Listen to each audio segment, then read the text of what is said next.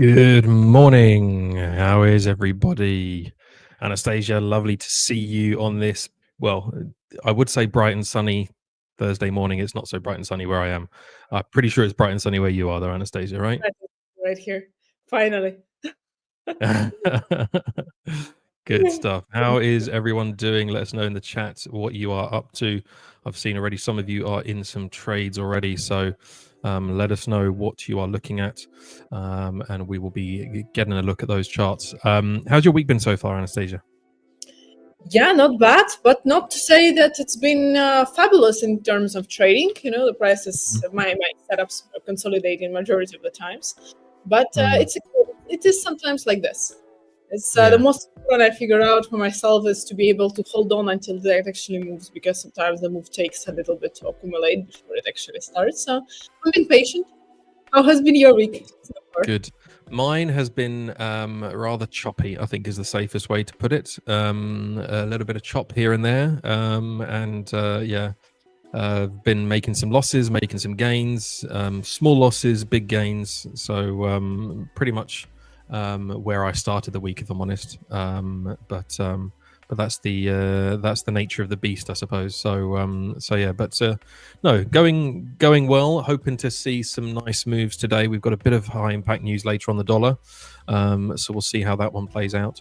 But yeah, that's kind of where I'm seeing things at the moment. As long as your losses are small and the wins are big, I mean, you're gonna be good. Exactly. As long as there's not too many of those small losses, otherwise it's like death by 1,000 cuts. So yeah, but no, it's all good. It's all good.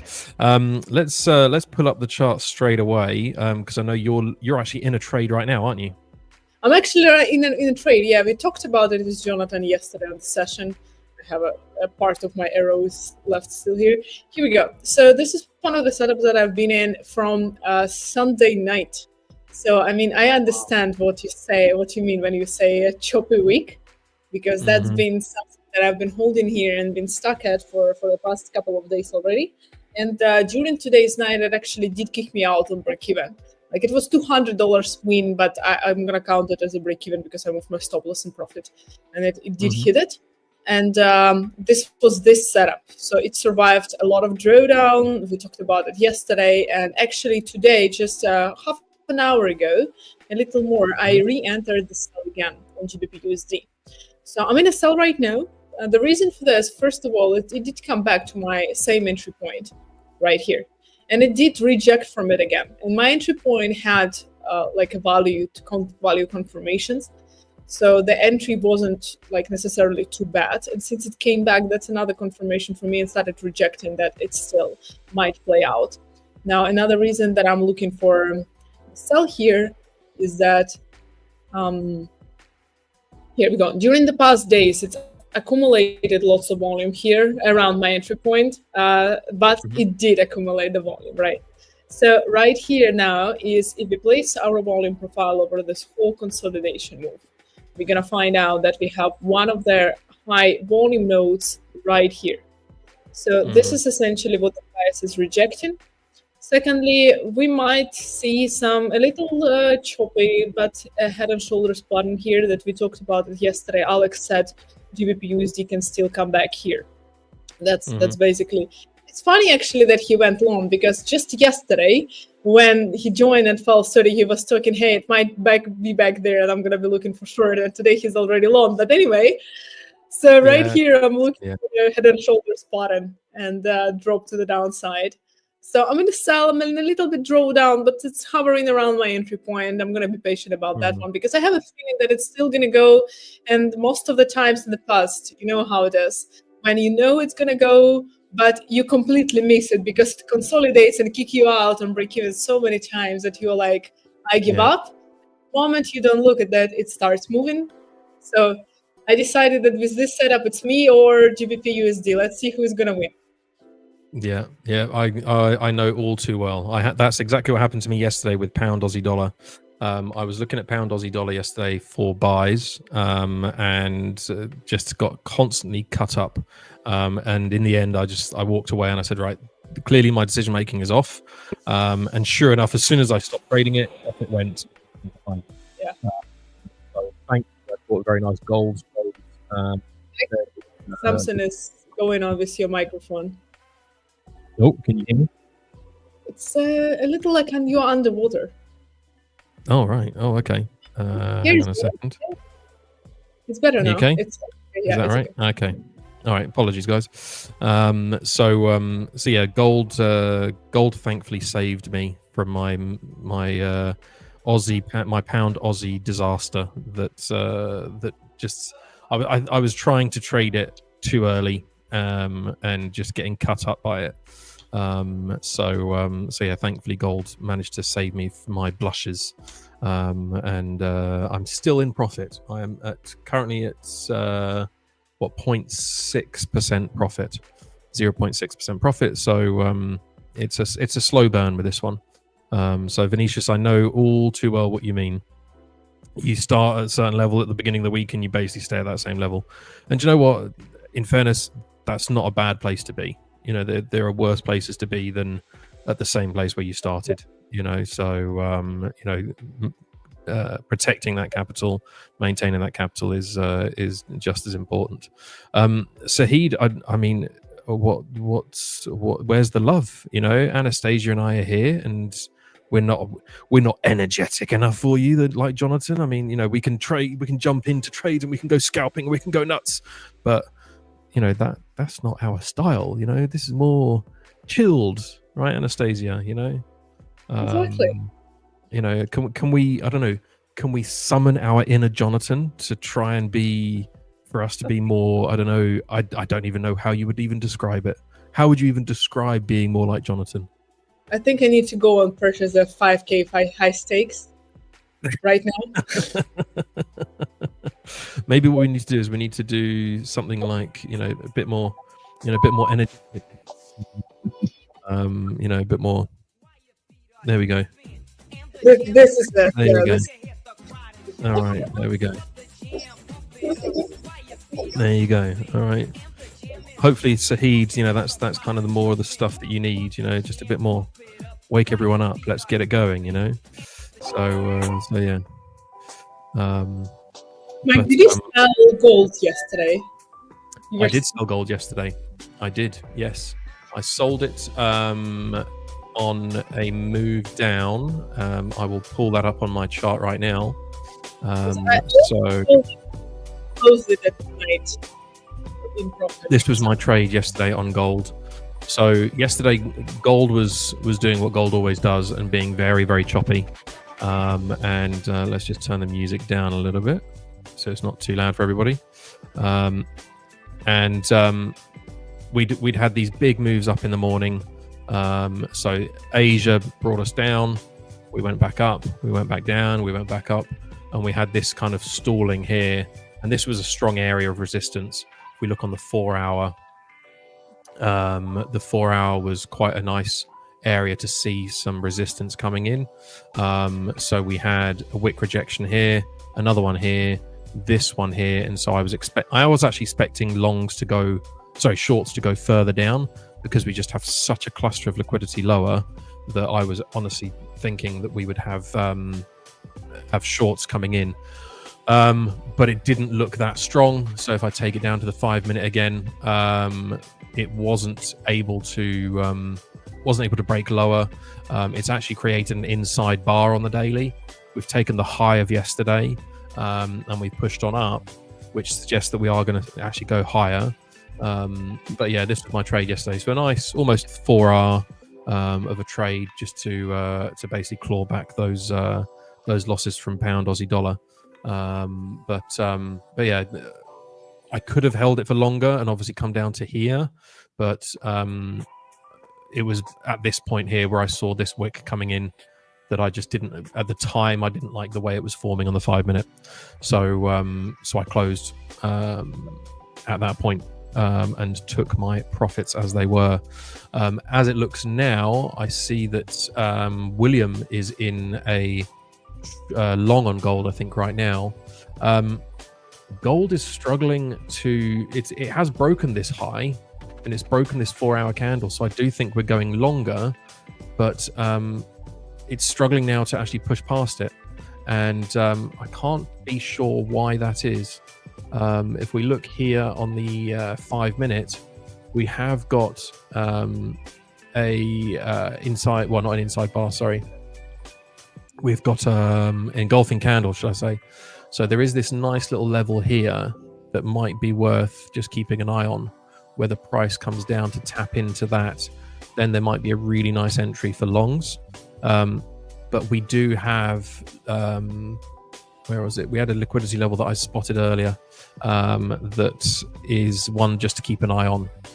But this one would take us nicely to the 50 EMA on the 5 minute.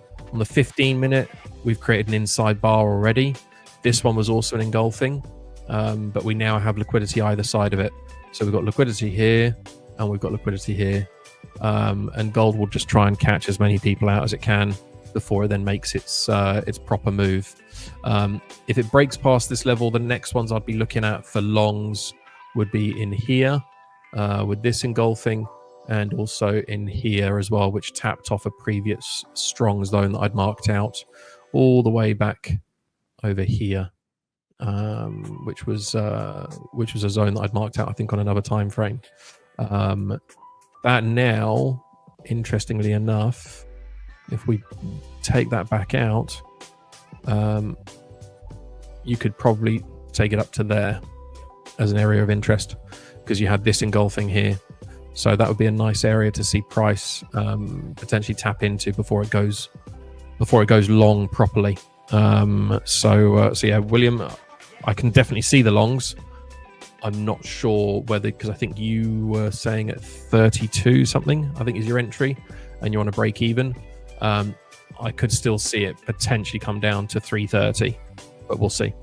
We'll see how that one plays out. It will probably play out over the course of our stream, so we'll be keeping an eye on that one. What else have we got happening in the chat? This is Laura asked to go over NASDAQ and USD. So we're gonna have a look at that. But I was actually looking at it today in the morning before our stream, and both I agree with you, but I decided to just leave it because I feel like it might still come down and break back inside of the same range. So I feel it's going further. I'm not really touching it. Yesterday I closed it manually around where your TP was. Actually, I was going to the back slightly, so I closed it. It's around $100 and 0.4%, because I felt like it would reverse. So yeah, I'm staying away from that one for a second. Again, it's on the same highs again, as you can see. So that's what you were showing a second ago. So it's still hovering close to the same zone that it broke. So I feel like it's a little struggling going high. Yeah, exactly. It's I mean, it's broken that inside bar that I just mentioned on the 15 minutes. So it may just decide just to go now. This might be the move that it's decided to say, right, okay, one wick, another wick here, this wick rejection, and now it's pumping. That could be the move that we're waiting for. Here on the 5 minute, we want to see it break that level there for sure, to then see potential longs. But it's struggling against this one here. So if we look at this here, that's what's holding us up in that area right now. So we'll see how it reacts on the 7 minute. Again, it's left this. What's interesting is it's left this inside bar here on the 7 minute, created a 15 minute inside bar, and just rejected and gone back up. So it certainly looks as though right now the buyers are in control. But we still have another almost 3 minutes left on this one. It's taken the top of this inside bar right now on the 7 minute, so it could still push back down. But as you say, it's just struggling to find direction as to which way it wants to go right now. So we'll see. Let's see. I just want to make sure we don't lose focus on the chat. Venetia says, Anastasiia, you need to interrupt me more. There you go. Venetia, is that to be more like Jonatan, or is that just to shut me up? Let me know. I'm happy to be quiet. That's fine. Mike is more Alex. Your knowledge. This is more like I think Vinicius is referring to the music earlier. That's true, but Alex uploaded the music, so we've got to use what we've got. To be like sorry. To be like Jonatan. Vinicius said. To be like Jonatan. To be like Jonatan. Okay, all right, that's good. That's good. We'll go through S&P and NASDAQ, like Laura asked. We did have the request for this earlier as well. Did not miss it. But I'm gonna actually bring up my future chart in a second because it's a little complicated here to shift it. But let's start with this one and then shift to another one. So I was actually looking at this today in the morning, and what can we see here is that the price has reached the previous volume level. So if we look at the 1 hour, 45 minutes, somewhere in between, so we can clearly see the chart, is that we had this consolidation here. And if I'm going to place my volume profile over it, it's going to give me the volumes which are actually being rejected right now. So the price rejected it from one side. We had the rejection and the move to the downside. And I always trade 2 times from the same volume, or at least I can, right? So it's not like I can trade it from the same volume 2 times. It's one for the sell and one for the buy. So the price did break it, and right now we are testing the same volume again. It's actually at the same market structure too. So if we look at the same time at the Atas chart, this is the futures. I'm gonna need to shift it.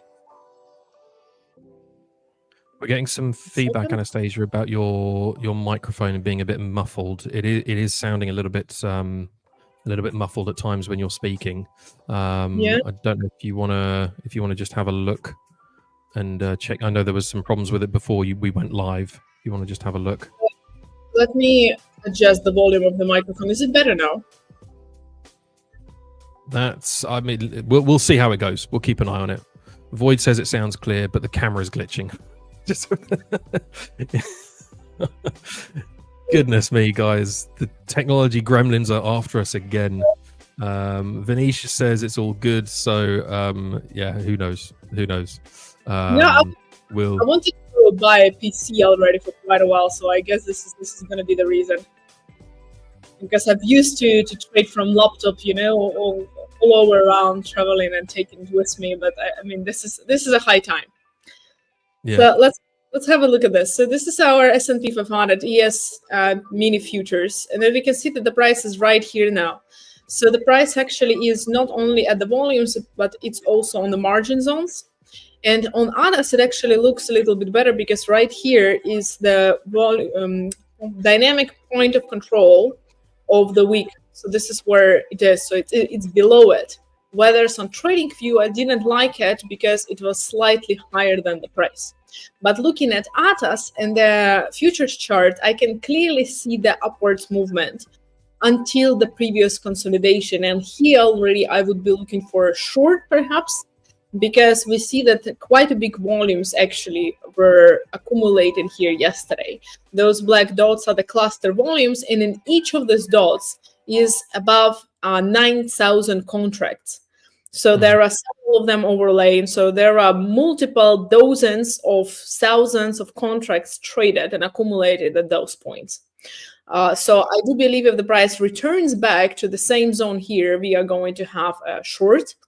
So we're going to have sales. But until this moment, it seems like a good buy, actually.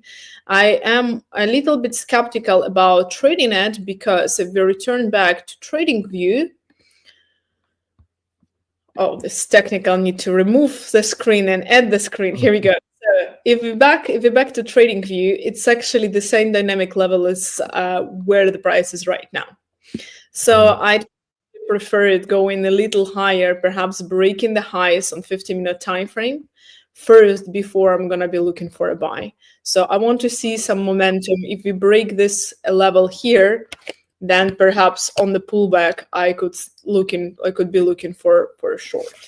So I'm looking at the break of this highs first. If something like this, I would want to see, and then continuation and until the previous volumes here on the top. Yeah. And yeah, S&P 500 and NASDAQ actually looks quite similar.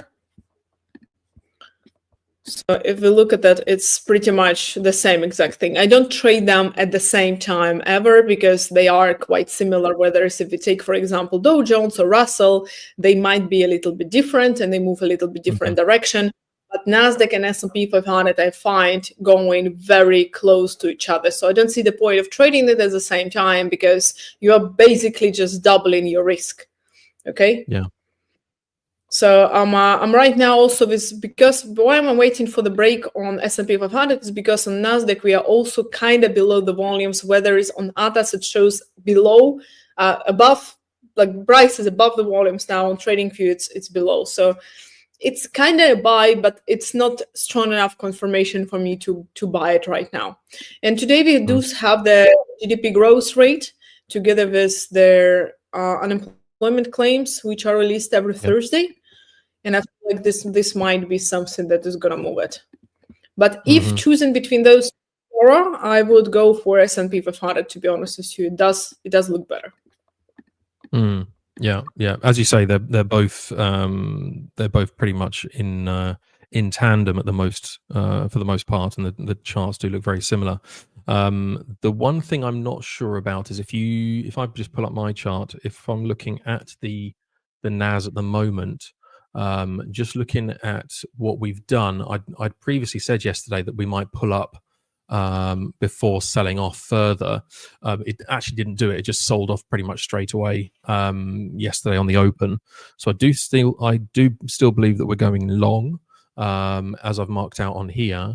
But we've reached the 200 EMA and we've broken below it on the 1 hour. So I actually think we might see more bearish momentum before we then start to see this long. So it'd probably be something like this is what I'm thinking, because there is a cluster of liquidity down here that that I feel is potentially going to, some at least, is going to get taken before we make a move higher up. If we take it out to the daily, and if I just delete these arrows so we can see it more clearly, we can see that yesterday was a very, very bearish move, and the 200 hasn't been broken. We closed above it and then we closed immediately below it. So at the moment, for me, the fact that yesterday was a bearish engulfing candle suggests that we'll still have some further momentum to the downside to look at taking out some of this liquidity down here. We may see a reaction from this wick that might protect us. But I'm expecting some kind of bearish momentum first.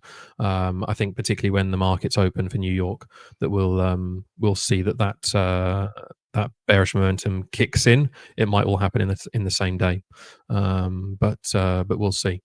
If gold goes up, then indices are likely to go south. Not necessarily, no, because that would suggest that the dollar is weakening as well. Now, the fact that the dollar has weakened and the indices have weakened is not normally what would happen, but we're not in normal times. So the markets are not reacting the usual way that they would do for the past 4 years. And I think that's the reality of it. You know, is that ordinarily you would have a divergence between the indices versus the dollar. So if gold value went up, then you're expecting the dollar value to go down, and you're expecting the indices to go up.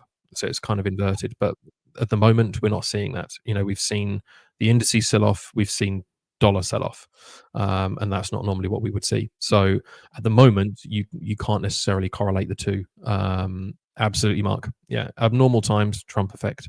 You know, the reality is that, you know, if you check out things like Thomson Reuters and those guys, they do some really good articles on this. Is that the market right now doesn't know whether to take Trump at his word or not. So one day, I think it was last week, one day there was tariffs going in on Canada. The next day, no, we're not going to do tariffs. The next day, we're going to do tariffs. But then the next day, there's going to be some exceptions to the tariffs. So the markets don't know where to price things in. And that's why you're seeing just a hell of a lot of chop right now. And there isn't the kind of clarity that we would necessarily see in the past. I don't know. What do you think, Anastasiia? I think we're going to have a lot of clarity in the next few months, because yesterday he was giving a speech again in tariffs. And it's just ridiculous, right? There are tariffs, but there are no tariffs on Tesla. There are tariffs on 25, but we can cut them if we reach an agreement. So he's using it as a manipulation more than anything else, to make the rest of the world do what he wants, Exactly. like them to do. So I think we're going to have a clarity in the next few months when everyone is going to feel like they can take Trump seriously or not, like you said yourself. Exactly. Exactly. And the other thing as well is that, fundamentally, the government loans that were taken out during COVID at 0% interest are due for renewal or due for rollover this year in the next, I think, 4 or 5 months. They want to bring down rates, so they're doing everything they can to essentially bring down the US economy, essentially, so that the rates are lower, so that when those loans get rolled over, that they're not at such a high rate, because otherwise they're suddenly going to be paying a significant amount more on those loans than they have been for the last 5 years, and they've got to find that money from somewhere. So I don't necessarily agree with the way that they go about things and how they do it, but there is reasoning behind why they need to do certain things. I think there's other ways to go about it, but that's just my thoughts. I mean, what was it? Was it £5 million for a US green card or a citizenship or something that they're selling? $5 million. $5 million. Yeah, $5 million. So, I mean, if that's what they want to do, then fair enough. John says that they may cut. John, interestingly, I read yesterday that traders, about 80% of traders, traders have baked in about an 80% chance of the pound lowering rates in May. I haven't seen anything yet on the dollar, but certainly on the pound I have. So yeah, definitely one to keep an eye on, for sure. But obviously, there's a lot of geopolitics going on as well. Whatever happens with Ukraine, Russia, potential ceasefire or not, Israel, Gaza, now the Americans are going in for the Houthis in Yemen.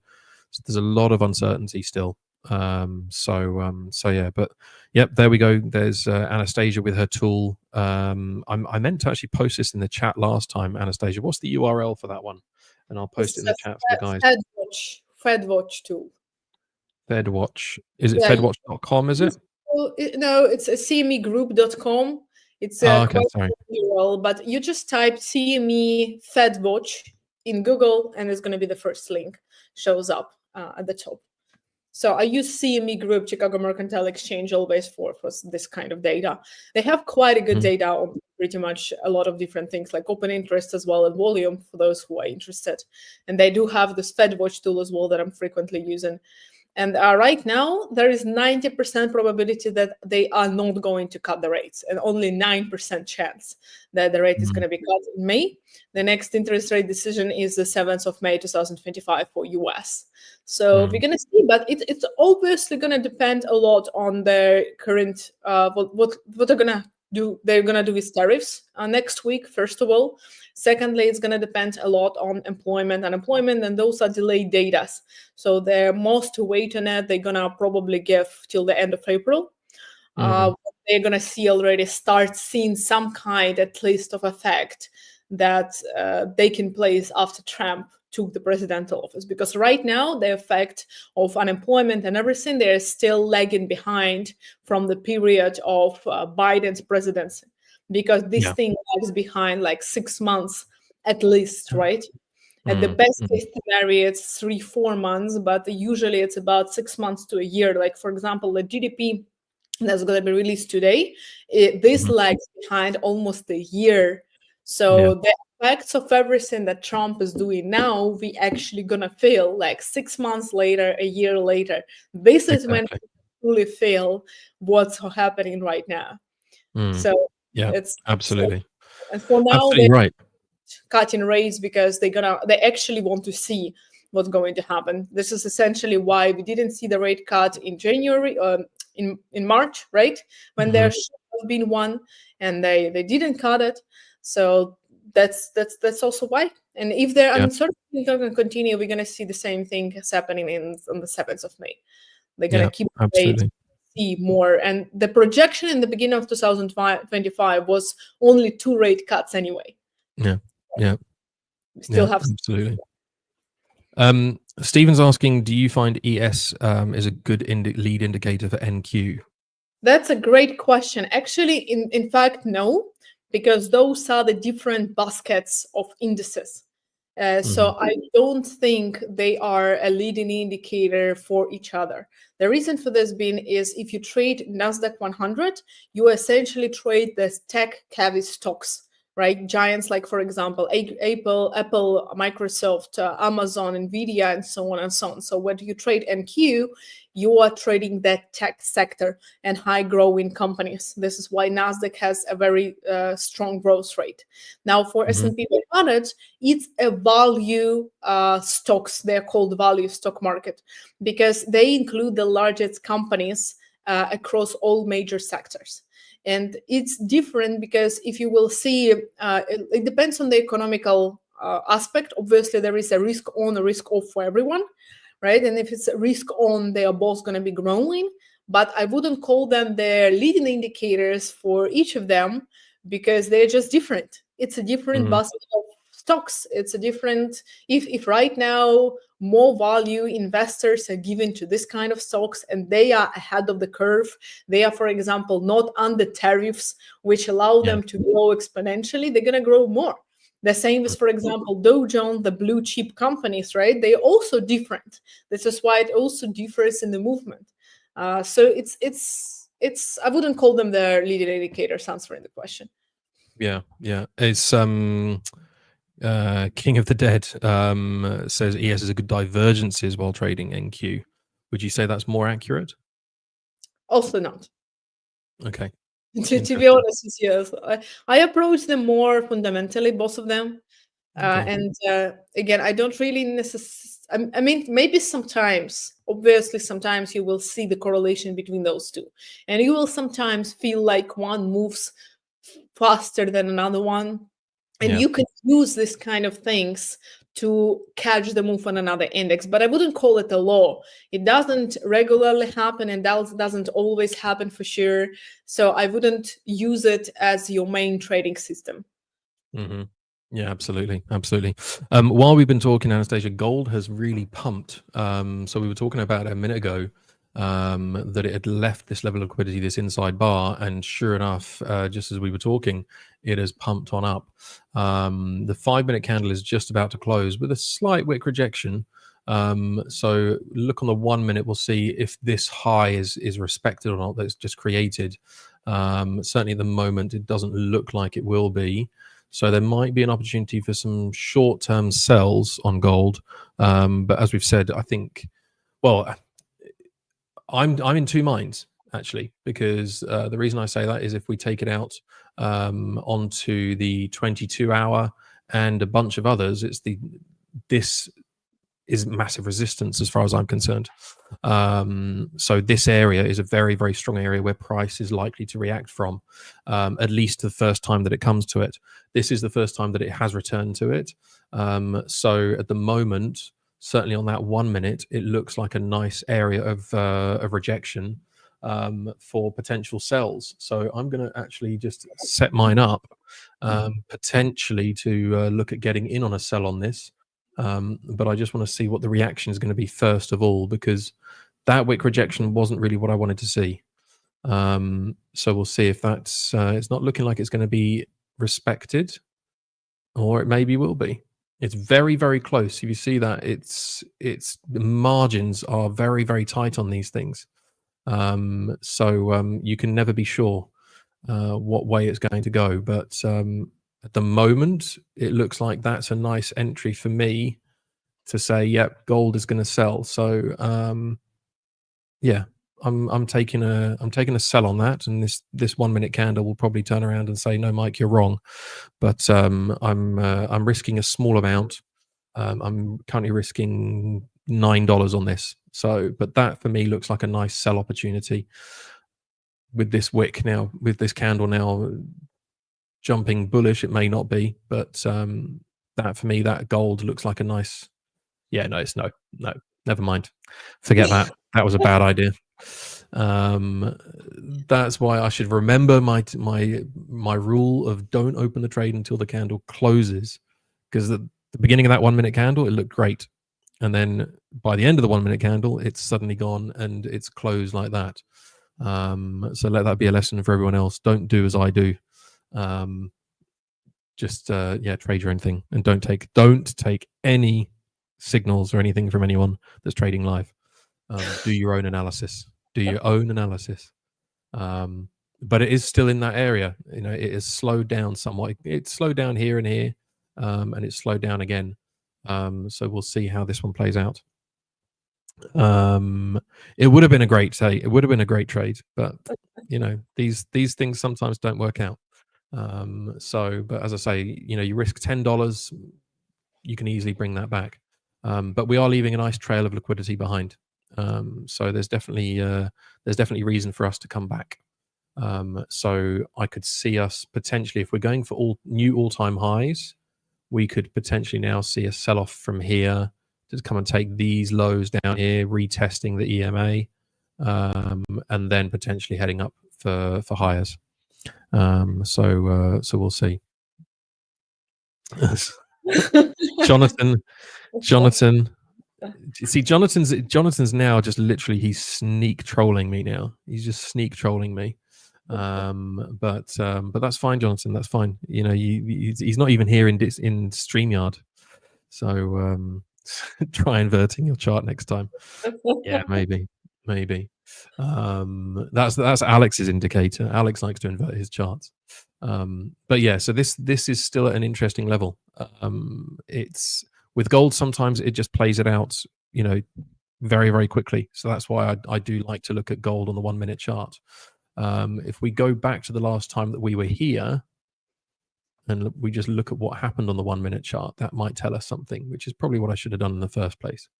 So originally, what did we have? Well, we've actually got this engulfing candle here. So let's just see if we can get a reaction from there.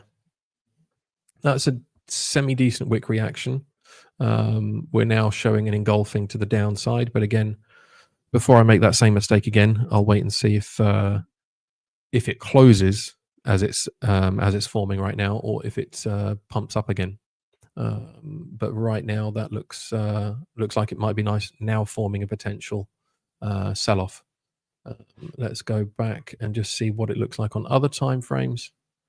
Let's see. So we still have this area here. So it could just be a very, very close. On the 11 minute, for example, we're down here as a zone. So it's going to be a very, very close one, I think. We can see there that on the 1 minute, it has created this indecision candle, but it hasn't held it. So it's going to push up further. So I've learned my lesson. I'm not going to jump in just yet. So we'll see. Yeah, 347. It could well be.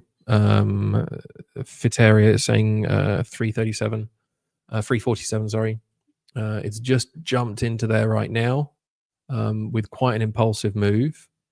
Let's see. Has it broken it? That was at 47.13, and that's 47.11. So yeah, it could now potentially shoot down. It's holding. No, it's going to keep going, and it's going to take that high. So we're going higher, guys. There we go. It's broken and taken that liquidity level straight away, and it wants to go higher.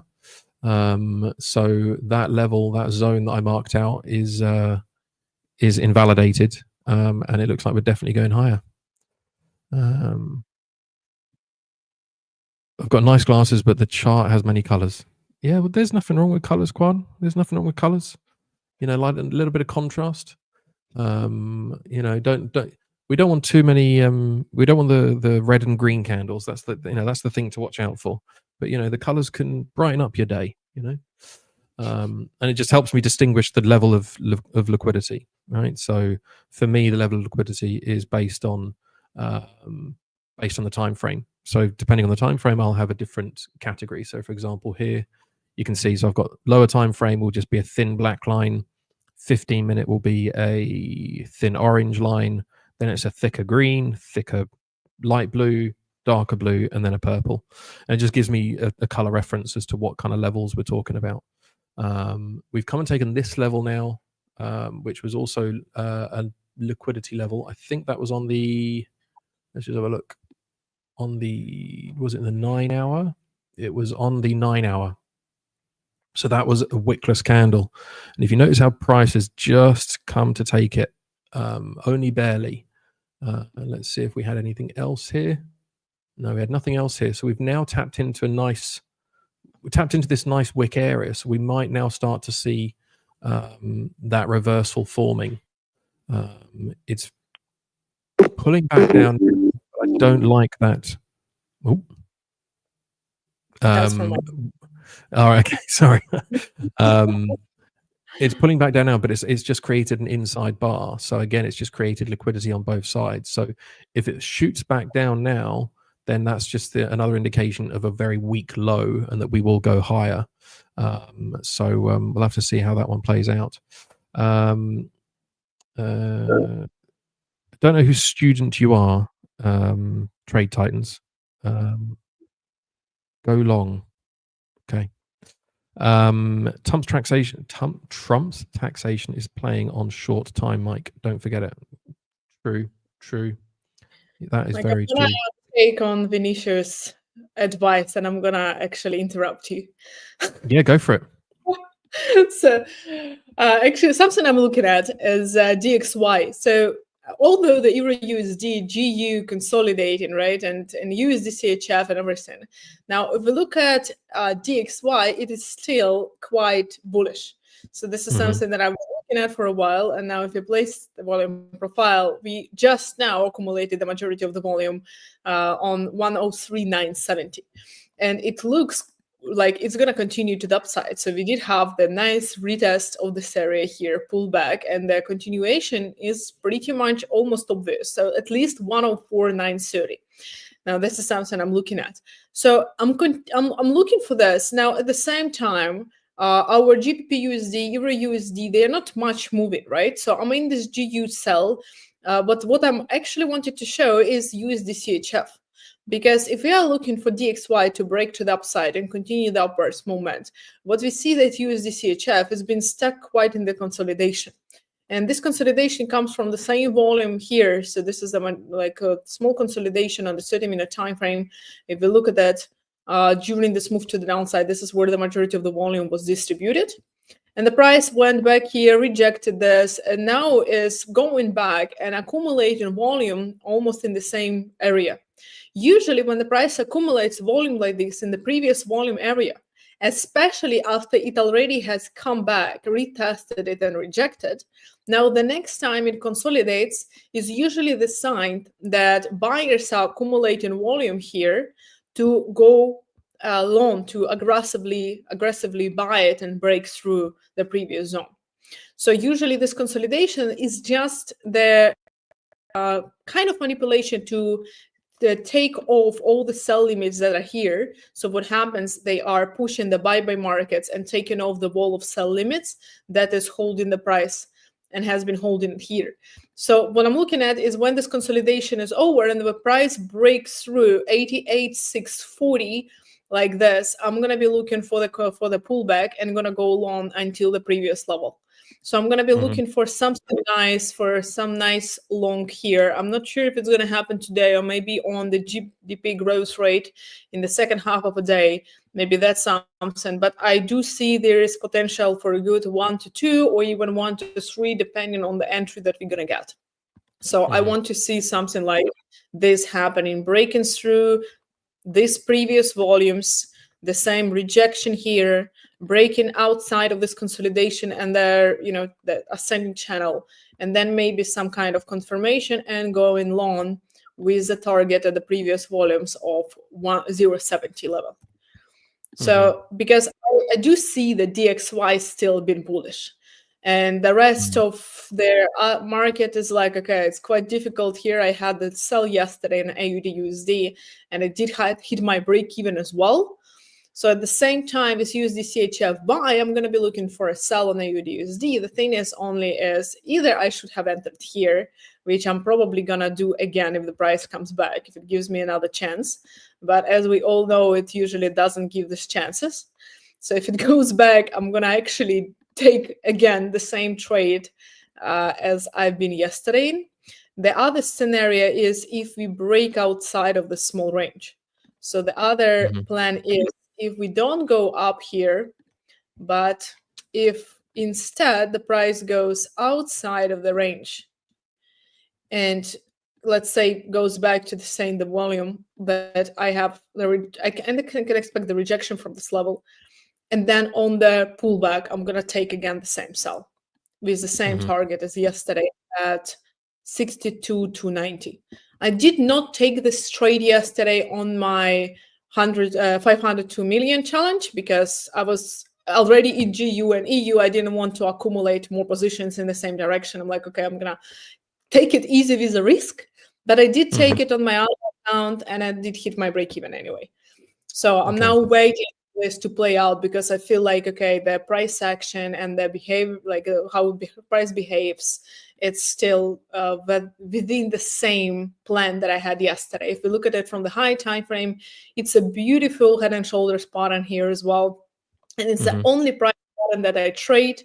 One rejection from another side, confirmation of the volume here, and breakthrough, another rejection. And I do see it going at least to break the previous lows as a maximum as the previous consolidation. That's my AUD USD. So perhaps we can actually catch it live still if it starts finally moving. And give us for sure. Absolutely. Guys, whilst we just reset our charts, just having a couple of technical issues on the back end. Those of you that don't know, I'm actually from the AlphaBeta Lab, which is powered by the 5ers. And if you haven't heard about us, then I think there's something you should hear from my good friend Alex to tell you a little bit more about it. Traders, stop going at it alone. Now join the AlphaBeta Labs, a free online community built by traders for traders. Share your insights, drop value, and get rewarded for all of your contributions. Now there's no limits, there's no gatekeeping, all traders, all markets at all levels. So click in the description below and join us right now.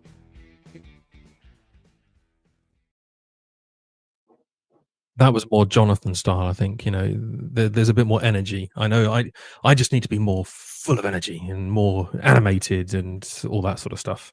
So it's just not who I am. Just be yourself, I think. Yeah, just I'm just not that. I'm not that guy. I'm the comedian rather than the wild one, should we say. So yeah, let's have a look. Please do not buy dollar because of sentimental moves. Interesting. It's affected by tariffs news. I'm gonna buy dollar on my mental feeling. And 3,100. Yeah, I mean, I'm not sure I would necessarily buy dollar sentimentally. I have no sentiment towards the dollar, and none whatsoever. I think, you know, both Anastasiia and I, we look at the charts. It's interesting. We generally have a similar bias on things. We tend to see things the same way, but we both have our different ways of actually seeing it, which is always interesting. But looking at gold is again changing the game. It is going for all-time highs even further.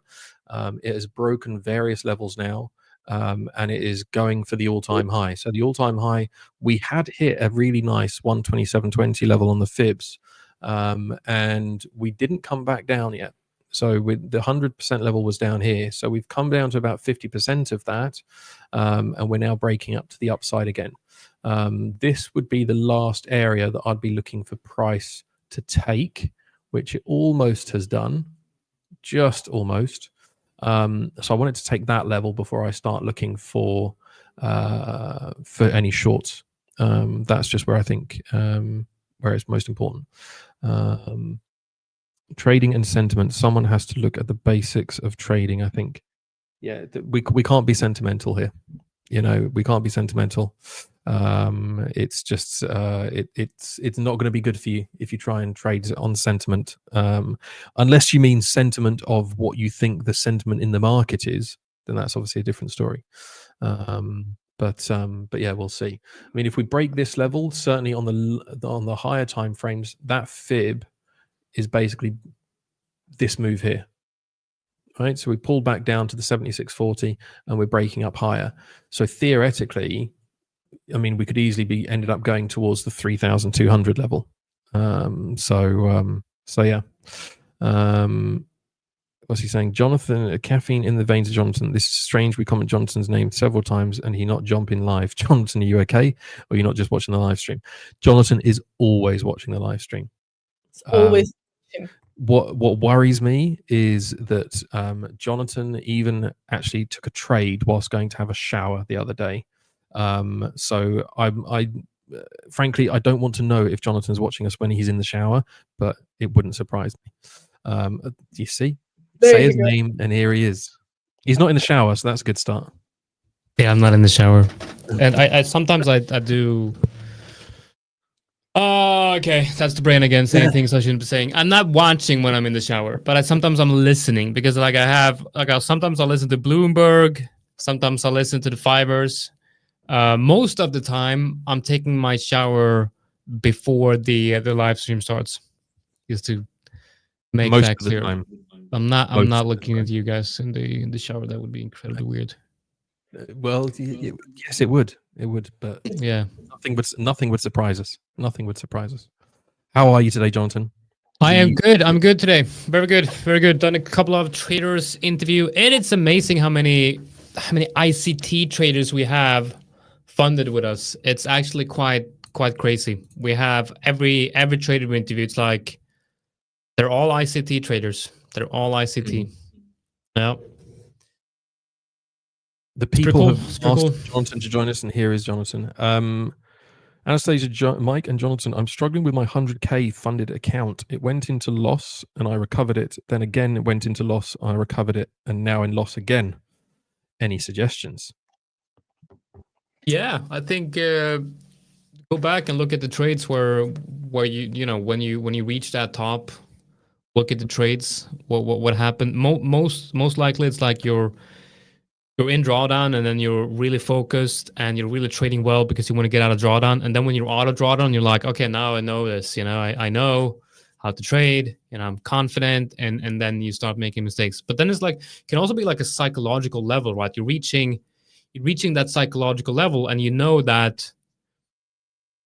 Sometimes it's very difficult from a psychological point of view. But what you should do is just look at your trades when you hit that top, and if you see that you're making mistakes, then perhaps take a break, like a full week or something when you hit that level, and then kind of reset your mind and get back when you're more in line with the market. Absolutely. I would say take a break, to be honest with you. I've been there, and it's very easy to lose the patience and to lose the account because you've been up and down so many times, in loss and in profit and loss and profit. Getting mentally tired of it is very easy. So I gave this advice after I already lost my account like this in the past myself. I gave this advice to several people. None of them stopped, and all of them lost an account. So taking a break in this moment, I think, is really crucial, because then you can detach from the fact that your account is flying up and down. And if you feel the urge to trade, it's even better to trade demo. It's even better to trade to get another account, 5K or something. Pay a couple of extra dozens dollars just to get another account, but do not lose your 100K funded because of emotions and because of getting mentally tired. And then after you took a break, it's much easier to go back and actually evaluate your trading, like Jonatan said as well. Going back and seeing what did you do to go back to rebuild your account. What did you do when you started losing it? What are the behavioral patterns? But it's really difficult to notice it and recognize it when you are mentally in this urge to immediately bring it back in profit and you're feeling bad because you are again in the drawdown. I think the mental game is going to be crucial here. Like the key, it will be calming yourself down, detaching from it, and only afterwards coming back and actually seeing it clearly. 100%.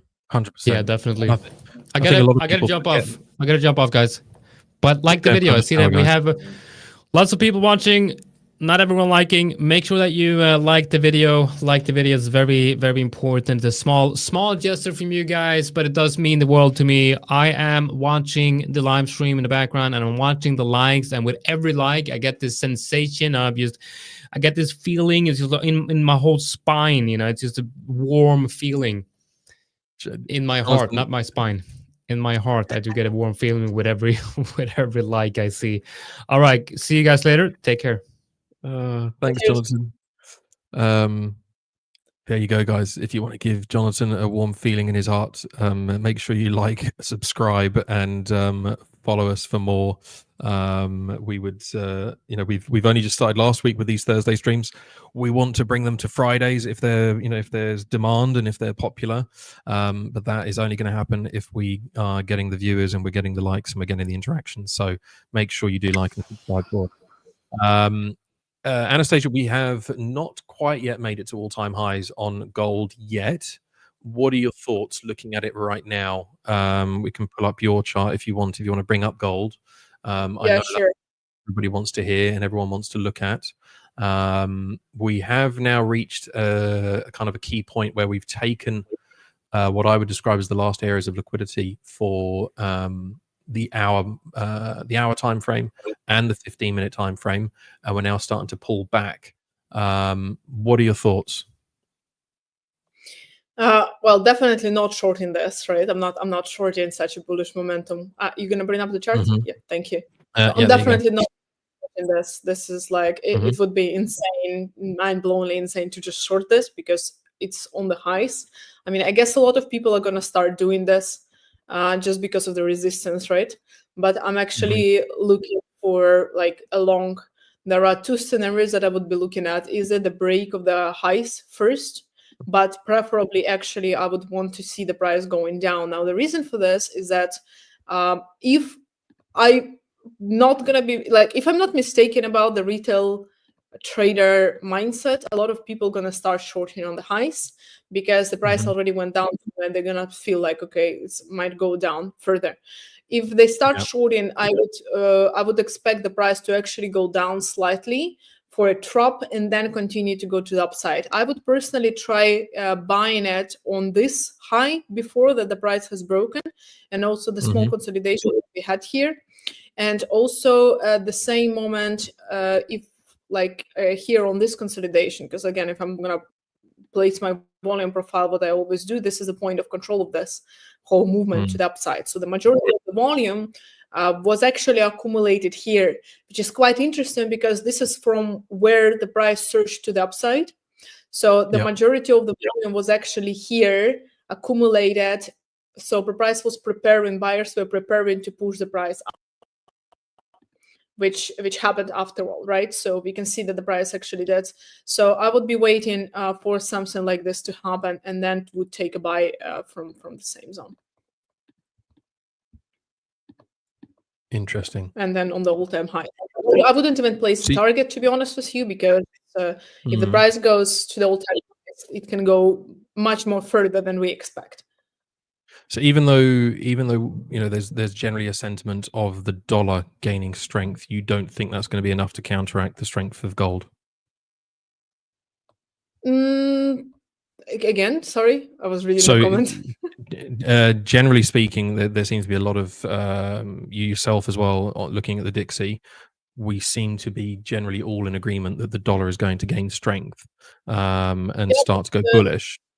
Yeah, but you see that in the past weeks, actually, this is the first time in a very long time when gold is not following where the dollar is going. So the gold, I feel like for the first time on like a few good years since COVID, is going up because of panic and because of people are finding it safe rather than, we're going to a slightly risk-off situation because of tariffs and because of uncertainty. And although dollar is going up, gold has been going up as well. Yeah. So I don't see the correlation, and I wouldn't rely on the correlation right now between dollar and gold. Yeah. So there was a comment actually yesterday. She said sell. Yeah, but I said sell when the price was here, and I actually did sell it, and I actually did catch this move to the downside, all of this move. So obviously I said sell because yesterday was a different scenario, right? You can't be biased on the same exact movement every single day when you go on charts. Exactly. You just change your mind as the market presents himself on different direction. Exactly. That is how you avoid. That is how you avoid the losses. Henry's got a question for you. One of our regulars. Can the volume profile give an indication of how far price can break out to? As in, can an idea of the magnitude be estimated from the indicator?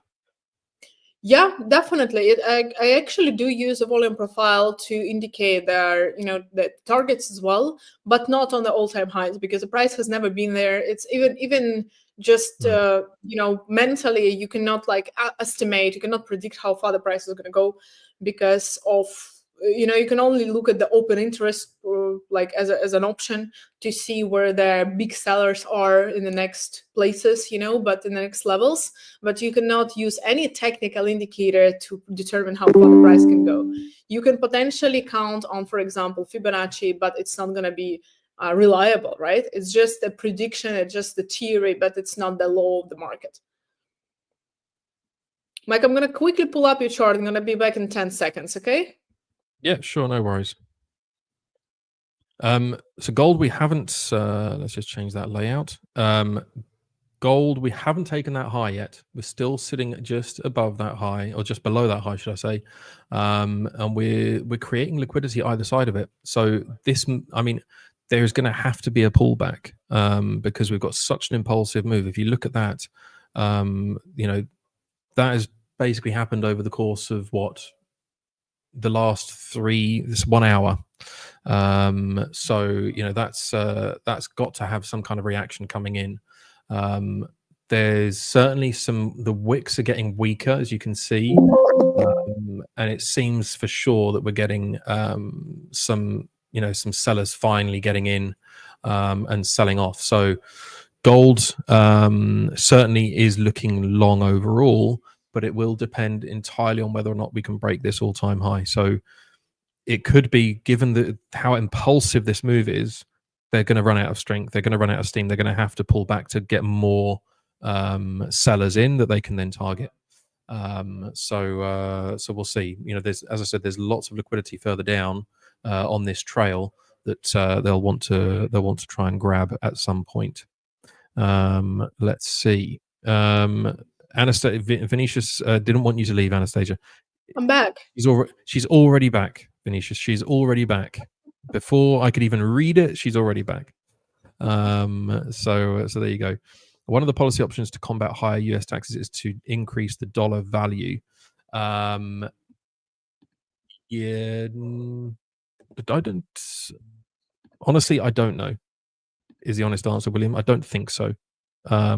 Generally speaking, Trump wants a lower dollar value. But we'll see. We'll see how things play out. As Anastasiia has said quite rightly, it is still it's still to be seen. There is too much uncertainty with what is the actual policy of this new administration in the US. That's just the reality of it.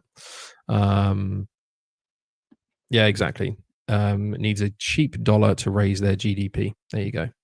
USD JPY was actually one that I had on my list today.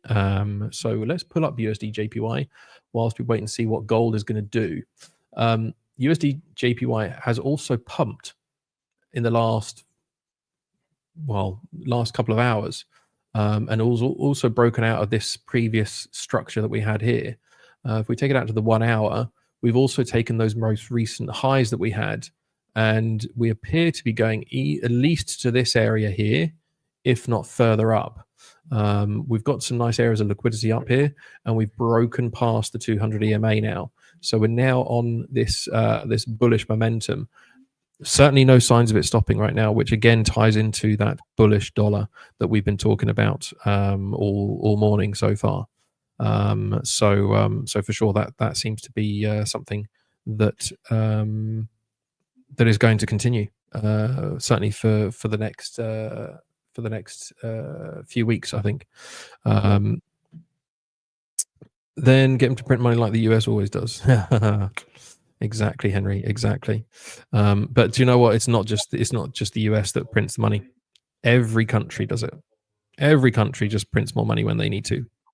So when the liquidity starts to run dry, they print more money. That's just how the global economy works these days. I actually posted a very interesting article on did the US actually print this money or not in COVID in AlphaBeta Labs after our stream. Did you? Yeah, okay.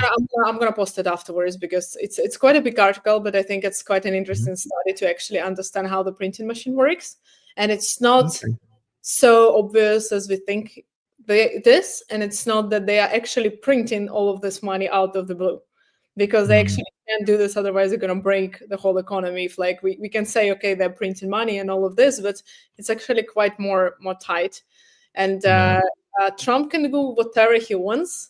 But for right now, at least still the Federal Reserve decides about the economy and not Trump. Exactly. And this is why he was actually threatening to fire Powell when he was about to become a president, when he was already elected. And the Powell said he's not going anywhere. And well, let's see, right?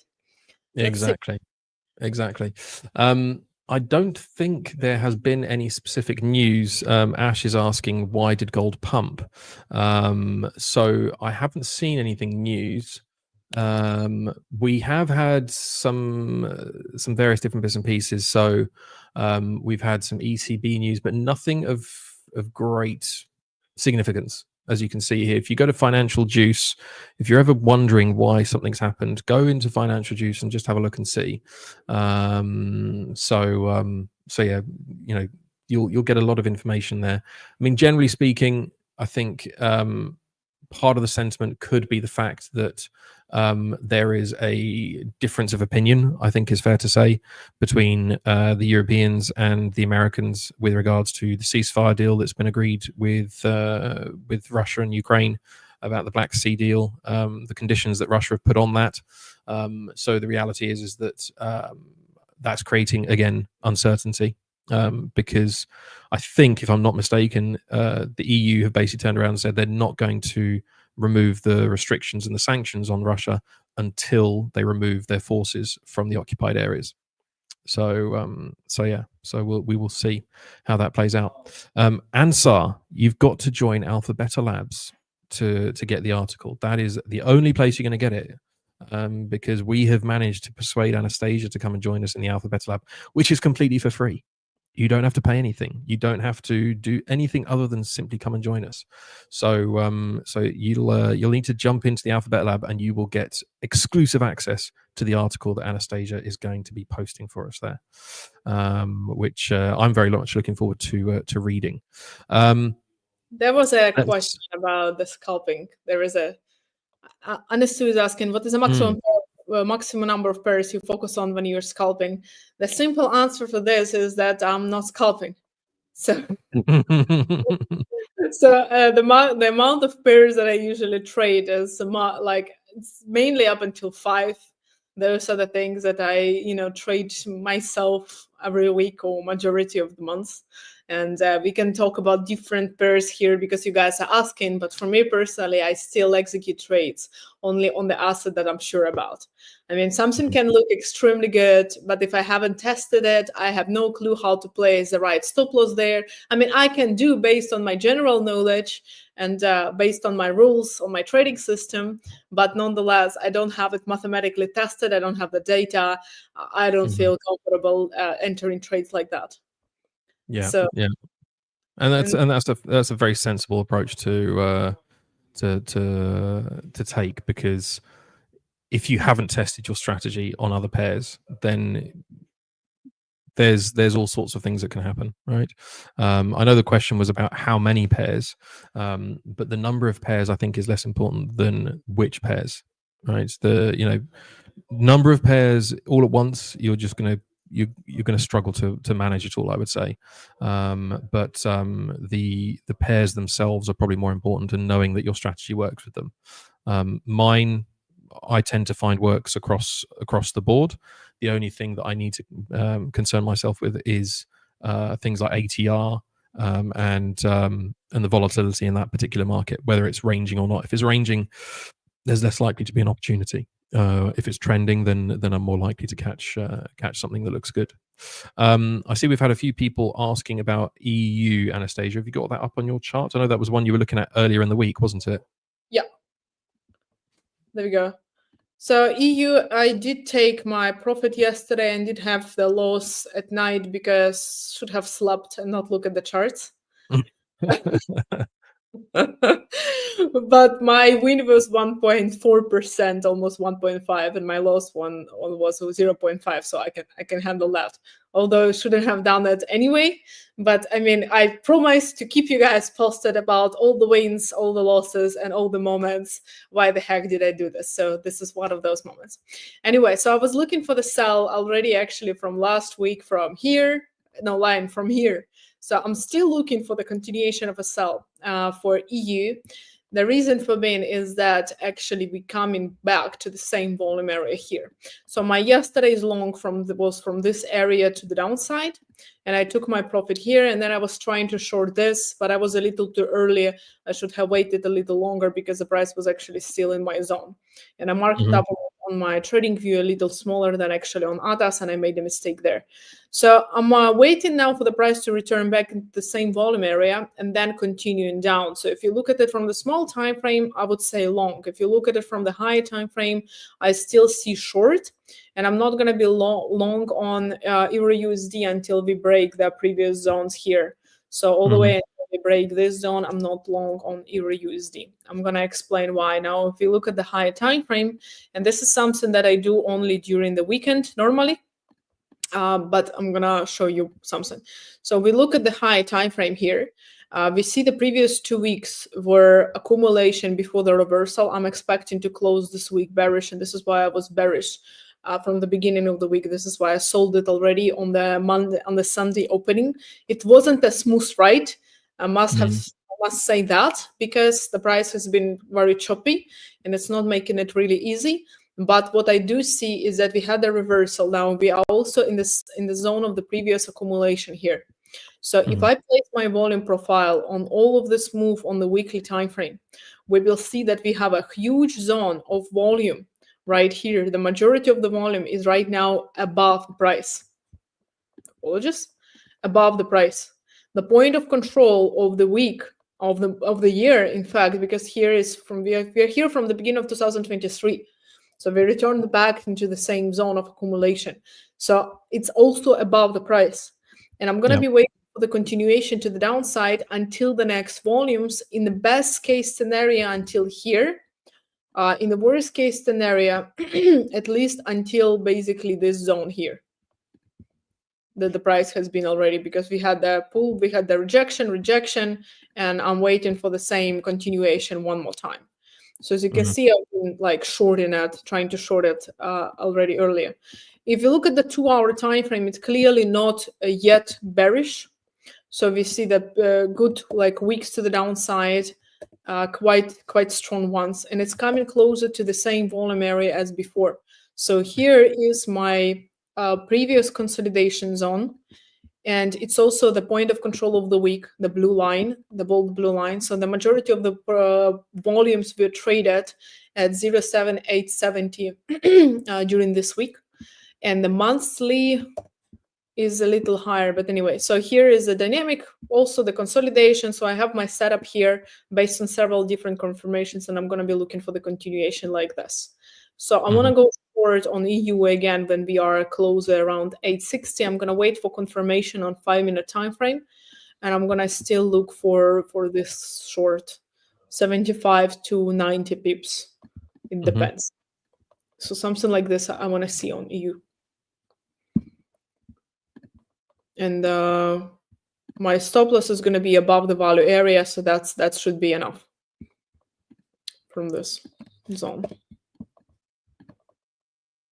So I'm going to be actually taking this trade also from on a challenge, on a 500 million challenge. So yeah, and if you guys aren't sure what Anastasiia is referring to, Anastasiia, do you want to tell? Because I'm not sure everyone is aware of the challenge that you're taking and that you're going to be sharing on the AlphaBeta Lab. So maybe you want to explain.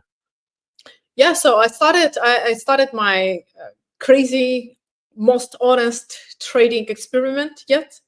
So from Monday, I actually purchased a new high stakes account of 100K. I spent around $500 on that. And I'm actually want to show how from just investing $500, you can get to the funded capital of about $1 million. So I want to bring this, within this challenge, I want to bring this 100K high stakes account, which I first need to pass, obviously. And then I want to bring it to $500,000. And the aim is to do it until the end of the year. So about the next 9 months, we have to go. So in the next 9 months, for sure, I'm going to be actively posting all the updates, all the trade that I took, all the screenshots before and after, together with confirmations. I'm also going to be doing the sum of the breakdowns, video breakdowns of my trades. Also within this stream, so we're going to be talking about this. I'm going to be updating you guys weekly. The whole challenge that I'm referring to is going to be also mentioned in AlphaBeta Lab. I'm going to be tracking it there. I have the Notion file with all my trade journal that I've been taking so far this week. So you can go and have a look at it as well. And the point is, first of all, I want to show that it's actually quite possible for other people as well. So that you actually don't really need a lot of capital. Like, I mean, I wouldn't, for example, take a $500 and try to flip it into 10,000 or 50,000, 100,000. Now, the reason for this has been I don't see the point of it. I would need to either spend entire year on that or more, right? And take in very small risk. Or I would gamble it and take very high risk and try to flip it as fast as possible, which none of the two actually are, options that make any sense. Because in the second option, I may just lose it quickly, and then I would need another $500 to start again. And God knows how many times I will need to try to actually do this if the market conditions, for example, are not good and you're risking a very high percentage. Now, at the same time, risking very low percentage, in the end of the year, you may have, what is it, 100K at the best, probably a couple of dozen thousands, right? Which if you actually buy a high stake account or a bootcamp account, it doesn't really matter. But if you get funded, you can much easier get these profits faster and buy new accounts, right, with the The5ers and actually scale your portfolio and get funded faster. And then from this capital, you actually can take the money and put it in your broker account and actually trade already normally with a normal risk and getting paid for your efforts. So I had questions about it. I'm not doing it because it doesn't make any sense for me. So in this challenge, I want to show that it's actually quite possible still. If you have $500 account, you don't need to flip it. You don't need to take super high risk. You also don't need to spend years on trying to turn it into something that it is not. You have now fundings. You need to bring the skills. You need to bring discipline. I also want to show that making mistakes is okay, right? As long as you don't turn these mistakes into like a blown account because of emotional range. Yeah. And want to show how someone can learn on the mistakes, learn on the wins, adjust the trading system as we go, and grow something big from a very small initial capital. So you guys join the AlphaBeta Lab, and you will be able to see the whole journey there as well. Exactly that. So there is the link, guys, on the screen. Make sure you give us also a like and a subscribe. These streams are every Monday to Thursday. We are hoping in the future to do them on Fridays. Jonatan is eagerly getting a warm, fuzzy feeling in his heart every time you like and share and subscribe. And we want to give him those feelings on a Friday as well. So make sure you follow us with with a like and a share. And we'd be very, very grateful. We can then bring you more of these live streams every single day of the week. But as Anastasiia says, AlphaBeta Lab, where I'm part of the team, we are building something quite unique. It is a community educational platform. So everyone in the community provides their insights, their inputs, their experience, and there are great rewards for that as well. And it's completely for free. So what more could you ask for? Let's see, we've just got a few bits coming in the chat. Mr. E says, I wish Top Step has got women like this. I guess that's a good thing, Mr. E. Let's just get rid of that because we don't need that kind of commentary in there. We are very grateful to have Anastasiia, but we are here for her insights and analytics on the markets, not anything else. Just catching up on chat, there was something whilst you were speaking. So there was, Raphael was saying, I'm also on a 100K challenge phase 2, but I'm down 6% and my brain is all over the place at the moment. Raphael, I mean, I would say the most important thing is to take a break and step back, because as soon as you are trying to recover that, the psychology is just going to get ahead of you. So you've managed to pull some back. That's great, and it means that you can do it. But yeah, you just got to give yourself a bit of a break and not try to force it too much. So yeah, link. I'm assuming you are referring to this link here. That one there. thealphabetalab.com is the link. I'll leave that up for a few seconds so you guys can see that. In fact, I will give you guys a quick overview of what it looks like in there. So you won't necessarily see all of this, but next week we actually have a workshop taking place with Dirk. Those of you who are regulars on the channel will know Dirk very well. He's going to be doing a macro outlook and a fundamentals Q&A next Wednesday at 10 a.m. CET, 9 a.m. GMT, sorry. But yeah, we have some chats, some chat channels where people share their ideas, share their trade thoughts.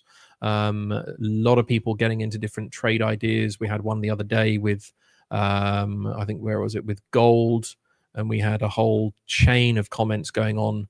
But you can see in here, there's a lot of conversations, a lot of ideas, a lot of thoughts being shared in here. Jitenda, I think, is in with us in the chat today, is a very active member of the community, which we love to see. But then the really key part that we're looking for is for people to share their insights and their ideas. So we then have the community contribution section. So everything from the basics, the 101 basics, all the way through to things like strategy banks and stuff like that. Anastasiia in particular, you can find her post in here. So the 500 into 1 million, right? That is Anastasiia's here, and she's posting all of the details, all of her links to everything. It's all in here. So you'll find all of that in there. So there's really no reason for you not to join the AlphaBeta Lab. We have got a great community. All of the great people that you see here on the 5ers, they're all part of this. Yeah, we really want to build up this educational platform by traders for traders. So we hope to see you guys joining us in there. Right now, we've got 575 members. I would love to see that get to over 600 during our stream today. That's the AlphaBeta Lab. Gold finally is making its move down. It's very, very slow, but it is starting to break down a little bit. So I know some people were asking whether to sell gold or not. The only thing that I would say about whether to sell gold or not is you have to look at your own analysis and your own edge. Asking anybody else whether you should sell or not is just a recipe for disaster. You need to understand your own edge and your own strategy. Trying to chase profits, trying to catch something when it happens is classic FOMO and is only going to end in disaster. So if you want your trading to be consistently profitable and not just have one-off big wins and then massive losses, go and back test, go and check it and confirm it. Is this live, Nice FX? I think if I'm able to post your chat or your comment on the screen, it means we are live. So yeah. Let's have a look. I'm not sure I understand what that means. I'm thinking that's in another language. Is it available in Android? I think is somebody saying Adil. Yes, it is available on Android. It is the Circle SO app. That is what you need to do. Circle SO app. So yeah. Let's see. How do I know when to add in and open trades? That is where I struggle. What do you think, Anastasia? Is there? I don't think there's a need to always add into open trades. What do you think?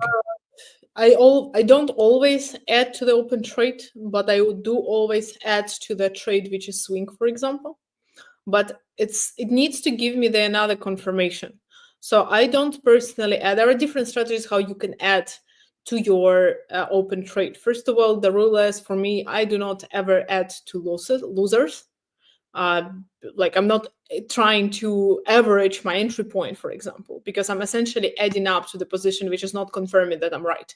It's confirming that I'm right now wrong, and I'm just trying to gamble that, okay, right now it's going to reverse. Right now it's going to start going my direction, you know? But I really don't have any confirmations of that yet. So I only start adding to the position when it's already in profit. That's first of all. Secondly, there are different methods of how you can do it. You can do it, for example, mathematically. So you can add to the position every like several pips, for example, 5, 10, 15 pips, depending on what you trade. Are you a scalper? Are you intraday trader or a swing trader? There is a method that you can add to the position when your next setup is formed. So you can keep holding original one. If you see the target is further, then the next time your setup has been formed, that you could actually take as a separate entry point, as an initial entry, you can add on to your running position. So instead of opening and closing, opening and closing, opening and closing trades, you can keep one running, and then every time your setup has been formed, you'd add on. The next thing that you need to decide is on the risk. Are you adding the same size of the position? So for example, you took a trade on 5 lots. Are you going to add the 5 lots the next time, another 5 lots? I personally cut it into times usually.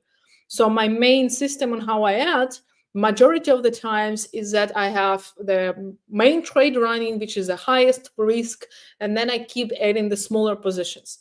So if I have 5 lots, and the next one is going to be 2.5, the next one is going to be 125. So if the price pulls back, I'm actually staying in profit longer, and I can survive this pullback also safer for myself. But all of this comes down, I think, to back testing, like because your entries are your entries. No one can actually see them. We don't know what's going to be better. And I think data is the most reliable. So you check your 100 past trades, and you see where you could add to your position safely. You take screenshots and you make the system out of it. Means you take screenshots and then you see, okay, those are the situations which are repeatable. This you can implement in your trading system. I think that's the most reliable in trying to learn something new, because sometimes we see something cool and we are like, I'm going to implement it in my strategy. But you don't know, was it actually better, or was it actually worse, that the fact that you added this specific thing into your trading system? It can completely mess it up. It can work for someone else, but it completely destroy my trading system that I use. So it doesn't make any sense at all. You know, so I'm not going to be doing it because I need to see the data, hard proof that actually makes it better. Yeah, absolutely. Just a few questions in chat. Adrian, no, we don't provide signals in this chat. We are a prop firm channel. So if you want to come and join the 5ers, you're very welcome to do so, but we're not providing signals. That is only a road to ruin. So yeah, we do not recommend anyone following signals unless you want to lose ridiculous amounts of money. How can I do break even thing? I can't understand it. So very, very simply, to go to break even, what you do is if you take a trade, let's say, for example, let's say I took a trade here, right? Just as an example. right? And my stop loss was there, and my take profits is down here, right? I see that price has broken down. Let's say it breaks past this area here. Once it breaks past this area here, all I'm doing is I'm simply taking my stop loss to my entry and maybe allowing for any commissions and things like that, to allow for any of those. And that's basically it. Going to break even is simply just moving your stop loss to your entry point, so that if it comes to your stop loss, you haven't lost anything. That's all that means. So yeah. And for DNiceFX, we don't know.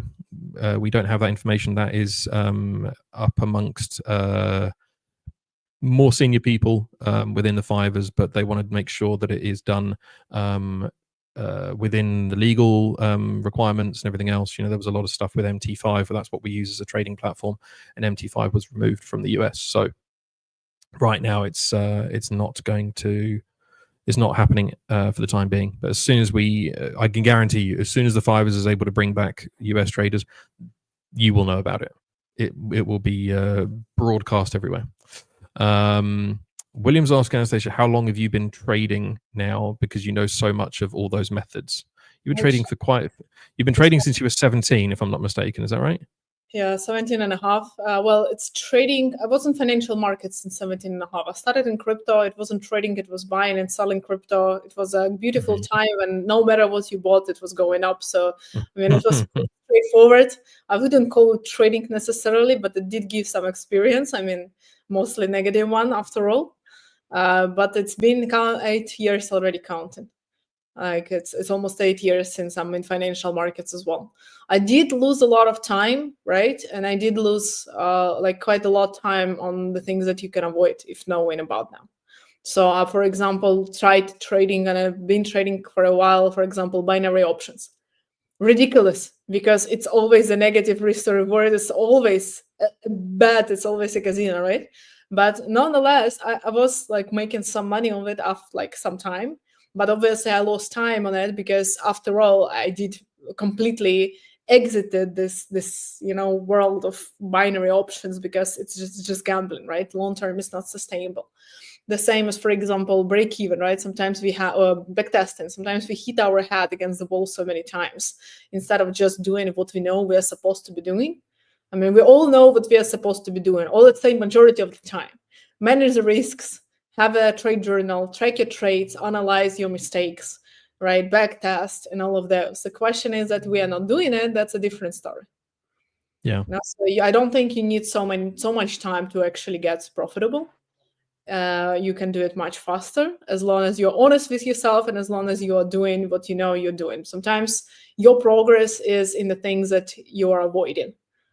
And you start looking for different other trading systems, for strategies, for tools, for indicators, signals, and so on.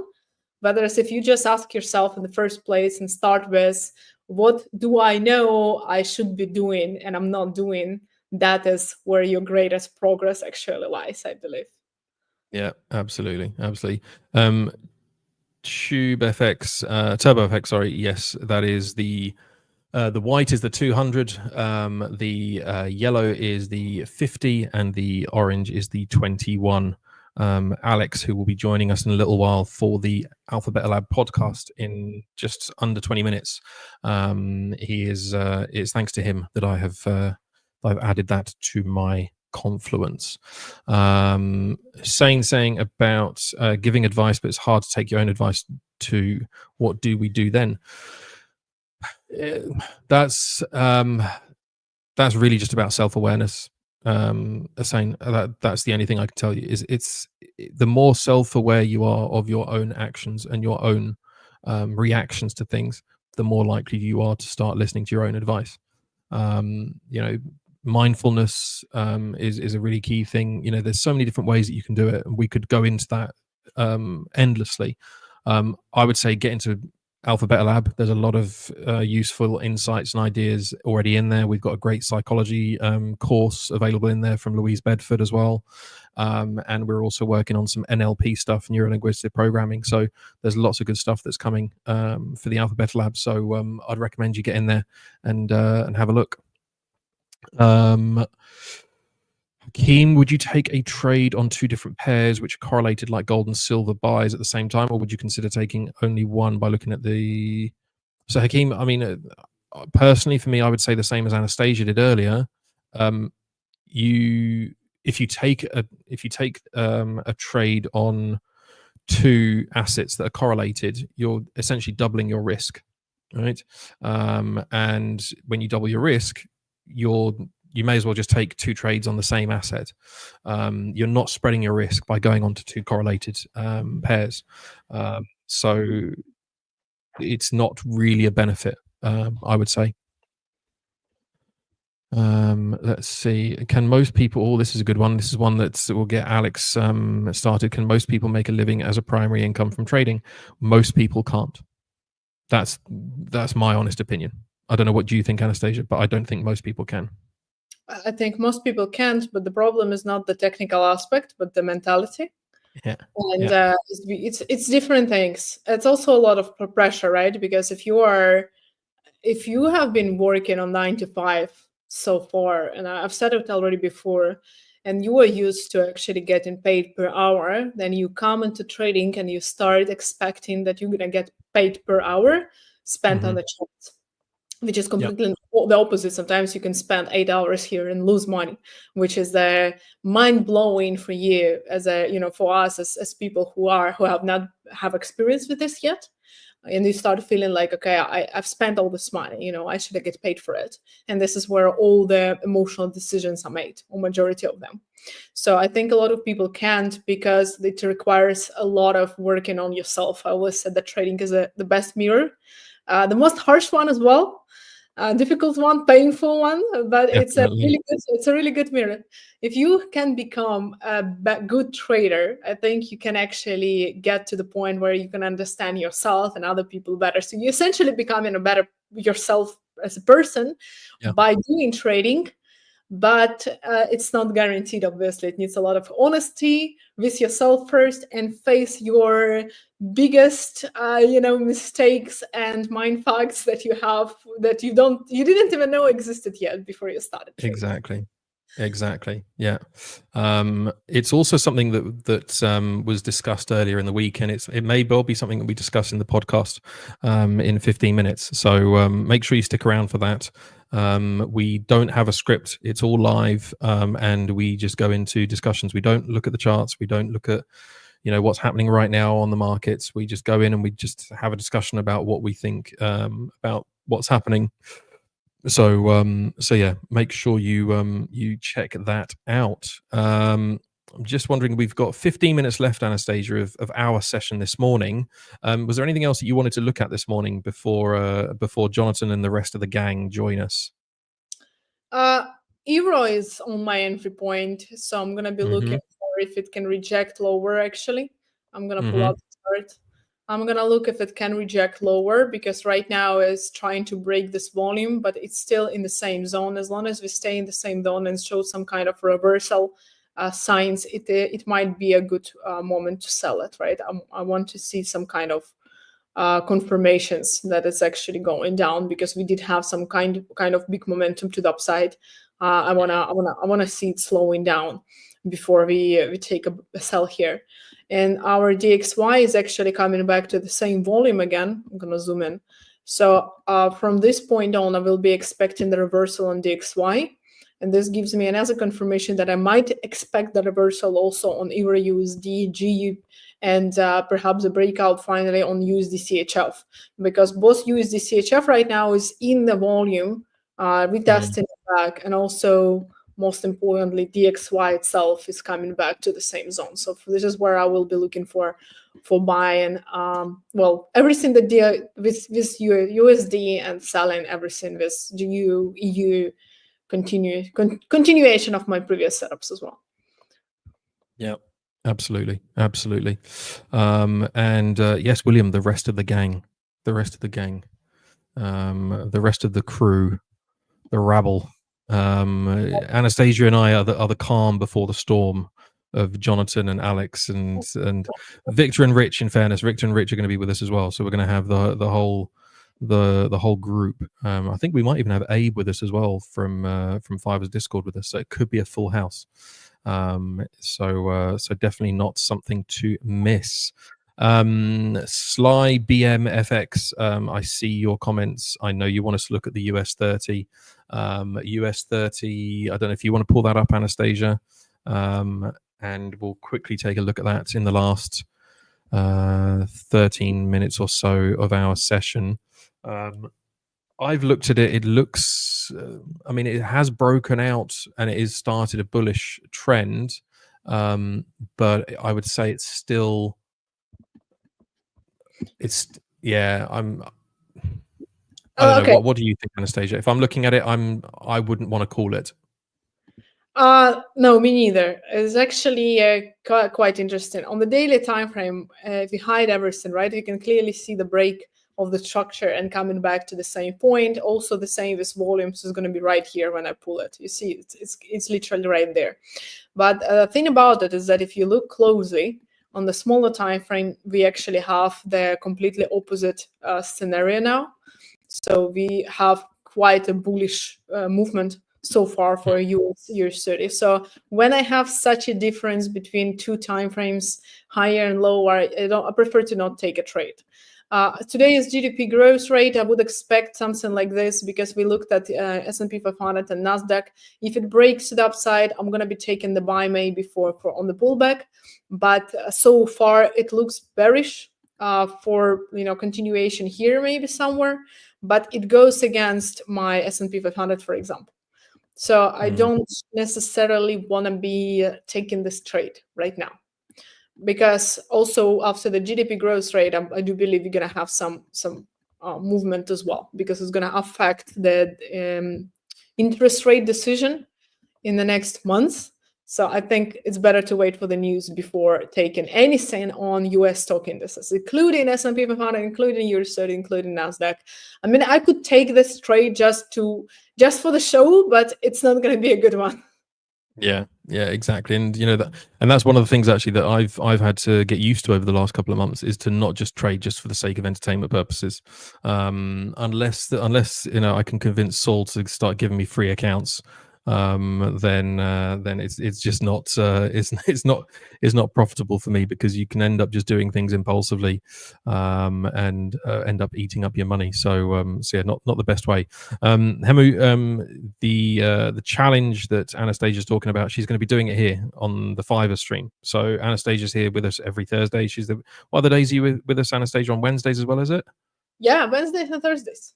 Wednesdays and Thursdays every week. So and she's going to be documenting it in the AlphaBeta Lab. So you don't need to go to any other YouTube channel. She's right here. There is no better place to get the insights from Anastasiia. So there we go. What else have we got happening?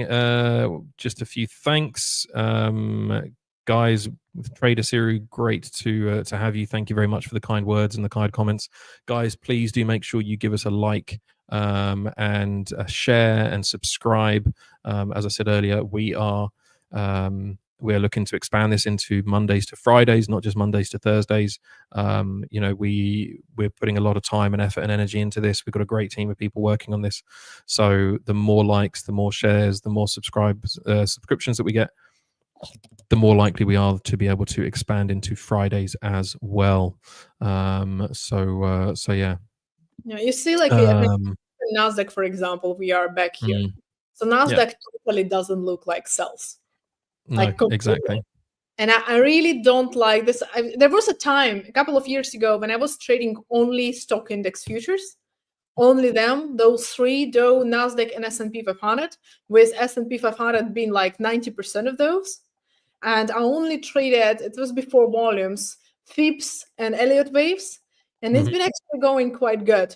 But then the market shifted. We got Biden, we got COVID, and then it was like I needed to shift that approach to the market a little bit. But the things that I've learned, and I stick by it up until today, if those three are in a different position, I'm not touching either of them. Like I want to see at least the same directional bias on all three of them, and the entry might be worse on the other ones, and I find the one with a better entry. But if those three showing me the different direction, it's like I don't touch this. Yeah, Just exactly. like, it's like a bet, you know, there is 50-50 chances on where they're gonna go. Precisely right. Slim BMFX, if you want to join the show, then Jonatan is always happy and willing to have guests on. So if you're interested, you need to have a decent microphone, decent camera, and just pop an email to tradingroom@the5ers.com. So yeah. Hemo, that's great to hear. That's great to hear. You know, we've got some really great contributors to this stream all week. You know, if you look at the lineup that we have, we got Sol, the CEO, all the way through to, you know, the likes of myself, providing some comedy value and everything else in between. So we hope to keep you guys entertained, but also informed and educated. We're delighted to hear that you enjoy it. Peter, greetings to you in Kenya. If you want to use ICT on GBP USD, I wouldn't be able to tell you. I don't know about you, Anastasiia, but I am not a disciple or a follower of ICT. It is always a controversial topic, but we have a lot of profitable traders and funded traders at the 5ers who use ICT. So there's obviously something in it. From what I've heard, ICT can be used across all the different pairs and all the different currencies in some form or another. So my advice to you is go and back test it and see if you can find your edge. And Cisco, who knows? I can tell you it's going to be buy or sell, but it could go one way or the other. It would be wrong of me to say go and buy it or go and sell it, because this isn't a signal service. I would say it, but my crystal ball is out for repair, so I don't have to come back next week. Maybe they're gonna repair it until then. We just need to take it away and get it polished and give it a clean. It's looking a bit cloudy at the moment, so yeah, it's definitely looking cloudy outside my window. So that's probably why it's not working. And John saying cannot break the previous weekly high on the NAS, possibly going lower. Quite possibly, John. Quite possibly. I do think this morning we are going to get this morning, as in US morning. I think when the market opens, I think we will have a drop before we then start to see some bullish momentum. I was speaking to a trader contact of mine, and she was very, very bullish on the indices when I spoke to her yesterday. So that's. She's never been wrong. She's a very, very wise and astute trader. So when she's giving me kind of insights or her insights, then I do my best to pay attention. Guys, we have got 5 minutes left. I am going to very quickly remind you all before we bid you farewell, Anastasiia. We're just going to do a quick reminder again of the AlphaBeta Lab, because the AlphaBeta Lab podcast is coming very shortly.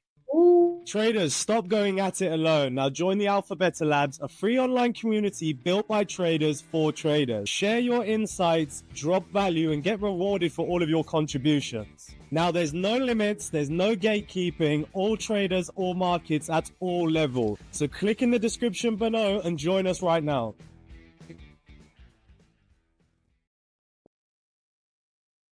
There you go, guys. There you go. So make sure you get into the AlphaBeta Lab. The link is on the screen right now. It's also in the description. We have got currently, let me just refresh the page. Let's see how many members do we have now. 591. So we've had an extra 16 of you join us during the stream. So let's see more of you jumping in there, guys. We are at 591. I definitely want to get to 600. If we can get to 600 in the next 5 minutes, that would be amazing. So Just 9 more of you to jump in to the AlphaBeta Lab.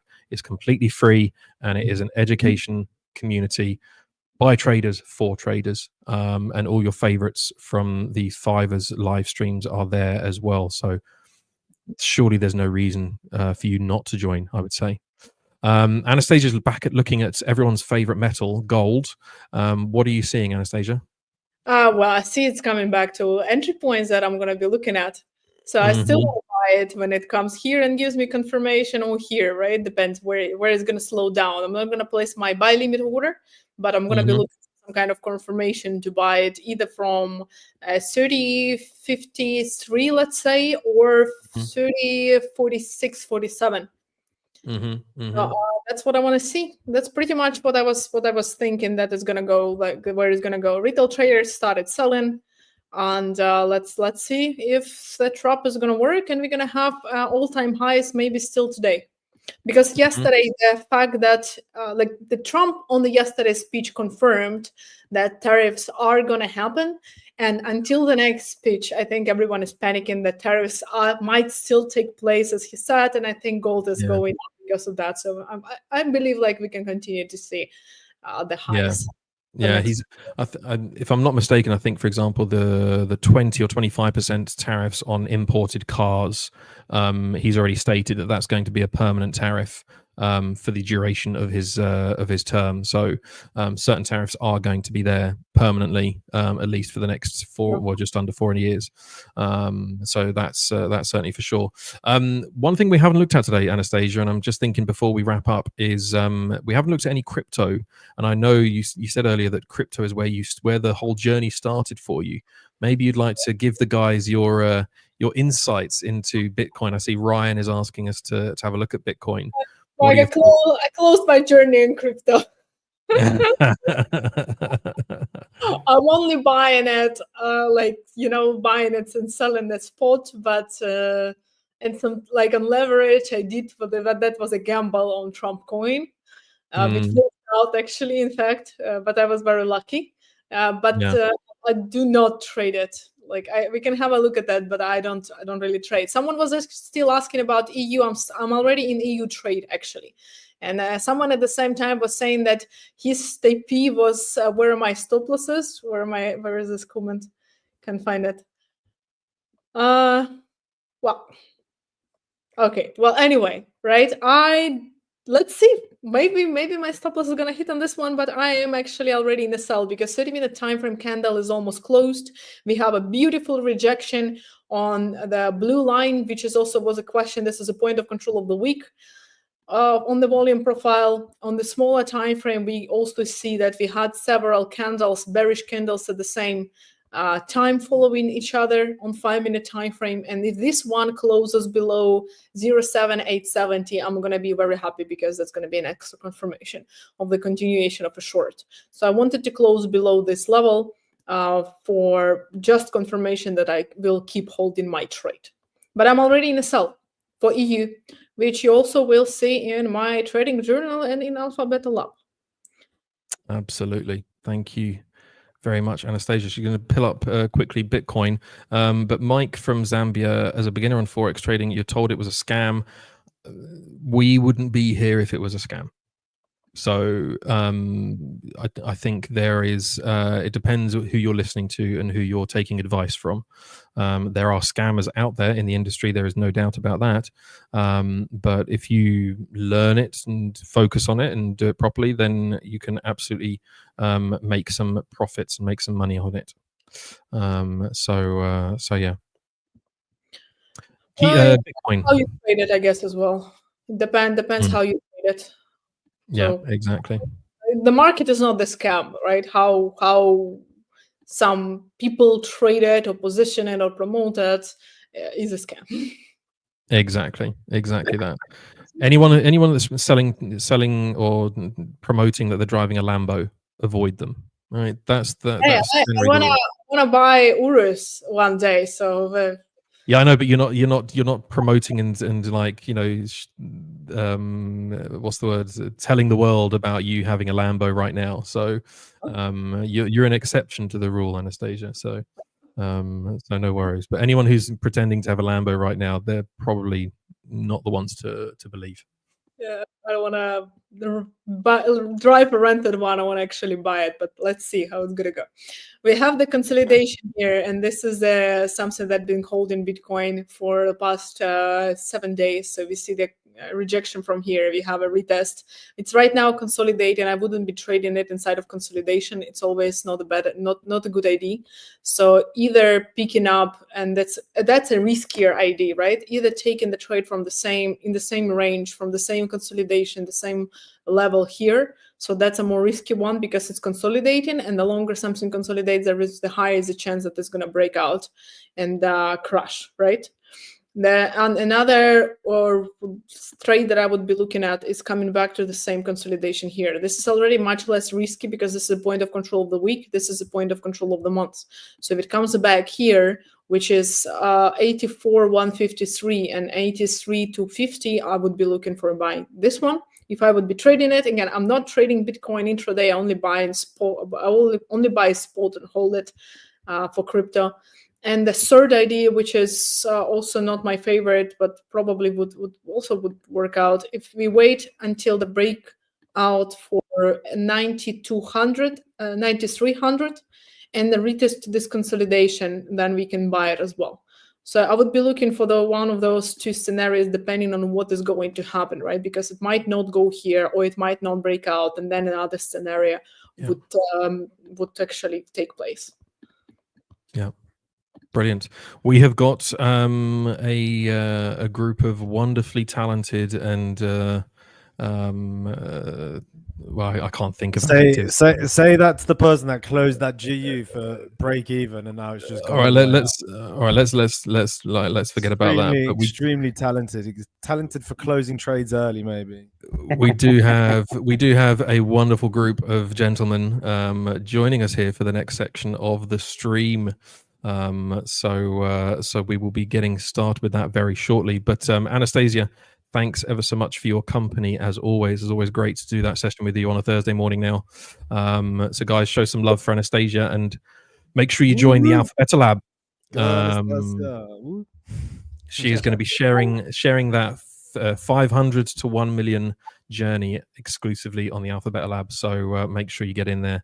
And follow her posts. No pressure. Anastasiia, you are the best. Thanks, Victor. Well, we'll see after this challenge, but it's gonna be a show for sure. So I hope it's gonna be useful for everyone as well, guys. Good to see you, Rich, Victor, Alex, Mike. Thank you for the session, and I'm gonna leave you until the next week, Wednesday. I'll see you guys. Great back. to see you. Thanks, Anastasiia. See you soon. Where is Lord Jonatan? Lord Jonathan's apparently gone to get lunch. So Lord Jonatan is just not interested, really. He can't be bothered. No, apparently not. So yeah, but never mind. So that's the vibe. The AlphaBeta actually the music's actually killing the mics. I don't know why. It sometimes does. Yeah. Another reason for us to consider our options with StreamYard. So yeah. But yeah, it is time for the AlphaBeta Lab takeover with the AlphaBeta Lab weekly podcast. Should there be like an intro? Maybe we should just do we definitely need an intro. I'm still waiting for Jonatan to have an intro from me and also an intro for Rich. I mean, Victor's got this really cool intro. You've got an intro, Alex, I think. But I haven't got an intro. Haven't you got an intro? You're on the outro, so you know, and you've got your own advert for ABL as well. Oh, I got my own advert. Yeah, exactly. We've been sharing that with everyone. But yeah, for those of you that don't know, so every week on a Thursday for the last about 2 months, started last week going live, but we've been basically getting together as a group and having conversations about all things trading. Not necessarily looking at the charts and analyzing, but talking about psychology, talking about how we approach things, how we deal with it. And we've got a ton of content that we'll be sharing over the course of the coming weeks and months from those recordings, but we're now doing them live as part of the 5ers. The glasses galore, exactly, John. We're going to be sharing it live and doing it live here on the 5ers. Didn't even notice that. We've all got glasses. Glasses. Is that just? We It don't has know to if be it's because of the screens. we don't know if it's beards galore as well, because Victor's beard That is is Victor's actual face. you know. It's one big beard. It's just an encompassing beard. That's it. So my beard is such that when I smile, you don't notice. That's him it. smiling right now. That's it. Look, you can just see it in his eyes. That's how you know Yeah. Victor's smiling. So yeah. I shared it with you guys earlier. There was a comment earlier in the chat. I'm not sure if I can find. I did try to save it, but then it disappeared. Where somebody was asking about. Where is it? It's gone. It was. Let me see. Where is it? Somebody was basically saying, can most people make a living as a primary income from trading? Wow, we've had this. I think we've debated this over the last 2 weeks. We've debated this so much, and I'll open this up to say the reasons why I don't think it's a good idea, and the reasons why I don't think it's a good idea is, from my trading behavior at the moment, is the reasons why it's not a good idea. And what I say about that is, currently I've been losing a lot of money off the top line P&L, not from losing trades, but from mismanaging trades out of fear, because I want to keep the money that I've made, or I don't want to give back any of the money that I've made. Now, that's me now with a steady income and a steady job, with everything very stable. Think of it now, if you decide to take that full time and you're relying on that money to pay for your overheads or to pay for something with your family or your lifestyle or anything like that, that fear is 10 times. Now, the fact that I'm not making more money because I'm mismanaging these trades. Imagine if it's now the opposite. Imagine if it's fear, where I've got into a trade because I need to make some money. Now it's gone back on me. I've also over leveraged, for instance, because I needed to make a certain amount of money, and now I can't close the trade because I'm too fearful that it might come back up, or I'm hoping, and all of these different things. A lot of things and a lot of problems can actually stem out of fear, and putting that extra, in my opinion, putting that extra stress on your trading, I just don't think it's actually a good idea until maybe you have built up a long track record, maybe let's say 2-year track record, or you've built up enough overheads for six months, a year, not taking into account if you're losing every single trade. I'm talking about, let's say you're losing absolutely everything, but you've still got 6 months and a year to cover all of your overheads. That's what I would say is the basic minimum, but that's to open it up there. Rich is also a good person to talk to. Actually, Mike as well, because they've done it. But And I'm not. I don't think you. I don't know, Victor. This is the first time we're talking about this with you, to be honest. I don't know. Are you a full-time trader? You've got loads of stuff going on the side. You can't say you're true. But that's the point, though. But that's the point, isn't it? Yeah. Well, I think that's doing everything. Just trading, nothing else. No, you're right. I'm not doing only trading, not full-time but it is primary income though, but not, well, that's not true as well. But let's not complicate things. It is when I see myself in terms of the time I spend during the week, that's the most where most of my time goes, trading. So does that mean it has some that's a bit more personal with investments done before? So do you count them towards your current income? It's things you did before. But anyways, going back to the question, I think to answer it, I think it's a brilliant question, because I noticed a couple of points in there. One is, it doesn't say everyone, it says most people. And that's key. I think that's very key, because if the question was, can everyone, then I would say no. It's not, because it's not that easy. You got to have a certain combination of skill set to be able to do it, and to actually have it as a primary income. It's not do it 1 week, 1 month, even 1 year. You got to do it year in, year out, right? If you're going to be depending on this. And that's not easy at all. However, if you say most people, I would say theoretically, yes. Then again, without expanding too much into demographics, age demographics and things like that, but I mean the working labor population, I would say sure. I would argue it is possible. But that, and the other thing is, they're not saying here, the question isn't about being extremely successful with trading. It says just as a primary income. Remember, we have so deep into the little things. The overall idea is like, would we take it, and would you put your, would you risk your house on it? Would you risk your mortgage every month and taking your kids out to activities and taking your wife out for dinner on your trading day in, day out? Would you put the risk on doing that? Is that something that you should do? I think there is a case to be made to say yes.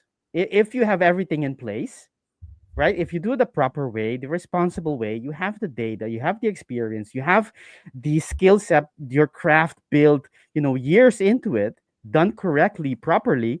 Yes, hell yes. But that's the key thing, though. Can most people reach that level? Because it's a performance. It's like a performance athlete.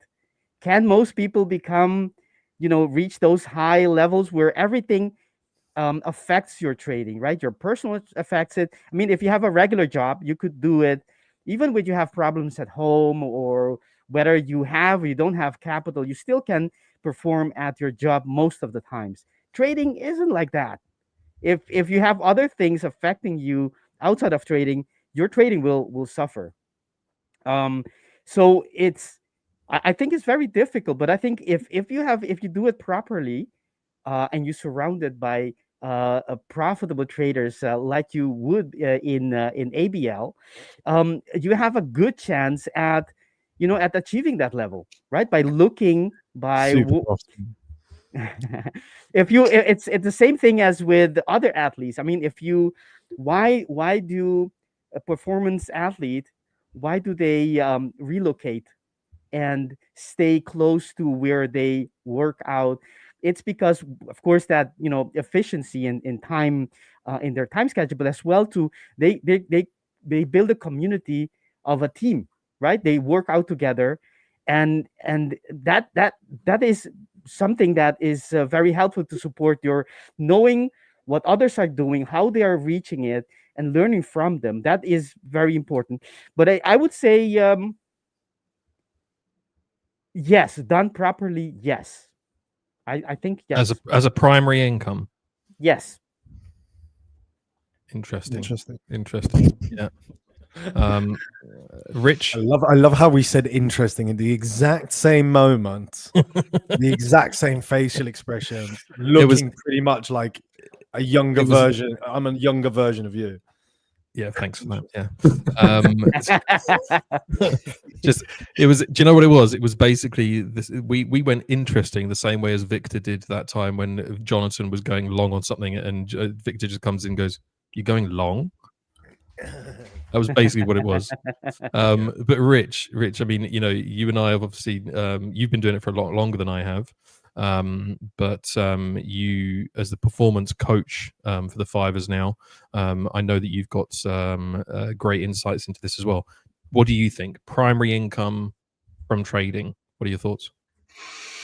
Alex and I spoke about this a while back, and we got caught in the weeds a little bit because we were trying to define what is a full-time trader. And so it's already been picked up like, well, Victor, if you did something else, then does that make you full-time? But I think what we can all agree on is that full-time trading for a lot of people is going to have one symmetry. It's going to have that one thing in common: enough money to depend on. But as Alex said, would you bet your mortgage on it? Would you bet your life on it? Would you bet your social life on it, your relationships on it? Would you bet your mental health on it? Because effectively, when you step into the arena and you say, I'm going to depend on this income, it takes trading from relatively hard mode to really, really hard mode. Because all of a sudden, now we need that money. Now it actually has to come through. Now, and I want to challenge what Alex said, because the idea of having 6 months of savings has been thrown around the internet, and I've heard a lot of people talk about this and as almost like a benchmark. So in the UK, we're going to take minimum wage. I think in April it's about £11.5 an hour, about £450 a week, give or take. Let's just round that up to call it $500 a week. Just we're playing with just round numbers here. So a couple of $1,000s a month, and we're throwing out the idea of 6 months worth of income. So that's $12,000 just to have sitting in a pot, just in case. So you're kind of ahead of your bills for $12,000. Now in the real world, working and saving is going to take a long time to save up $12,000 in the real world. And I call the real world sort of typically somewhere where you'll sell your time for money, you'll do a job, you'll have a career, you could work in an office, you could work in wherever, right? But the idea is that you've got to have £12,000 or $12,000. So if we fast forward and think about, let's extend that out to maybe a year, you're talking 25 grand.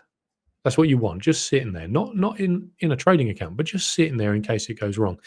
Now, assuming most people will go into full-time trading probably before they're ready, which was my experience of it. I decided to throw myself into full-time trading before I was profitable. My thought process was, I can afford to do it. I'm going to put my full attention into this. And so what I did is I had a pot of money that I'd saved up in the real world by working a job. And a year went by, a whole year, and I watched that pot drop, dramatically drop. Second year went by, I watched that pot drop again, dramatically drop. I still wasn't profitable. It took me 2 years of losing money and watching a pot drop. Now, in the third year, I started to break even. And then for the 4 years after that, I've made a little bit more than I've lost. Now, that's my definition of a profitable trader. If you have a massive account, you're still just making a little bit more than you're losing. You're just making massive gains. You just have more allocation, right? So each year, that's been my journey for the last 4 years. More allocation, more capital. And the problem I have with this is, what would have made that whole journey so much easier would have been having something that was supplementing the income. Not having a pot that was just like, it's like a bucket. You filled up with water, now it's got a hole in the bottom. What would have been better for me would have been to have something every sort of week, every couple of weeks, every month that was just topping up that bucket and just keeping things afloat. And so if I was to go back and do it again, I never would approach it the same way. The pressure, too stressful. What I would have done was I would have gone and worked 15 to 20 hours a week as a part-time job in a job that I literally didn't have to use my brain. I would have just been a button presser or whatever it is I needed to do, right? I would have just done that. I would have literally worked 2 days a week, maybe weekends, maybe evenings, whatever the case. And I would have trimmed all my bills to a point where I probably had to work 12 to 15 hours a week. And then I would have just turned around and I would have just put myself full-time into trading and saying, you are on demo or you're on £1,000 personal account until you can prove that you can build this income. That's what I didn't do. And it took me 3 years to start making a little bit more than I was losing. I think I could have sped that up by taking the pressure off it and supplementing the income. Now, by most people's definition, that doesn't make you a full-time trader. Even though you're spending your full time studying, you're still supplementing your income from an external source. But if the goal is to reach profitability in the most efficient, fastest way possible, then what we want to do is cultivate an environment where we're absolutely chilled. and not like lazy because you got so much money and you can afford to get it wrong, but you want to what you want to do is just or what I would have done was just focused on just trading with no stress, no pressure in the game. It's like that moment when you're trading challenge and then you become live funded, and all of a sudden that pressure is so much real. That's what it's like when you're depending on your trading. It's like that, but so much more. As a funded trader who's had a lot of funded accounts, who's been through that process, depending on that capital, so much more. Could I make money and support myself solely from my trading? Yes. Do I choose to? I don't want the pressure of it. So I put myself in a position where I'm diversified, and the trading is my bonus. Now, trading can be my biggest income source of the year, but whether you call that full-time or not, it's up to you. You've got to design what you want trading to be for you. And for me, what I wanted to be this full-time trader until I learned what full-time trading looked like. And then I said, no, do you know what I want trading to be? I want trading to give me this disposable income, but I never want to depend on it. Even it doesn't matter how big your account is. You could be trading hundreds of million, and you can make 1 hour a year, and you could do really well on that. What if you don't make 1 hour a year? All them emotions are just waiting to come flooding through the moment that we just the moment we need that money. You were talking about it earlier with a a trade. If you had to let that trade run, what if you were down on the month 3R and you're in a trade that's up 2.5R? It's hit your target, but you just want to have a profitable month to I don't know, just affirm something to yourself. There's no right or wrong way to do it. The right way would be, there's no right or wrong way by listening to someone else. The right way is to find what best suits you. I had this blueprint of full-time traders do nothing but sit there, watch chart 12 hours a day and click buy and sell. I'm 7 years into being a full-time trader, and that's not what full-time trading is for me. It's just to patiently wait for your setup. I mean, what are you going to do 6 hours when you're looking at the chart and there's no setup? You look at the chart for 30 seconds, you go, that looks trash. What are you going to do for the next 6 hours if you haven't got something else to apply yourself to? Go on live stream.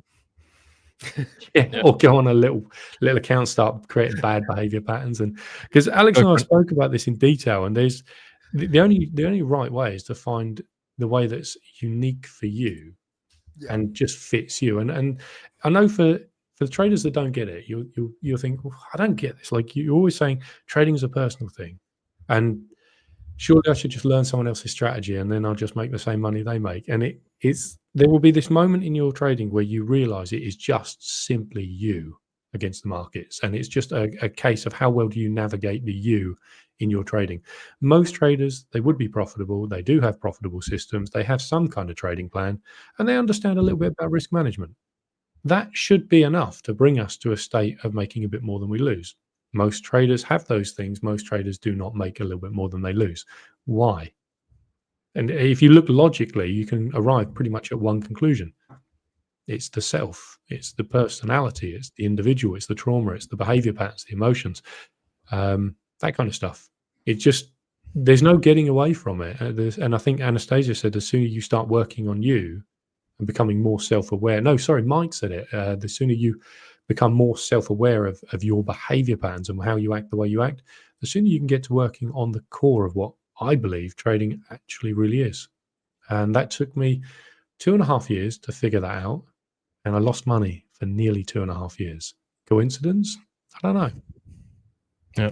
I mean, you mentioned it, Rich, about this arbitrary 6 month, runway, right, of 6 months worth of savings. It's nowhere near enough.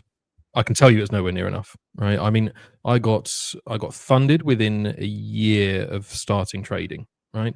I've been funded 5 times, but I haven't taken a payout yet. But I got funded within a year of starting my trading. And I had a 1 year runway of, let's call it savings. Basically, I had a redundancy package. I was made redundant from my previous job, and I had a redundancy package that I managed to spread out that covered my bills for a year. Then I had other different mechanisms that I had to pull in place, such as a mortgage holiday for 3 months and some savings, etc., etc.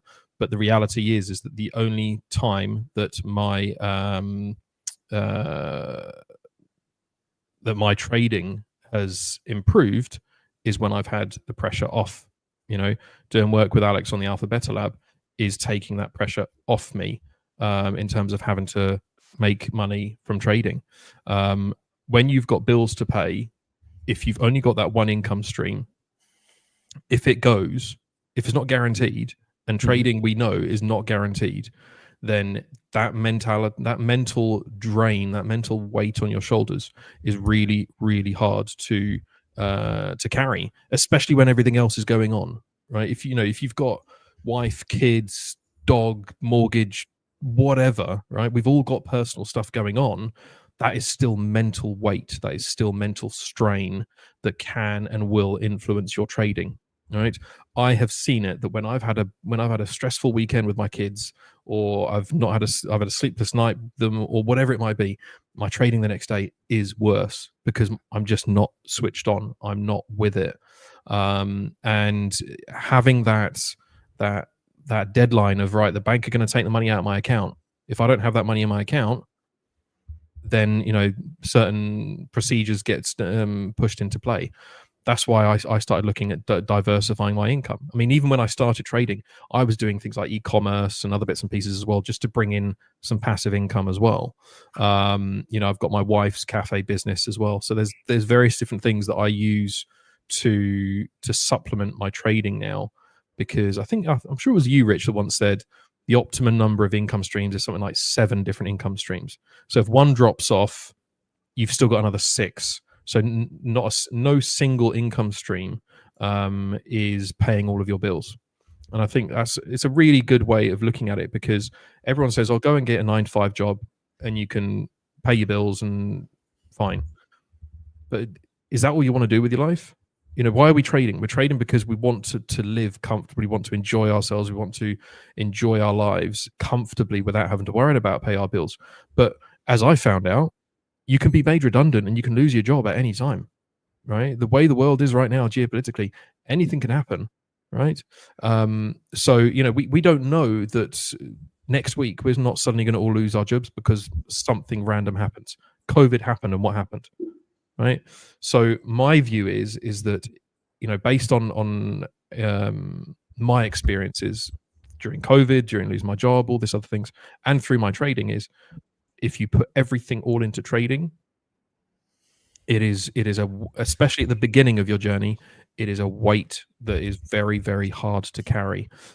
We have talked about it. Stephen has done a really good post. He's shared it in the AlphaBeta Lab now.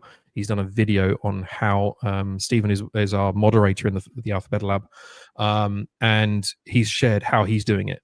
And what he's doing is, every year when his boss comes to him and says, "Right, do you want a pay rise?" Stephen's going, "No, don't give me a pay rise. Just cut an hour from my week, or cut 2 hours from my week. Give me the same money, but I'm going to work 1 hour less." And he's been doing that for a few years now. And that time that he gets back from work, he can then use that towards his trading. And he is doing, he is the only person that we know of that still has the $1 boot camp account from 2 Christmases ago. He is in phase 3 of that boot camp program. And I don't know how many accounts he has now, but he is genuinely, for me, he is the role model of somebody who wants to make money from trading. He is doing it the right way. He's doing it incrementally. He has got that equity curve that you would look for. And essentially what he's doing is he's swapping his income that he gets from his job over to trading. And he's not going all in and saying, "Right, I've suddenly got to make money from this." He's doing it incrementally. And personally, I still don't think he will even necessarily just do trading as a primary income. I know that he'll be looking at other things. Personally, I think it can be done as a great earner, but going all in head first, it's like trying to swim without having learned how to do the basics, and chucking yourself in at the deep end. Chances are you're going to struggle. I would say even you just can do it. Like, it's Everyone possible, wants to like say Victor said. something. I've triggered you all. I think that's key. I think Stephen, what you just depicted, that example of Stephen, the moderator of AlphaBeta ABL, check it out if you guys haven't seen it yet. If that's the key thing is to do it properly. Going full time, doing it properly means not going to stop, resignate, stop your job, your main income, while you're not profitable yet, while you're not consistent yet, while you don't have enough capital yet, that's not doing it properly. Of course, if you're gonna do it like that, it's gonna be a hell. It's gonna be a race against the clock while you're still just learning how to become consistent or perhaps even profitable. That's in doing it improperly, right? And it's so easy to do it because it's, no one is stopping you. And if you especially if, let's say, and it's something a lot of people do, like a lot of traders come in and they go full time or something similar to that without having all those things in place yet. And I think that's the key. The key is, yes, you can do it, have it as your primary income if you decide so. Maybe you don't want that. Maybe you want to have a diversified way to spend your time during the week. And then you don't want to do only trading. That's fine, but that's a personal preference. In terms of risk, financial risk for your income, if you do it properly, where you are already making the money you need every month for paying your bills before you went full time, then it's not such a big gamble, right? And I think that's where people need to focus, to not do it too to do it prematurely, right? To do it at the right moment, where it's not a gamble whether I'm going to be making enough money next month. I've already done it, so many months ago. Every month or most of the month, on average, making enough for me to pay the bill. So it's not a huge gamble. There is a little risk because, of course, you'll have more pressure. But there is a proper way to do it without it being, like jumping into the deep without knowing how to swim yet. Yeah, I think we can put it down to everything that we just said. I think there's only so much we can talk about this subject to begin, because it's out there. I think just for more of the advanced guys that have been doing this for a while, and it doesn't matter how good the edge is, you can have a really good edge. You don't know when you're going on a losing streak. You don't know when the market conditions are not going to work with the way that you trade, and it does happen. So having that security is just going to help you. So let's say if you are an advanced trader, I just want to give something. So if somebody is sitting there thinking, obviously, if you're a beginner, I wouldn't think about it. And I think we can all agree is no thinking about it. You've got to first 100%. Show that you're consistent. You first got to be able to prove to yourself that, you've got an edge, or you've got a way of trading that, you gain money, and do that for a long period of time. If that's a year, if that's 2 years, you decide what is an appropriate amount of time. But that is the first thing. Now, first, if you're an advanced trader, you've already got that. You've already got that consistency. You've been trading for a long time, and you're thinking about it. Maybe a tip, and I'll give the first tip, is build up your capital. If that's with a prop firm, or if it's with an account, just your personal account, and build a war chest, an amount of money that every time you're going to put to the side that is not in the account, that's money that you've withdrawn, if it's from prop firms and stuff like that, of, let's say, a year's worth of your overheads, plus a little bit of a buffer of, let's say, 30%. So whatever your average overheads, let's say something silly, let's say it's 1,000. So you're putting 12,000 and then a 30% on top of that away. And once you have that, then say to yourself, if you want to take this full time, then take it full time. But always have, even if it's just a community on the side, a community that you're with other people that you're speaking to, that maybe if you're giving value as well, because the market will pay you for value. If you can get somebody from A to B and you give them results, somebody would also pay for that knowledge. If you've taken all of your time, could be 5, 6, 7 years of your time, and you've developed a way of trading, and it can shortcut somebody all of that time, that is super, super, super valuable. A lot of these new guys coming into trading, these ICT guys and stuff like that, they've cut down some of their time from 7 years, which a majority of us here have done, 7 years, into two years. And that's only because somebody has taken their knowledge and they've put it out to them, they've taken it, and then they've made it faster. So it doesn't have to be a job, but making sure you just have something on the side, and then it's up to you, you know, just try not to lose your ass in the meantime. spoken from experience. Spoken from experience. You know what? You know, everybody in there, it doesn't matter how advanced you think you are, you will always get humbled when you least expect it. Yes. Yep. That's it. And probably when you most need it as well. Probably. Yeah. Probably. But there's that other side, isn't it? When you go through a drawdown, how do you know that drawdown's not your edge is just now stopping working altogether? Like, how long do you give it when you go through a drawdown? Let's say week 1, Alex, you trade twice a day. Week 1, you're in a drawdown. Simple answer. Are you bothered?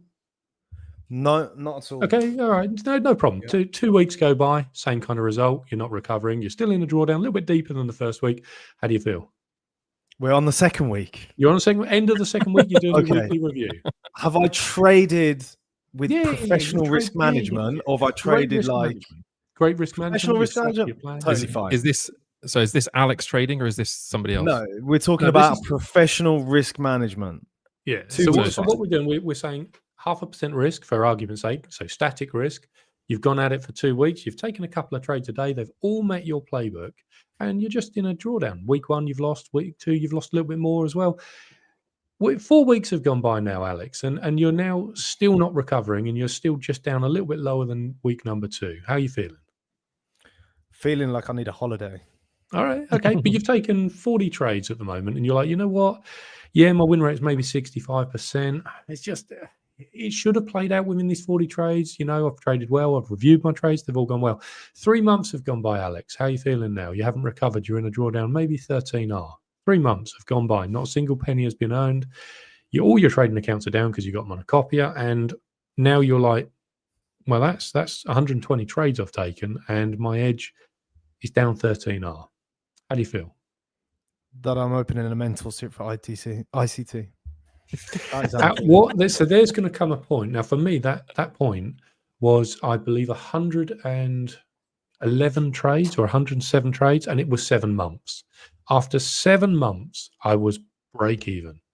And I said, I've done everything that a profitable trader should do. My risk management was flawless. And in them 100 and whatever trades, 2 of them were mismanaged. Wouldn't have made a difference. And I was like, how long do I give this before I accept that the market has changed? And this is something that a lot of traders won't talk about, because they've either never stuck to a system long enough to actually go through this cycle, or they've just been lucky to stick to a system that actually has performed in market conditions for an extended period. But there'll come a time when market conditions change, and you have to have a number. You have to have a date. You have to have a trade sample size where you go, I did my part, and the market hasn't paid me for it. The market hasn't rewarded me. And it's good to know that number in advance. And for most people, and I can see Victor's doing the old fight shuffle. He's getting ready here. He's got some juice for it. But for most people, with a slightly lower win rate, under, say, 50%, because they go for higher risk to reward, that number statistically should be well into the 25s, 30s, 35s. Like, that number should be pretty high, because it's likely that you're going to go into those kind of numbers if you have a lower win rate. And most times we're stressing when we're thrown off our plan by a 3R drawdown or a 5R drawdown. And if you have that number as a comparison, you'll realize you're so far away from that panic button that it helps you regain control of your emotions. I want to hear what Victor's got to say. He's cooking up something. Before that, I just want to go on to what you just said. It's because it depends on how you've lost the trades, and how, if I was trading exactly the way, the thing is, it's very different when you're discretionary. I put a lot of my trading, it comes off, it's very, very basic, but it comes off a little bit of intuition and discretion as well when I'm trading. So it's quite difficult to put a number on it, because, you know, it's also, but it goes back to how did I get into the drawdown? If I got into the drawdown because of lapses of judgment and for crappy trading, No. then that's a different story to then if I've executed exactly the way that if I executed exactly the way that I'm supposed to, and it's just not doing, I just would take a long time away from the market. And if I ever come back, probably, and if I get that flow back, that will honestly depend when I come back to the market. Do I feel it the way that I did before? I really feel when I look at price and when I trade, I have an intuition of how price is moving. I can look at a chart and just from the basics, market structure and just the way that price is moving, I will trade off that. And if I lose that feeling, I will be done with trading and I will have to go and do something else. Mm-hmm. If I'm in a massive drawdown because I've been, excuse my French, everybody, a pillock, then that's my own fault. And, you know, it's a different type of feeling. I would keep going. Just I'll have to, you know, work harder to stop being a pillock. And we've had this. They're the two types of drawdown, aren't they? There's man-made drawdown and market-made drawdown. There you go. Yeah. We want market-made drawdown. We don't want man-made drawdown. We don't want man-made drawdown. I have Mike made drawdown. Which one's that? Mike. I didn't know that word. That French word you used, Alex, and I think people in the audience. And I think perhaps some people in the audience as well. If I may chip in a little bit, I completely agree with you, Rich. You got to know your number in advance, and not. It's the same thing with many other things in trading. You should know in advance what you're getting into, right? But the question is, how do you derive at that number? Is it you just say I like number 3 and you say okay 3 months? Do you say no, it's lucky 7, I'm gonna be like Rich, so I'm 7 month is the golden line? You know where I'm going with this, Rich. The proper way, at least in Victor land, is to have historical data. I know it sounds boring and not sexy, but if you do have historical data of course market made drawdown, not man-made, because that's a different thing, but a market made drawdown, right? So the strategy, what is normal historically for the strategy, the longer you have that historical data, the more information you have at what is normal, what is within normal range for your strategy. And you should have seen and decided if that is okay for you. So that's the reason having a month of backtesting is useless. It's good to get some beginning shape of what the edge looks like, but does it really tell you how it performs long term?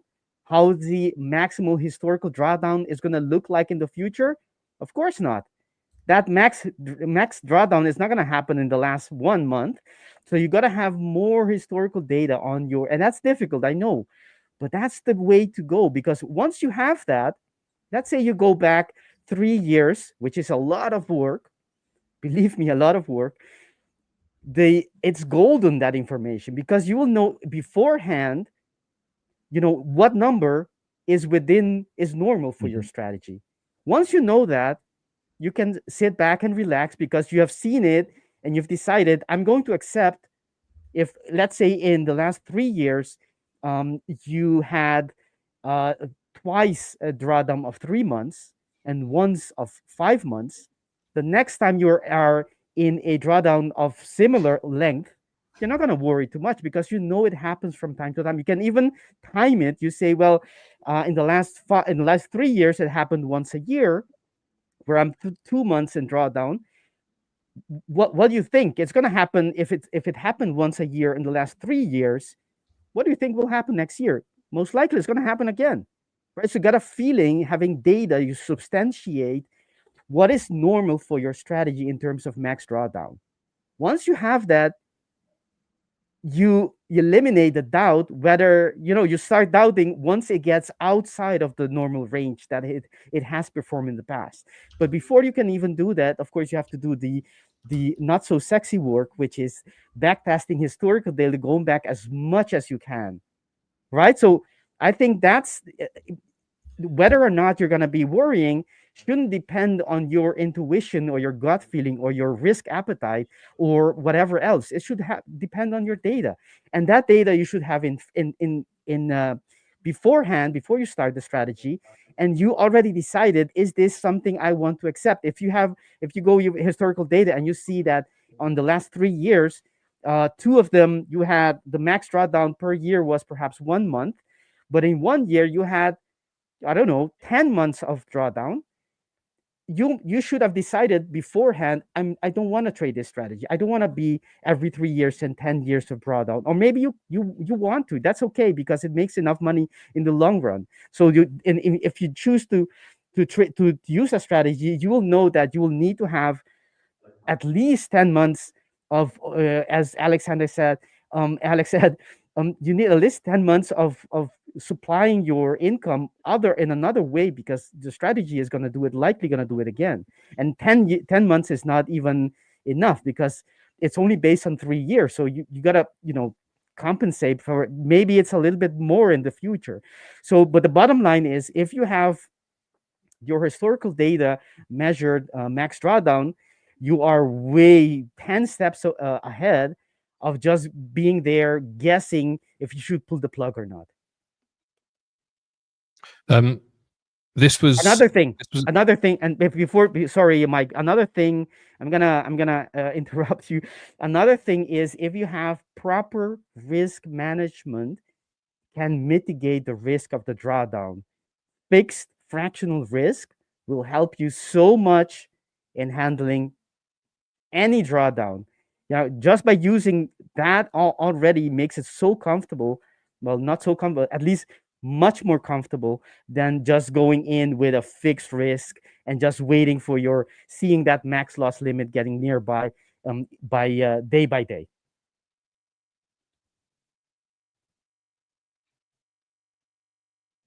Wise words from Victor. This comment is the most recent one, but I'm bringing it up because this is what triggered us recently. The other day was somebody had said they had actually taken out a loan to get into trading. Mike, I think it is generally agreed amongst all of us on this stream, borrowing money to get into trading is a recipe for ruin. I don't think we need to go into more than that. It is not a wise idea. It is not a wise idea at all. It is just asking for trouble. So yeah. Closed. I don't want to turn this into a trading content, but no, it's closed. GU closed. GU closed. Yeah. That's I guess that's it, no, isn't it? Yeah. Darren makes a good point though. Darren says, aren't the stresses of trading full time just the same for those who choose to work for themselves or start a business? And people do that all the time. It is true. But I feel as though there is a mental element to running your own business, right? I run a cafe business with my wife, but I think there's an easier way to make money with your own business if you are dealing with customers, right? Trading is the only job where you are entirely reliant on yourself and nobody else. You're not relying on any customers coming to you to buy gold, right? Or to sell you gold, right? It is entirely on you and your approach to the market and how you approach it and how you deal with it. Any other business, I can't think of one. Maybe somebody else can, but I cannot think of another job where your success is entirely dependent on you and you alone. Yeah, that's why you're the product. Yeah. Your edge is the product, and if it's still you are the edge. You are the edge. If it's still in development or you're still in development, then there's no point in going to market and putting it out. Precisely. When you do feel like it is the time, and even if it, there's side hustles all the time. There's nothing wrong with keeping trading as a side hustle, and your trading can make more than your main thing. But I think where we're all getting to, you can make it, even these, you see loads of big traders always doing a little bit of something on the side. So keep that in mind before thinking about taking a loan. And thinking about your own business. Imagine 50% of your customers knocked you for a payment. Like when you're self-employed, you always hear that. That's a rough one, man. But think about you all know someone who's self-employed, or maybe we've been self-employed, we've ran our own business, and you'll always hear that story of, this one customer just knocked me for a payment. Like we done the job, we done the bill, everything was fine. They didn't pay, whatever the case might be, right? Now you think how damaging that is to a business. Now in trading, your win rate might be 50%. You gotta learn to accept that 50% of the time, your customer, your product, your trade idea is either going to be wrong, or it's going to not just go break even. It's going to take money off you, and it's a total different mindset, in my honest opinion. You can create a product, you can sell it, you can be self-employed, and 99% of the time, you're not going to have an issue, right? You're going to sell something that's fit for purpose, or you're going to fix or provide a service, or fix a car, or whatever the case, and it's going to be fine. In trading, it's not like that. Trading is you got to learn to be wrong. And one of my favorite books, Best Loser Wins. Yeah, it's just reading it again now. That's kind of I don't see too much of a similarity. I think actually starting your own business. What's the stats on that? Wasn't it something like 70% of businesses fail in the first year or something? Yeah, like even higher, I think it was. But then again, it just goes to so trading is only one vehicle, and there's so many other vehicles. Exactly. And to be honest, the same things that you really need to do to be successful in trading are probably the same things that you need to be successful in any type of vehicle. The difference is that with trading, there is an element to it that is a little bit harder, maybe, or mentally, I think trading is one of the hardest things you can do. Do you know what? I look at Gil, the founder of The5ers, and he looks pretty stressed. So, and he looks pretty stressed. I always walk in, I'm like, Gil, how's it going, mate? And he doesn't trade that much these days. He just manages a lot. So. And somebody actually said it earlier. I saw it in the chat earlier. Somebody said, the institutional traders, they don't trade their own money; they trade somebody else's money. And they have a drawdown amount. They have a drawdown amount. Exactly. They have a risk team with an amount that they can actually risk, and if they go, they can get. It's the same thing. I think that everybody looks at prop firms as being this. Oh, they're trying to this and they're against you and all that kind of stuff, but you got to really actually think about it. If you're trading in line and you're trading well, you are literally picking up opportunities that none other trader had 10 years ago. The conditions of commissions and spreads and access to capital is absolutely ridiculous these days, and all you need to learn is just the skill of keeping yourself in order and not acting like a muppet in between really good trades, and building up a good way of trading in general. That's the only two things you need to do, and the rest of it is just practice.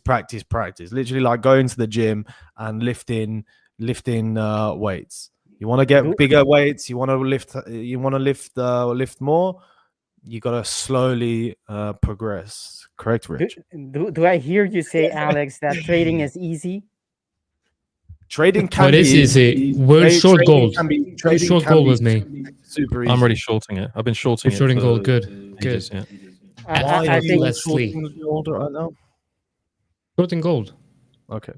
Again, trading can be stupid. And that, my friend, that's easy. That's all I did. But quiet, Alex. All I did was remove. We gotta remove it, right? Keeping the money might not be easy. Making the money's easy. Keeping it is the different kettle of fish.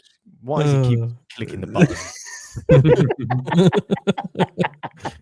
Just stay back there. We're not ready for you yet, Jonatan. Just stay back there. We're gonna. Honestly. My goodness, we're having a serious conversation here.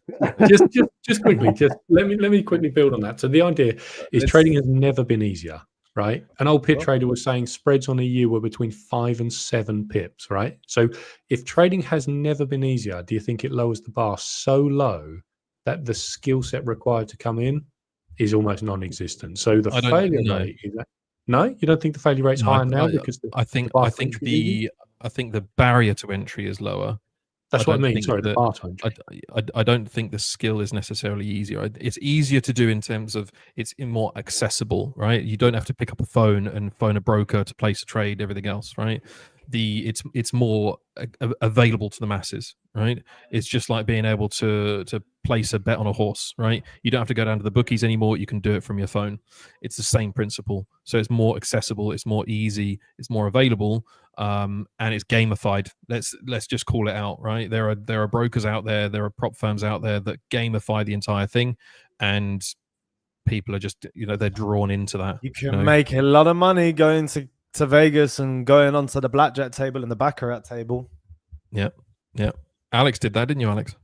I did, yeah. And I was up quite a lot, but I carried on and then I lost it all. But I loved doing it. It was fantastic. Yeah, absolutely. I wasn't motivated at the time, unfortunately. You see, right. So there's the trick, guys. Don't trade while you're drunk. Yeah. There you go. Jonatan, it's lovely to see you. You're looking wonderful in that jumper you've got on there. Let's see if he notices. He doesn't know, huh? He doesn't know. No. See, we done a little sneaky. He doesn't know. He's not. Know. And now he's going to look and he's like, oh, he's not. He's going to be like, am I muted? But I'm not muted. But why isn't my mic working?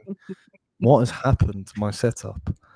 What is not working? What normally working? Why can't we can't hear him? What's going on? Why can't we hear him? But his mic is not muted. He thinks we're playing with him now. He's like, nah, these guys are playing with me.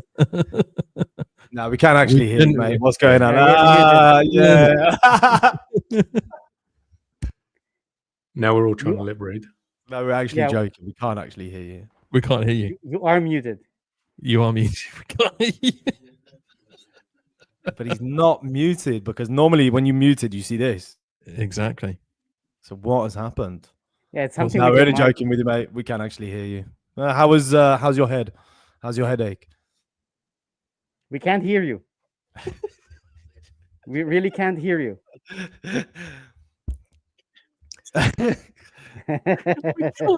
All right, there's enough. I turned your mic down. Go into the settings.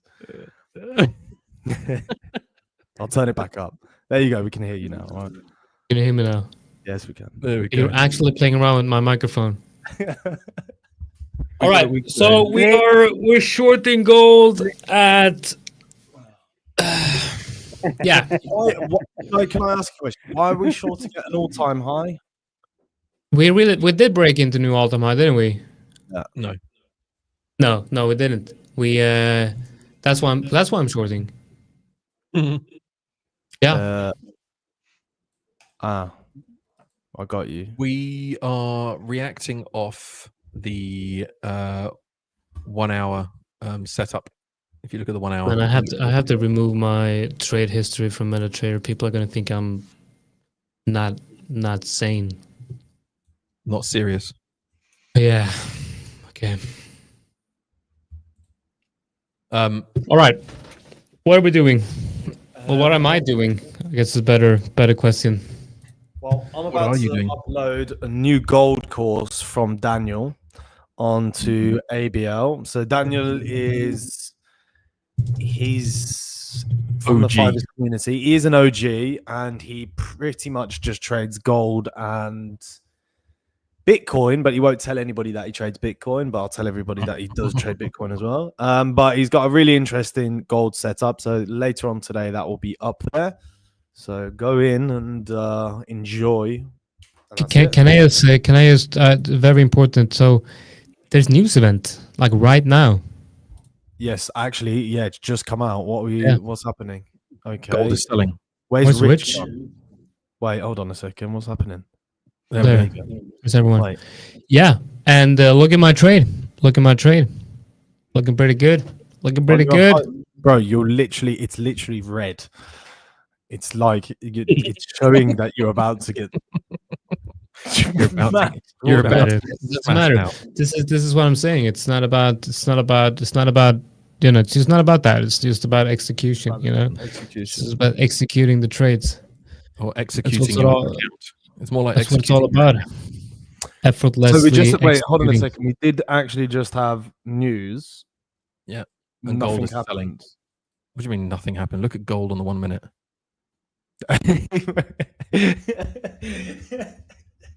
God, I love this group. I just love you all. You're amazing. Oh, it's a good breakdown here. We're gonna make some money All today. of you make me so happy, honestly. So, I mean, are you guys not seeing this? You know, like this level down here. It's just gonna we're just gonna go straight down. Yeah, we're just gonna go straight down here. You know what? I think you're gonna get caught offside on this gold trade. Honestly, you're gonna get caught. I'm already $60 up. Yeah, I'm like $2 in on the water, $6 on the water. Doesn't matter though. Where's the next? I'm about to lose this account. I can't believe I'm gonna lose this account. But it doesn't matter though. Like I feel like yeah. Well, I think what happened here was wow, look at all of mine. We're gonna have to there's literally 6 of us in this is amazing. Amazing. What's up, Pedro? How's it going? Stream. What's up? Welcome everyone. How's everyone Hi, doing? Pedro. Yeah, Great. We're Congrats doing fine. Watching gold here on the 1 minute, like it's entertaining. I think Congrats on the your 60K. area is good for shorting gold, Jonatan. Yeah, that's why I'm shorting it. Yeah, I might be too early though. I don't want to. Yeah, no shit.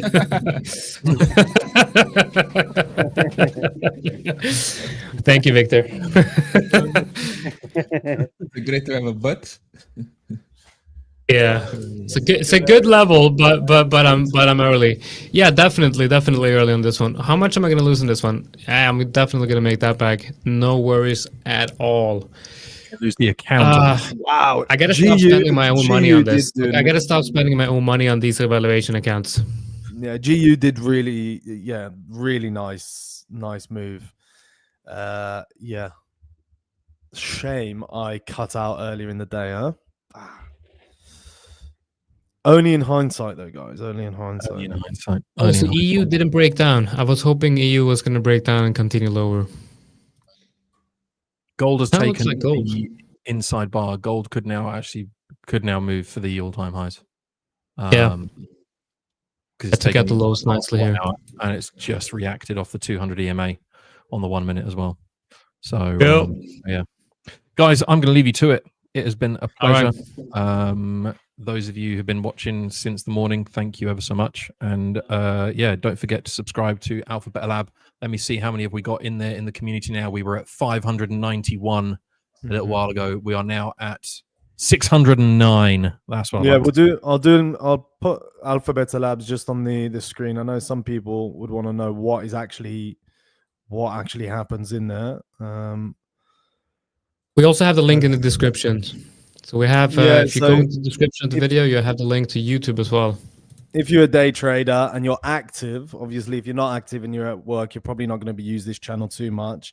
But you literally see, we've got Jitender in here. You've got people putting in their trades. And as the market goes, people are just updating what's going on. You've got loads of different courses. You're going to see soon this guy finishing his course of all of the technical analysis fundamentals. Fantastic course. It is going to be really good. And you've got all of these different rooms as well for all of you day traders and many other things, strategy banks and so forth. So see you there, definitely. Cheers, guys. See you later. See you, Mike. All right, take care, guys. I've got to shoot. I'm logging off as well. See you guys later. See you later, Victor. Bye-bye. All right, Pedro, let's make some money or lose money. But if we lose money, it's a small amount. But let's make a big amount of money if we make money. Okay. Let's not lose a lot of money Let's, though. Keep let's see what's it going on. small. Let's put the screen on. All right, I am winning. We are winning. We are winning. short. I am short on gold. Look at that. We're break down. You're shorting the double top at the highs. Yes, I'm shorting the all-time high on gold is a great idea. Great idea. What could go wrong? Yeah, I like your TP. Take profit. Like if price actually moves down, I think you can go back to next. I'm level of definitely gonna flip long on there. Yeah. Definitely gonna just reverse this short right away. Oh man, I'm tired today. Had a bad night's sleep and then I have a headache. I feel like, you know, as a trader, if you're kind of relying on your income as a trader, you kind of have to. It's the same thing, you know. If you're having a bad day and you get a headache, you're still gonna go to work, right? You're still gonna go to work. Mm-hmm. I kind of feel like it's the same thing as a trader. We have to be able to kind of power through and trade anyway. I know there's a lot of talk about take a break when you're not feeling well, but I think the best traders should be able to trade their system no matter what. Like you get a signal on your system, then it doesn't matter if you're. I mean, it doesn't matter if you're dying. You should be able to. Okay, if you're dying, then maybe not. But you should be able to press that buy and sell. You know, you should be able to do it because if the system gives you clear signals, then you just follow the signals, right? You just follow the signals. Isn't more complicated than that? Look at that. We're making money. We're making money. Okay, we're gonna move that stop down. Let's give it the position. Okay, Yeah, we got a question here. Go ahead. Yeah, we're not gonna look at USD JPY right now because obviously we're gotta watch them 1 minute here on gold. Benicia says reduce the lot size minimum, Jonatan, and keep trading until I get the confidence again. I have confidence. There's nothing wrong with my confidence. It's the head. I got a headache, not a confidence problem. I got a headache problem. And I pulled up the screen. First thing I did, I saw gold is consolidating at resistance with a clear level below. We're gonna go short. I trade best when I think less. Yeah, that's that becomes a thing. Like you should almost be able to spot a trade in like the first 5 seconds or 3 seconds. Yeah. And sometimes if it's not there, it's not there. And what happens afterwards is that you can start forcing the setup or overthinking it. Either way, both scenarios are maybe not they may not be the best thing to do. But usually, especially if you do have experience with your strategy and know exactly what you're looking for, it kind of it should stand out to you like in 5 seconds. Yep. Guys, let us know if I did take a really good trades a few days ago. And then but I'm gonna get it back. No problems. No problem. Liquidity above the highs. Yeah, there's liquidity. Yeah. Well, I guess there's liquidity above the lows as well. There's liquidity above these highs as well, I guess. And that's where we're going down to these highs to take out that liquidity. Guys, if you have any questions, anything you wanted to discuss today, any questions that you want us to cover, any indicator that you're wondering on how it's working, any type of setup or strategy that you have any questions about, just let us know in the comment section, and we will gladly help you out and cover any questions that you might have. Anything that you're trading today, let us know in the comment section. There's liquidity where my stop loss is. Yeah, definitely. Definitely. Okay, we are gonna make a poll. Let's make a poll. Let's see how many of you think that the stop loss is going to get hit on this trade or not. Let's see.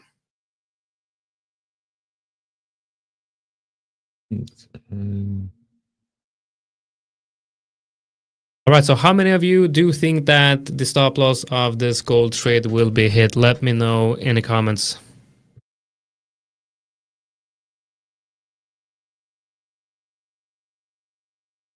Like your target. Stop loss. You're not even protecting the highs, right? You're just there in the middle, stop loss, yeah. Yeah, because now we get the breakdown. So I thought, now that we actually have the breakdown here of that level, I moved the stop down, because if we do get a move back inside the range, I think we're gonna get we're gonna take out the highs.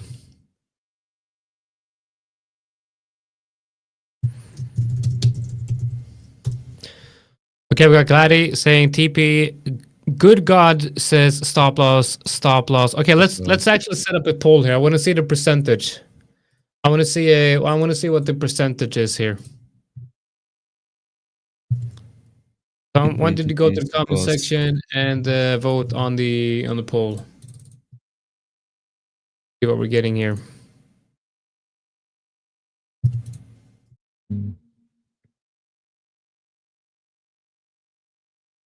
Chuku is also selling gold. Yeah, sometimes again, of course, in terms of liquidity, if you guys think about it, of course, there's going to be kind of liquidity above the highs or below the lows, as always. However, double tops also exist in the market, right? And in usually there's maybe even more liquidity when you do have a double top being created instead of just one high, because maybe people are going to be trying to, or if this double top is created, then it may attract even more sellers, which means that there's going to be more people even interested in selling this double top, which means that maybe there's more stop losses just above the top. So trying to trade the first reaction as a kind of a double top can be a possibility, and it can work as a trade. And so this is not exactly, at least for me myself, I prefer to kind of try to trade kind of a double top instead of a triple top or a fourth time that price is about to touch the same level. Those ones I filtered, but at the top I could. I'm gonna pull up your screen, because I see that you're moving around on the screen. So I'm gonna pull that up. Yeah, this is gold. Basically, I'm looking at gold as well. Actually, something that I like about gold in this particular case as a double top is that we actually had also this left shoulder in here. So price actually spiked already kind of that high in here. Now it's reacting from exactly that structure. And what I mean is that, yes, sometimes you do have those double tops working. I like your target. I think your target is kind of reasonable within this around next structure that is in here. So price may actually go there. Maybe attention to this one as well. Maybe price can react there. And eventually, I do believe that we are going to have price breaking the highs eventually. Question mark is when.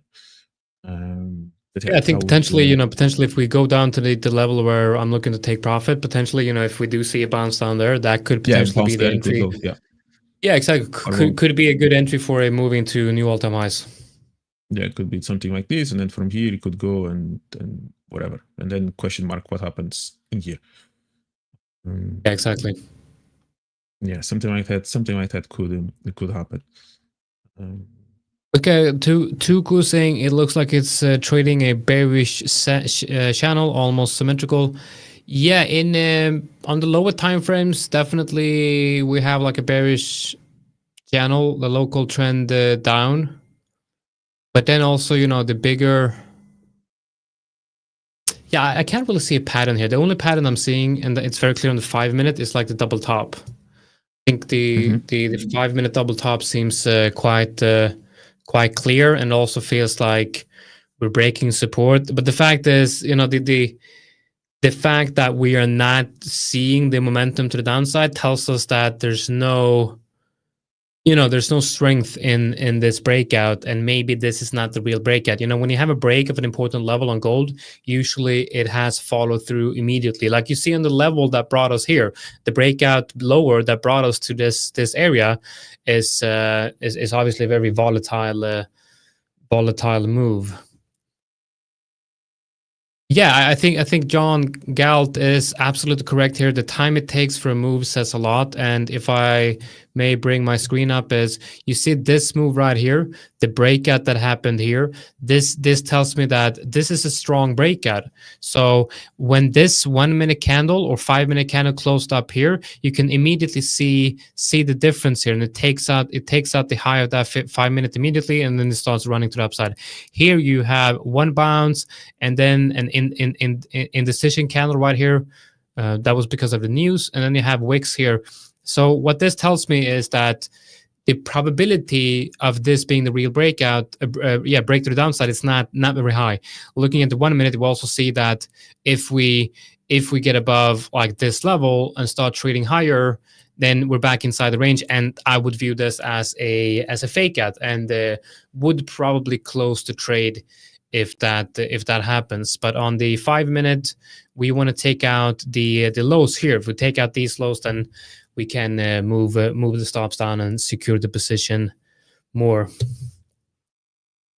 Yeah, but sometimes as well, like when you're approaching an important level, sometimes you do have that momentum towards that level, which can sometimes scare people. Also, imagine that you have a zone that you'd like to short, but if price actually goes with a lot of momentum in there, many people don't feel that comfortable to sell that move. But usually that's kind of the way they use then actually to go down after that.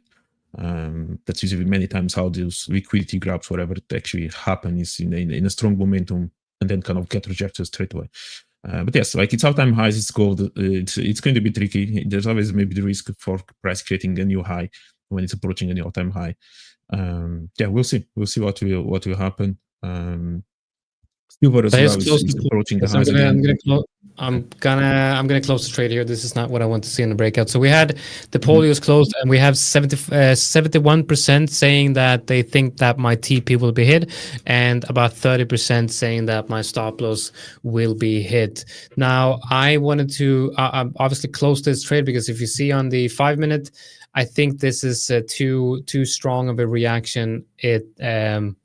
In this area, I don't like that we're reclaiming that support. And on the 1 minute, there is a push to the upside here. Now, I would rather wait for a new entry. If we, for example, if we take out these lows, then we have another short entry. But now looking at the 5 minute and the 1 minute, I feel like it's probably going to go a bit higher and might even take out these highs before going lower. Mm-hmm. Yeah, you may be having a little bit of a shift in the market. FX especially, I think finally may have some momentum. Euro pound maybe going up, the dollar maybe going down a little bit. After a few days of basically ranging, not really doing anything. So finally, I think today we are already seeing euro pound moving up, dollar index moving down, and I think there's maybe continuation in that direction. So that's going to be something interesting to follow in today's session. Yesterday we had a correction as well in the indices. I actually managed to get a short yesterday in the US Open. So that was a good trade. Let's see what we get on. That's we have a retest here. So I think we have the US Open in about 40 minutes, and I think that is the time. It's still, we haven't, that's right. We haven't gone into summertime, so it's going to be at in 40 minutes. Now, what I'm looking at is obviously looking at longs, because I do feel like, now I don't know what the fundamentals are telling us, but this is a good support right here. This is a very, very good support for NASDAQ. If I go into the 15 minute, I feel like we might, it's a very interesting area here. And we have a range here, and this is basically, so this is the daily range. Let's look at the daily here.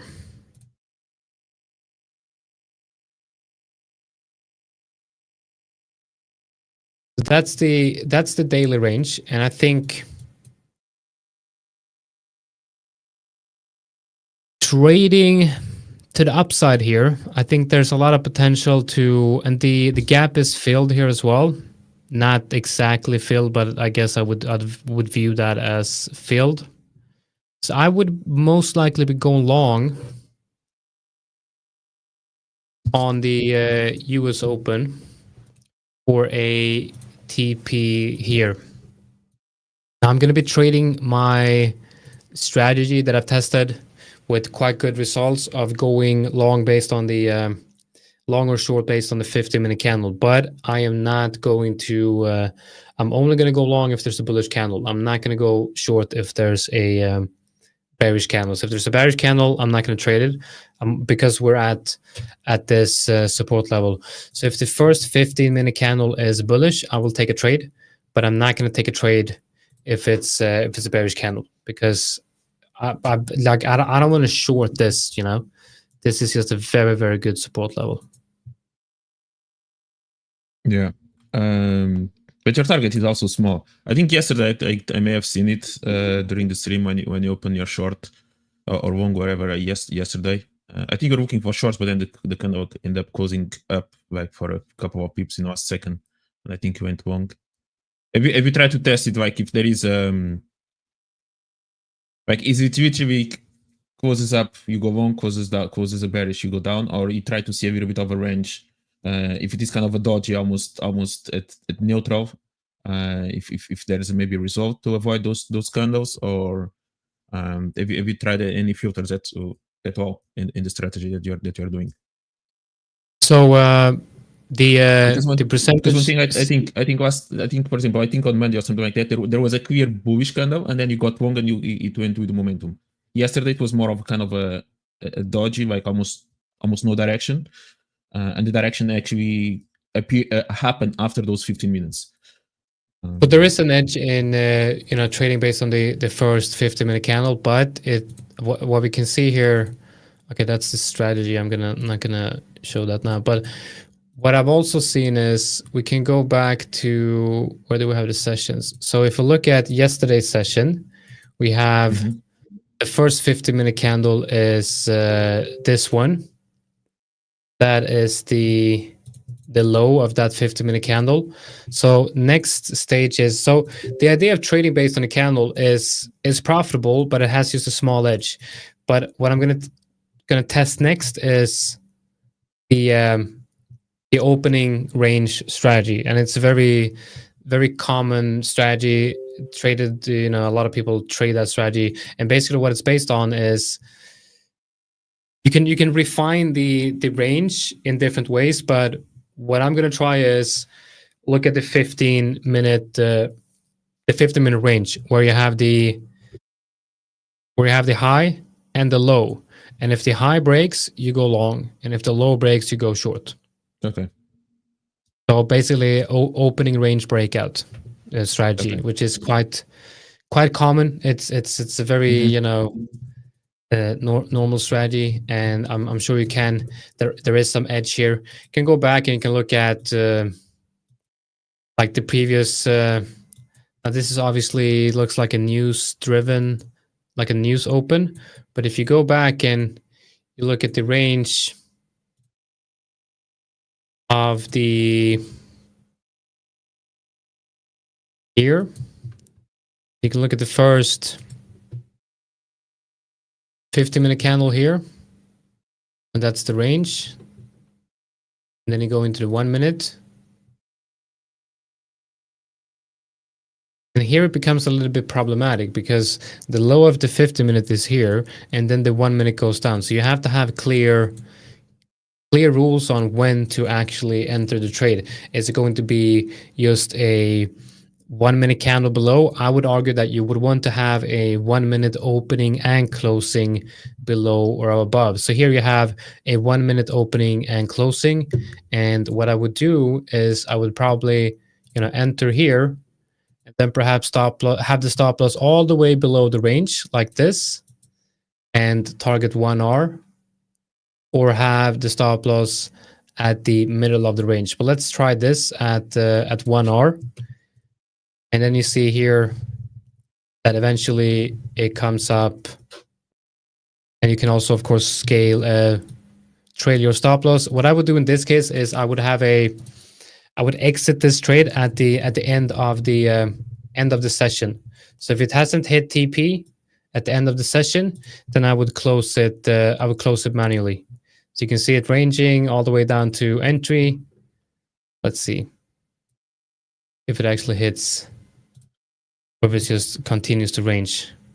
Right. So right here, it would have hit the end of the range or end of the session.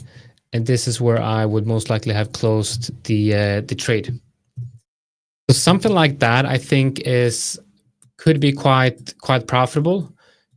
We got the same idea here, where we have the first 15-minute candle of the session,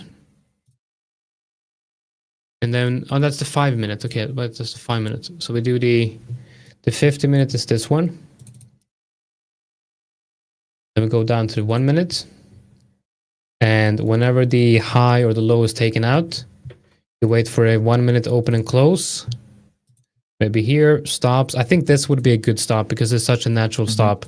And then I would exit this one at 1-to-1 risk to reward. And it would probably close. Right, so it would have hit TP here. So about an hour later or something like that. This is definitely something that I do recommend to try out. It's fairly easy to create a great strategy out of this as well, like a algorithm, I believe. Yeah. Okay, so let's see what we have. Why can I not go back to current prices? Oh, we are at current prices. Okay. So that's what I'm going to try to trade today. If there's if there's a very clear bullish candle on the 15 minutes, then I'm going to take the long trade because we're at support. Because we're in the range already. So it's like trading the opening range. I don't know if that makes a lot of sense when you're already in a very tight range throughout the whole day. Yeah. Well, the gap, as you mentioned, it may not be yet fully closed, which there's that risk that price may wants to actually do proper closing of the gap. Both S&P and NASDAQ, they didn't really close the gap. They're kind of in the middle. I could do you think like moving. Do you know what the statistics are for actually closing the gap? I think there's a high probability that the gap is going to be closed on the first kind of week when it's created, sometimes even in the first day. But I do like, personally, I do like to see the gap properly getting closed and not just missing by a little bit. But we'll see. And it will be kind of a natural level potentially to actually take stop losses of those lows. But we'll see what will happen with the.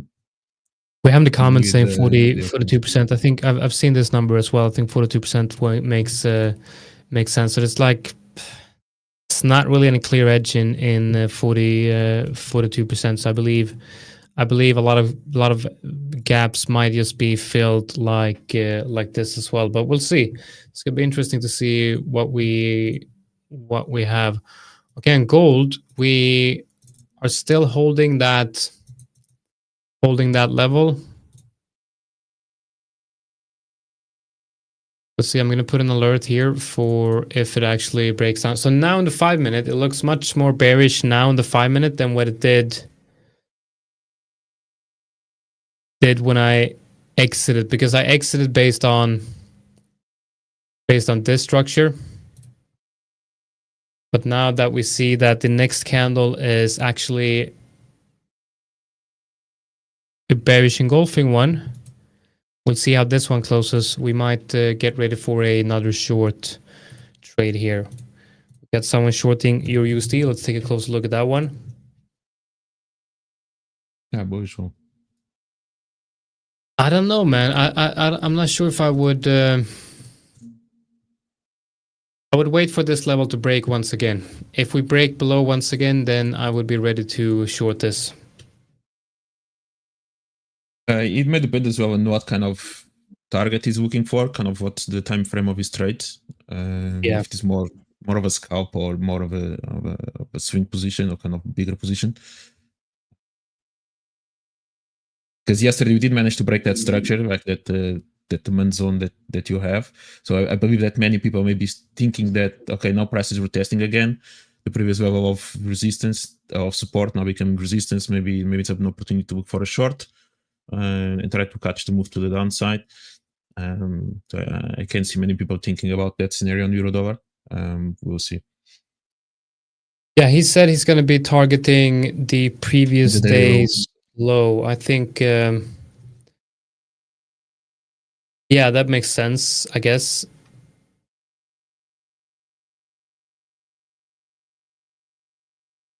Yeah, that might be a good level. But I can't see any clear, like super clear setups here. The gold is now breaking down.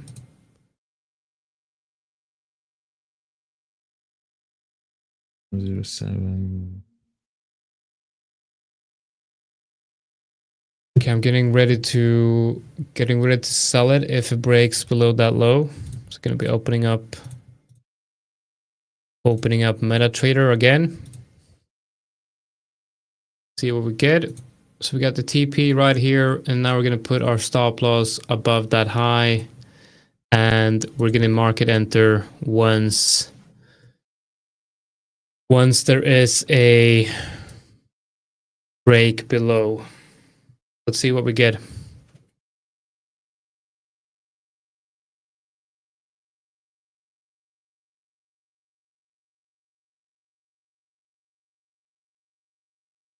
While I look at this, maybe we can pull up your chart. Maybe you have something you wanna show.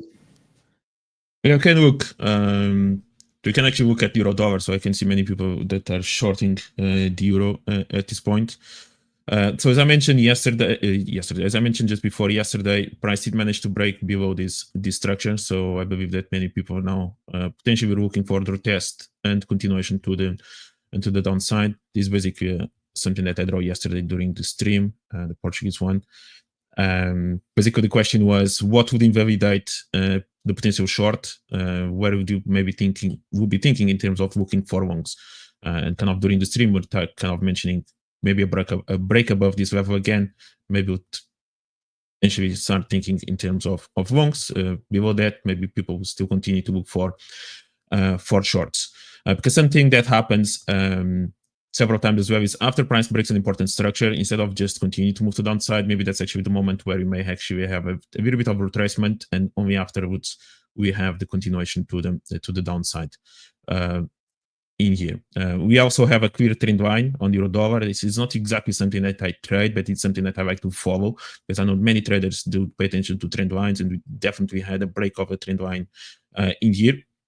It has been respected several times on the way down, and now basically price broke it, which means that I'm not entirely sure if now is the right time. At least personally, I don't think I will be looking for shorts right now. I'll prefer maybe for the euro to actually go higher a little bit more, potentially to go or try to short it. But maybe this will be one of the last times that you could actually short it, because if you do break above it, maybe then we may go slightly higher. I'm going to be curious to see how price may react from here, because I do like that level on the dollar index, potentially for actually a short on the dollar index. So we did manage to take this stop in here. Price has been starting to compress quite a lot. You also have a clear trend line. Price already managed kind of to break some structure in here as well. So I'll be looking or paying attention to see how price may react around this level. Otherwise, we may actually have a correction on the dollar index to the downside, just similar to the euro. Maybe to be a little bit time, because if you pay attention to it, like even on the daily time frame, both the euro and the dollar, they've been kind of slowly moving upwards. Okay, you can see how many bullish daily candles we're having here. This one is kind of a bearish, but it's still kind of a dodgy. Price will actually continue to go higher. So for more than a week now, we have been kind of moving upwards, but in a really slow motion. okay, without really proper momentum to the upside. So either we gain momentum now, or actually price is ready to continue to move slightly lower. In my opinion, in the bigger picture, we actually still bearish on the dollar index. I think price actually still wants to continue to move to downside. So maybe this will be the moment where we could start finding a little bit of that bearishness. But yes, I would love to see it going a little bit higher and then moving down. So maybe that's enough for you guys also to reach your target. Looking at Euro index, which is another Euro great pair that we can look at, because the Euro index is starting to break a little bit as well trend line. It's kind of retesting an interesting level. So we'll see if we're going to get some momentum or not in here. But I'm actually maybe more interested potentially to look for longs than to look for the continuation to the downside in here on euro dollar. But it's still not totally. It's not an A+ setup. Let's just call it for me as a reversal. I wouldn't be looking at this as a A+ setup to go for longs. I'm actually starting to think that, I'm still looking to short gold if it breaks down, but yeah, starting to think that it might break, might stop moving higher as well. We'll see. There's a lot of indecision here, but it does look somewhat strong. I'm gonna take a quick break. I'll be back in just a minute. Okay. In terms of the US indices, that was something that, by the way, guys, if you have any comments on the euro analysis, let me know. But in terms of the US indices, on Monday, I also mentioned when I was here in the stream that I was eventually looking for a potential short that would eventually close the gap or price would get closer to this level. So that never happened. Okay, so beginning of the week, we had a lot of momentum to the upside. Then on Tuesday, kind of follow as well. And whoever follows also the Portuguese channel that we do streamed every Monday to Thursday at 5 p.m. So anyone that speaks Portuguese is free to join us. I mentioned that on Tuesday it was already starting to show some potential weakness, and then on Wednesday, as everyone knows, around the opening, we actually had this big move to the downside. Okay, it was just actually this big potential. So even when you do pay attention that there's maybe a gap that price wants to fill, again, if you don't see that setup on a Monday or maybe even Tuesday, you can still try, keep in mind that potential move, that you can maybe eventually create a setup or identify a setup that eventually can push price and eventually go in the direction of closing that gap in here. So that was actually my bias. Also, the level, it was quite good. Also, in the bigger picture, in my opinion, I don't think the indices have reached the bottom. I think this is kind of just a local bottom. I think they're going to still continue to push a bit more to downside. Another big factor that maybe many of you don't pay attention when trading the indices is actually I pay attention to the VIX. Okay, VIX is basically the indication of volatility in the market, but it's kind of it correlates quite nicely with the US indices. Especially, it's kind of an inverse correlation. Okay, so what we had in here on the VIX is basically recently, anytime kind of VIX goes close to 15, 14, 15, then eventually it moves up, and then basically the US indices move down. Okay, so this is basically what we had in here in the last month, that big move pushed the upside on the VIX, reached 30. That was when S&P and NASDAQ and so on moved to the downside. And we had that push down. We took this low, and yesterday that was basically the movement of going to the upside. So we kind of again coincide the correlation with VIX moving up and US indices having a great move to the downside. In my opinion, I think VIX could now kind of find some support again or resistance around this level, around maybe 1920, and then you could push once again to the downside, which means maybe time for the US indices again, maybe to move upwards. Maybe that's what's going to happen today. But let's see just what kind of liquidity or manipulation they're going to have before that move happens. And my bigger move in here is eventually when the VIX actually gets closer to this level, that's when I may be paying attention to a bigger short on the indices. So that's something that I'm also paying attention in here, the VIX, because it's I love correlation. I think it can provide a lot of it can give a lot of confluence and confidence on the setups that you're looking for. So basically, I would recommend everyone to actually try to use some kind of correlation in the market. And reading some of the comments, guys. You called it scalping. If you're holding time hunting Jaguar, I'm reading your comment. If you're holding periods around 3 to 5 minutes, I don't think there is exactly a problem. I think like if you're holding your trades in seconds, I think that would be an issue. But if it is in a few minutes, I don't think that's an issue. Even sometimes you see here the guys in the live stream also trading or opening trades just for a couple of minutes or 5 minutes and then closing it. So I don't think that that would be an issue in here. But yeah, so that's what we had on the US indices. So NASDAQ actually missed the trade. I was looking for price to go slightly higher, so I didn't really get filled on NASDAQ. I did manage to get the trade on the S&P, which was not didn't really capitalize on the bigger move. Just kind of close it where it was. So yeah, let's see if we're going to have that push up again. I'm just curious to see what kind of manipulation we're going to have around this at these lows in here. Some of you guys are mentioning gold again. Yeah, we'll see. Gold, in my opinion, I think it could go down. I think it could actually be a great level. I do like this, the way price created this top. Okay, the way price created this top, usually it can kind of eventually lead into a double top. So that's something that you guys can study as well. Like not every high is the same. Sometimes you already have some kind of manipulation around the first high that can lead into a double top. So that's something also that you can look at, and which you can see already some manipulation that was created around between this high and this high. So kind of is leading in here, and even the approach as well, we actually start breaking some lows. So when you have kind of a move like this, you already start showing the lows in here, and you already have the fake out in here. So that actually, this is a really nice reversal pattern that's going on at around this level.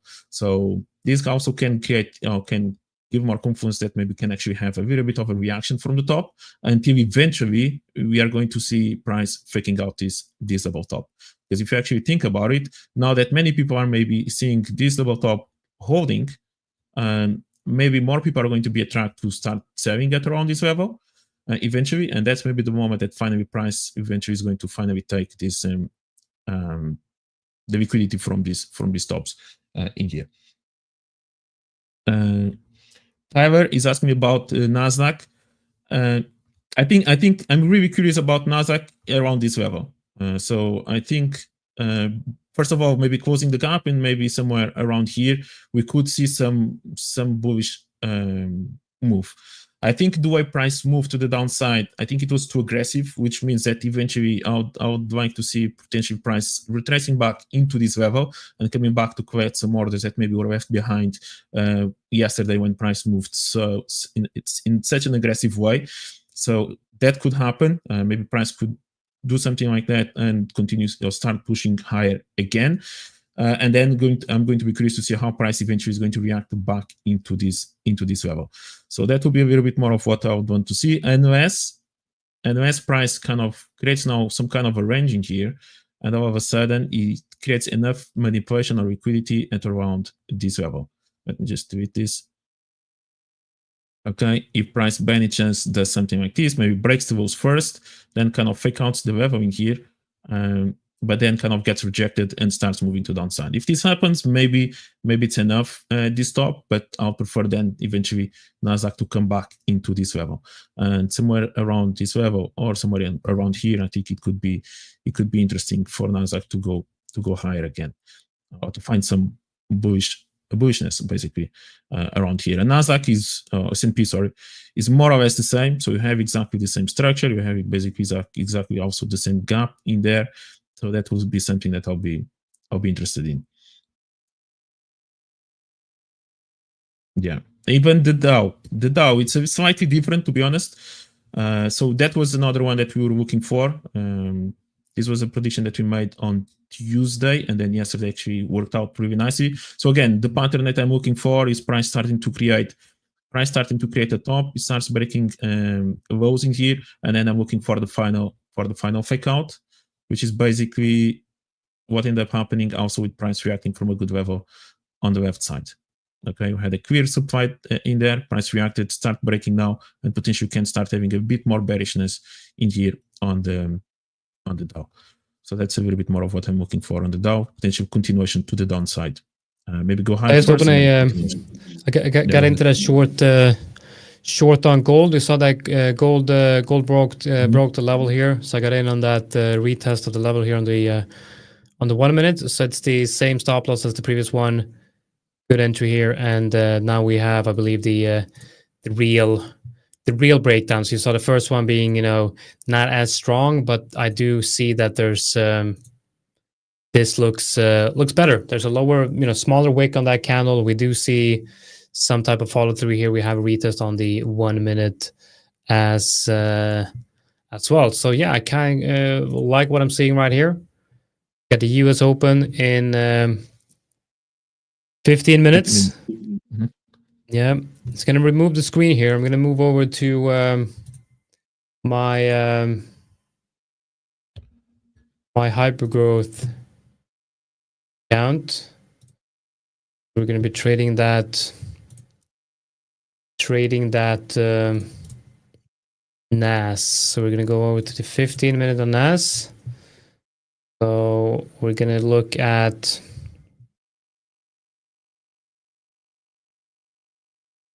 the market. Does look slightly weak. What are you thinking? Do you think it's going to continue lower? Do you think it's going to fill that gap? Yeah, I was just mentioning about it. I would like to see it, and then potentially go higher after that. If I'm looking at NASDAQ in particular, I see that this demand zone basically was already touched. It was touching here. It was this one already touching there as well. So there's maybe not really much going on or left behind at around these lows, and potentially could have that fake count before potentially moving higher. So I wouldn't be really confident in trying to buy already from this level personally. I do like kind of either properly close the gap or even go slightly lower before potentially moving higher. So that would be something that I'm looking for. Also, again, I mentioned the VIX, that I use it as a reference as well. So I'll be curious to see whenever the VIX gets closer to this level, potentially you can have the move to the upside also on the US indices. Or maybe this stopping here is enough, perhaps. But that's kind of a level that I had in there. So yeah, we'll see. We'll see what's going to happen. Yesterday was more. This is also something that is important to be aware of. Again, I'm a counter trend trader. It doesn't mean that I'm looking to counter trend every single move, but I do like to start seeing at least the type of trade that I like to trade the most is when I see a clear momentum already kind of for a few days, and there's maybe a clear level or clear target. I actually I like to start thinking about my trades by identifying the type of target that I'm looking for. And then I kind of evolve into the trade idea to try to find the entry and the patterns that I like to see to execute them. But I like to start actually with a clear target, because that increases my odds that actually price may move in the direction that I want. If I don't have a target, I don't have a trade, basically. So for example, on Monday, on Tuesday, it was a little bit frustrating because I didn't really see the reversals happening, especially when US indices. If Forex was being quiet. Even oil as well. Yesterday I short oil as well, because basically the opportunities, they only happened yesterday. So that actually the first 2 days was quiet for me, but yesterday I was more active actually trying to short US indices, also short oil in here. So that was something set up as well that we talked about. We start seeing a little bit of a break-off structure, or break some lows, and then kind of waited for price to go slightly higher into the supply, and then we shorted it. Today actually got my first target, and then I'm still curious to see how price may react from around these highs again. But the first trade that's already done in there. So it's kind of becoming aware as well that not every day is going to be, depending on the strategy and setups that you're looking for, but maybe not every day is your day to trade, and stay calm and focus on trying to identify or be patient to actually then look for the opportunities that match your strategy. Yeah, I'm still so the gold trade is looking good now. We have it's halfway down to TP, so I'm gonna keep this one open. I think now we have obviously nice. confirmed breakout here, so I'm keeping this one open while switching my focus. When the US market is going to open, I'm switching my focus to the NASDAQ and looking at the range that creating. Yeah. Good move to the downside here. They can reach your target. I think it's a good trade, personally. João mentioned to share my risk reward. Is that my average risk reward? Is it kind of the conversion of risk reward? What exactly do you want me to answer, João? And by the way, Good João, question. subscribe to the Portuguese channel. We can also have a conversation in there. I think the links are in the description, so join us. It's all in the description of the video, the YouTube channel, and the Twitter X profile as well. So just go in there and make sure that you follow the Portuguese-speaking community, which Pedro is the manager of. Yeah, that looks really nice. The gold trade. It does. But I think also Ahmed says he has TP at 3040. I think that's a good level. I'm going to put mine here because that's the level that got tested in the lower time frame. So I'm not going to move my TP any higher because I need that risk to reward ratio basically. I think that's a good level to front run.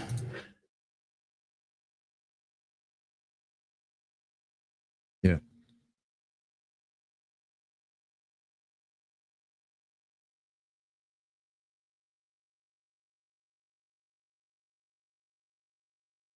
Okay, looking good here. Looking good. If this one hits TP, we're gonna be in profit on the day. Let's see. I'm gonna go to the history. Is this daily history?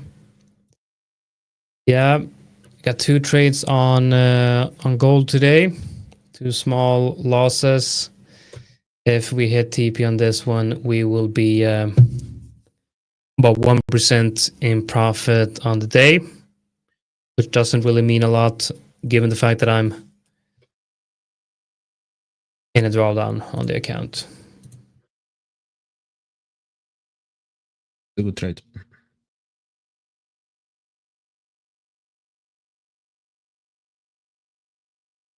Why does price always kind of pauses just before hitting the stop for the profit? Yeah, every time it's good. Why doesn't just like passes through it and kind of just gets filled and that's it? Yeah, exactly. Why?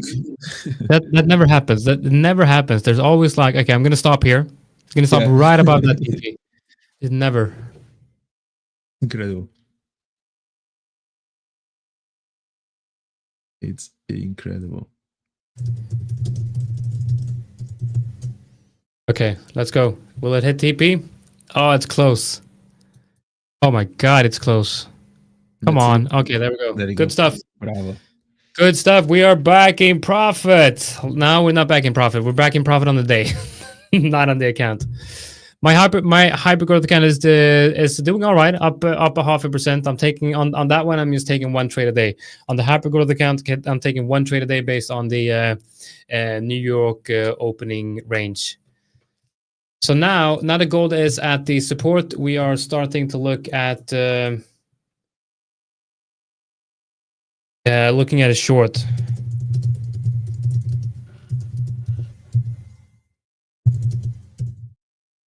Let's see now. Okay, so we're going long. Not exactly right at this point, but I want my stop loss down here, and I want my TP like around this area, somewhere here maybe. So stop loss is going to be dependent on what happens here now. Yeah, I think this is a really good level to enter enter long. I feel like I just want to get in right now. I'm going to get in with a small position here because it's reacting to the level. I'm going to put my stop loss here. I'm going to get in on a small position right here. Okay, so we're flipping long down here. Let's see. And that's 0.5%, and I will add another 0.5%.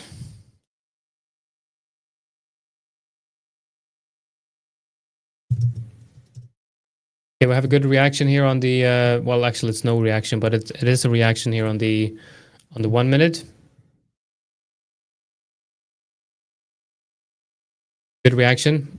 Let's see, shall we wait for the 5 minute? The 5 minutes going to close in now. Okay, that's a good reaction. I'm going to enter the next position here. Same stop loss, doubling the position. Now what I can do is I can start moving my TP down a little bit. And I probably wanted to have it here. Okay, so that's going to be the TP on that one. And move my stop loss up a little bit here.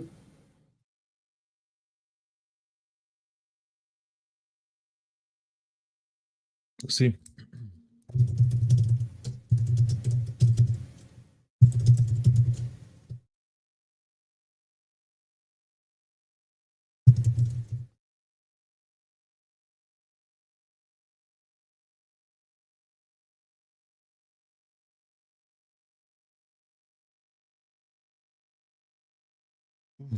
I feel much more comfortable being in this long than In the short. being in the short, yeah, because of gold's overall bullishness.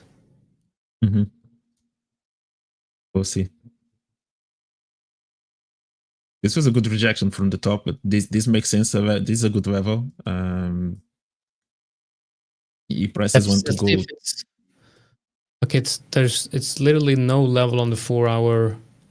It's that wick on the, but it is a good breakout level on the 1 hour. I mean, there's like 3 smaller candles and then 1 strong candle on the 1 hour. So there's definitely a strong breakout on the 1 hour.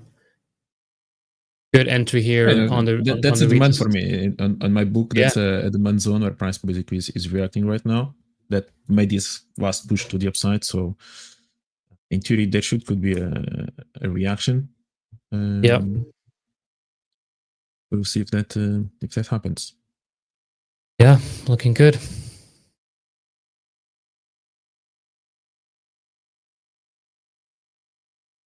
You're on I the have to corner moving lower to the downside. Go ahead. I have to lower my TP a little bit because I see we look at this area right here. You can see how before we enter this range, and this is the level that broke down, we kind of created a resistance here and support here. So I think that's like, this is the obvious level, but I think we're gonna get some selling pressure up here before we hit that obvious level.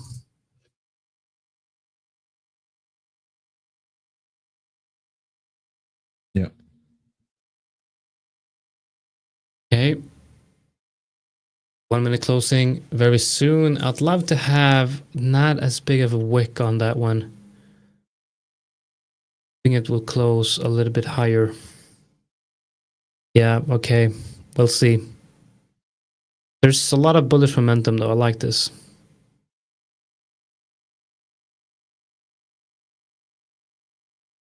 Yeah, this is good. Okay, so let's see. I'm gonna That's the candle. okay, it's taking out the high of that candle, so it looks like it wants to continue higher.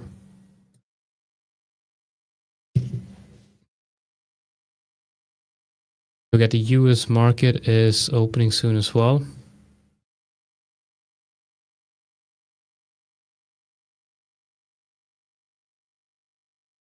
I love that feeling of being able to you short and then it hits your TP and then you go long. Because like that feeling when you're just able to reverse a position like that and it happens in a matter of minutes. That's a nice feeling. Yeah. I'm not. Okay, That's not my strength. That's not my strength to be able to reverse immediately after that. But it is a great skill if you do have it. I'm taking moving my stops up here.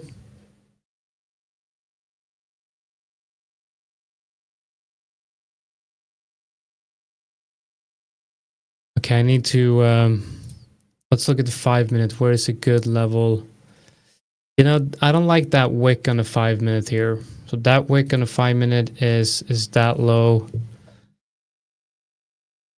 I need to take account for the spreads as well. Yeah, I need to lower my TP.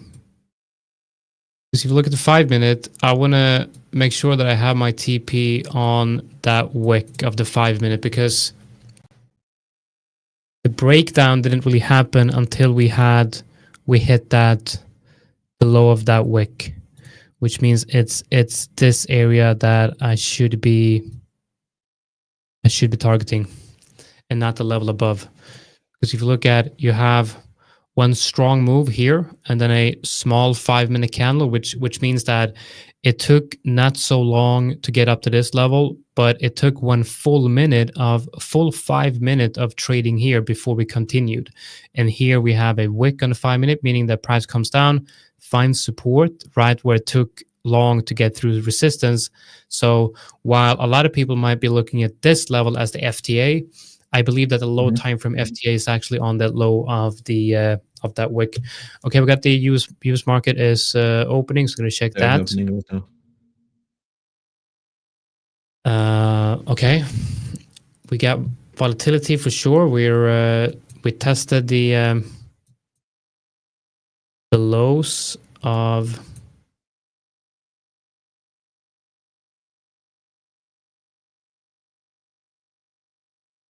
We tested the lows of this daily range. Look at the 15-minute. Is the first 15-minute candle is currently bullish. I like that. If it closes like this, I'm definitely going along with a stop loss below the 15-minute candle. That would also be a stop loss below the range, and then that would enable me to target the highs of this daily range. So I'm going to be sure to flip accounts when that happens. But for now, I think the volatility in gold that is still pushing to the upside. Still pushing to the upside here.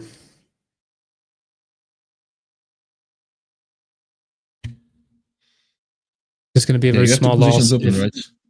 Yeah, 2 positions. It's just because I first entered half a risk and then 0.5% later. Okay, so we're moving down now. That is a strong move to the downside. Let's see if we can hold this level. Now I have such a tight stop loss that this will almost be a break-even trade if it hits that stop loss. I'm just gonna keep that stop loss where it is. Reacting from the demand. Let's see if it goes up again or not. Good wick on the 1 hour. No, I mean the 1 minute. Gonna close with a nice wick here. The indices are reversing, so I think we actually just broke the lows on NASDAQ. Did it? Yeah, it's reversed, so it's moving okay. to the downside. Okay. Yeah. Hey guys. Hey Victor. Victor, what's up? Good. How about you guys? What are you guys doing? Good. I'm currently in gold. I just had a short trade on gold on the breakdown, and I went long when the short TP got hit, and now I'm long gold again. And I'm also looking to trade NASDAQ here based on the open, but we have it's gonna fill the gap in any second, and I'm thinking I'm not gonna short NASDAQ here. That would be suicide. So I'm only gonna take a long, which means if this 15-minute candle is gonna close as a bearish candle, then most likely not gonna take the trade. What do you guys think in euro dollar? Are we heading lower or not? If you guys are shorting it in here in the chat, I think lower. I think yesterday did you win?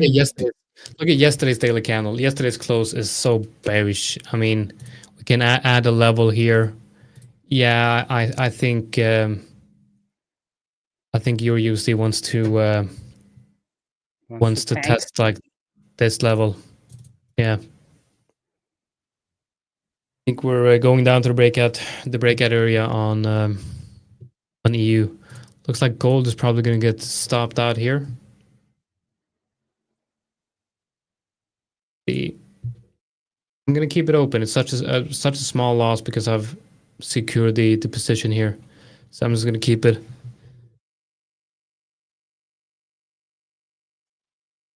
Yeah, I'm looking at EU as well and GU, looking for, what is most likely, what is the market telling us, and I'll share my analysis with everyone, of course. But I think too that this is a great place to look for that short if it is going to happen. That continuation to the downside, then right here is a great place to be getting in. Yeah. I'm going to take a quick break. I'll be back right before the 50-minute kind of close on NASDAQ, so I'll trade that. All right. See you. Oh, so Pedro, I'm not sharing my screen. So, oh no, yours. So this is your dollar. Have you been? Are you in a trade right now?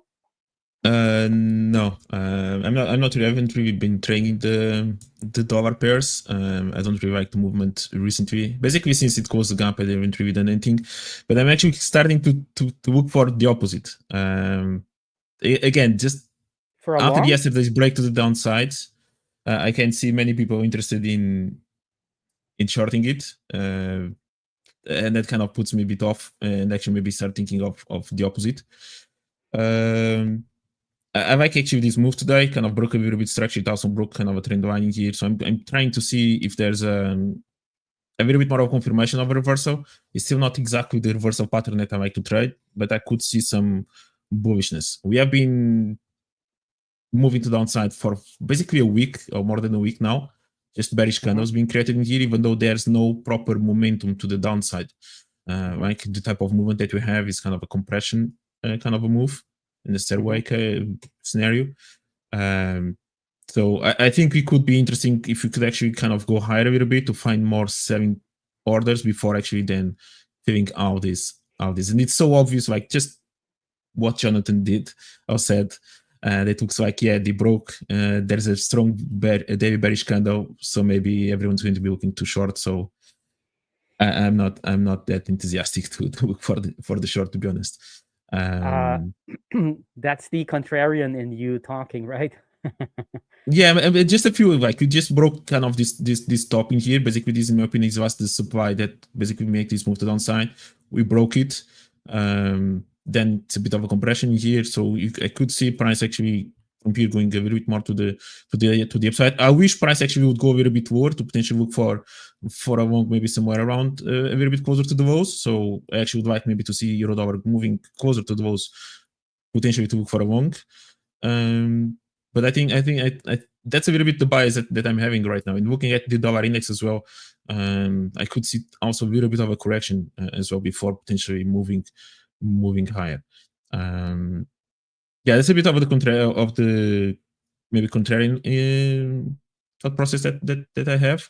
But it's not exactly my favorite setup, to be honest. It's not my favorite setup. I'm on a waiting mode, basically. Yeah, but what's your take? What's your opinion? That's I understand that completely.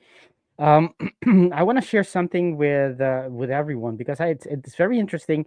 Nobody knows the future.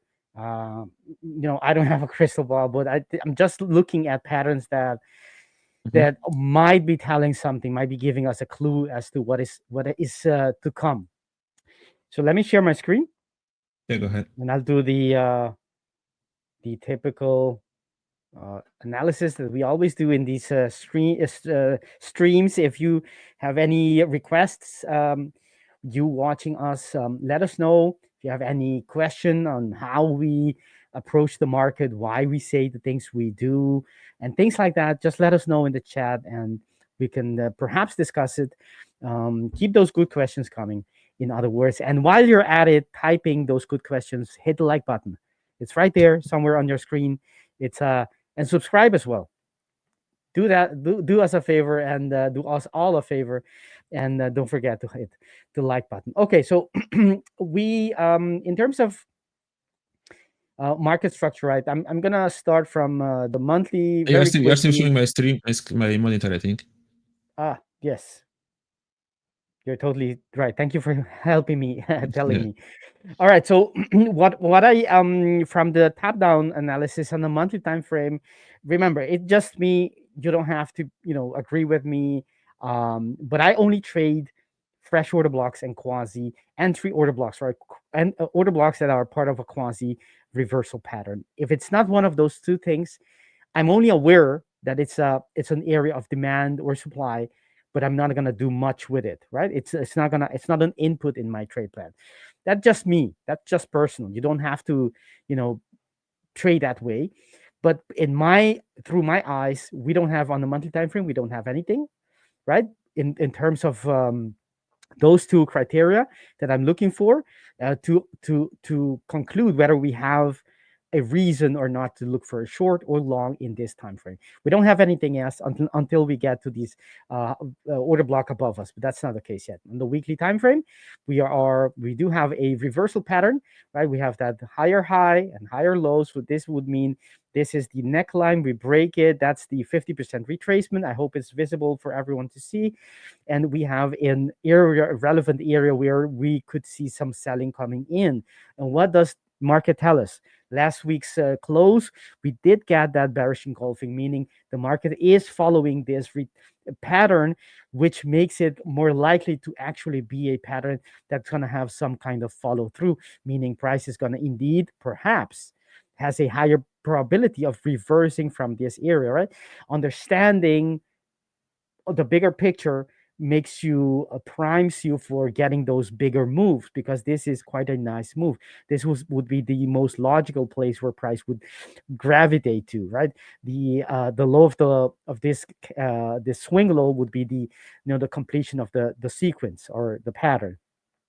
So we have selling pressure coming in, right, given the bearish engulfing. And so let's go to the lower time frame. So we have basically, right, and this is where I start stacking up the stats or the odds in you can do that in your favor. You have a weekly structure, right? This weekly order block, right, created by that weekly bearish engulfing. So you have the weekly telling you that there is a reason for us to look for a short here, right? If we have alignment, we actually have a weekly trade that can take us all the way down to that. So far, that's the only structure we have that makes sense in terms of order blocks. So we have a weekly trade lining up, possibly. Let's go to the daily. What do we see? Do we see a reversal pattern? No, we don't. This is not a valid, in my book, a valid quasi. So we don't have that alignment yet, right? But it can happen later on in time, I mean. Besides that, what do we do? Do we have on the H4? Do we have anything? Actually, of course we have we do have a reversal on the H4 in the quasi, I mean. But because of I'm not gonna use an H4 to trade a weekly. That's to me, that's too much disconnection. So I'm not gonna use that. Hey, Jonatan. So basically, by the lack of that connection, I stopped looking looking to connect anything with that weekly. But I have it at the back of my head. In the coming weeks, we get a daily reason to go short, we can possibly target those weekly as well if we have weekly follow through. So okay, so we do have that. And if I go lower, we broke, right? We on the daily time frame, right? We broke that order block before, right? I talked about this. It wasn't fresh anymore by the time we got back, so it's not a great area. And there you go. It breaks it. Doesn't surprise me, right? Those are the weaker order blocks. By the fact that it broke it, it opens the door for lower prices in the coming sessions. At least that's my thought. So, but price doesn't go there in a straight line, right? So it retraces back to some area of support.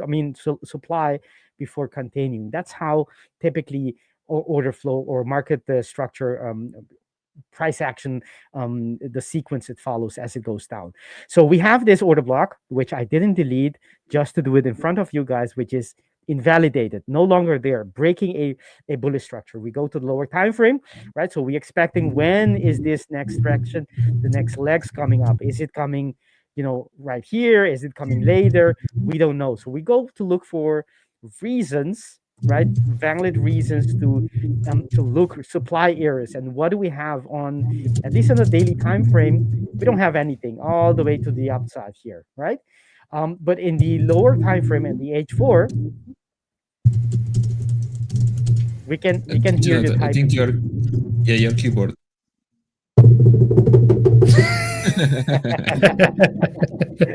Yeah, usually I type like an elephant, and I have the microphone connected to, like, I got the mic standing on the desk. Sorry about that. So I go to the lower time frame to find arguments to fit, to look for alignment, look for arguments that supply areas that make sense for me to hold this much longer, meaning trying to catch that possible coming leg, down leg coming up. And so we do have an order block here, which is fresh in my book, in my terms. That's the only thing I have based on this time frame. So we are in an interesting place. Now we have H4. I go to the H2 to look for any reasons that this could be the place where market is reacting.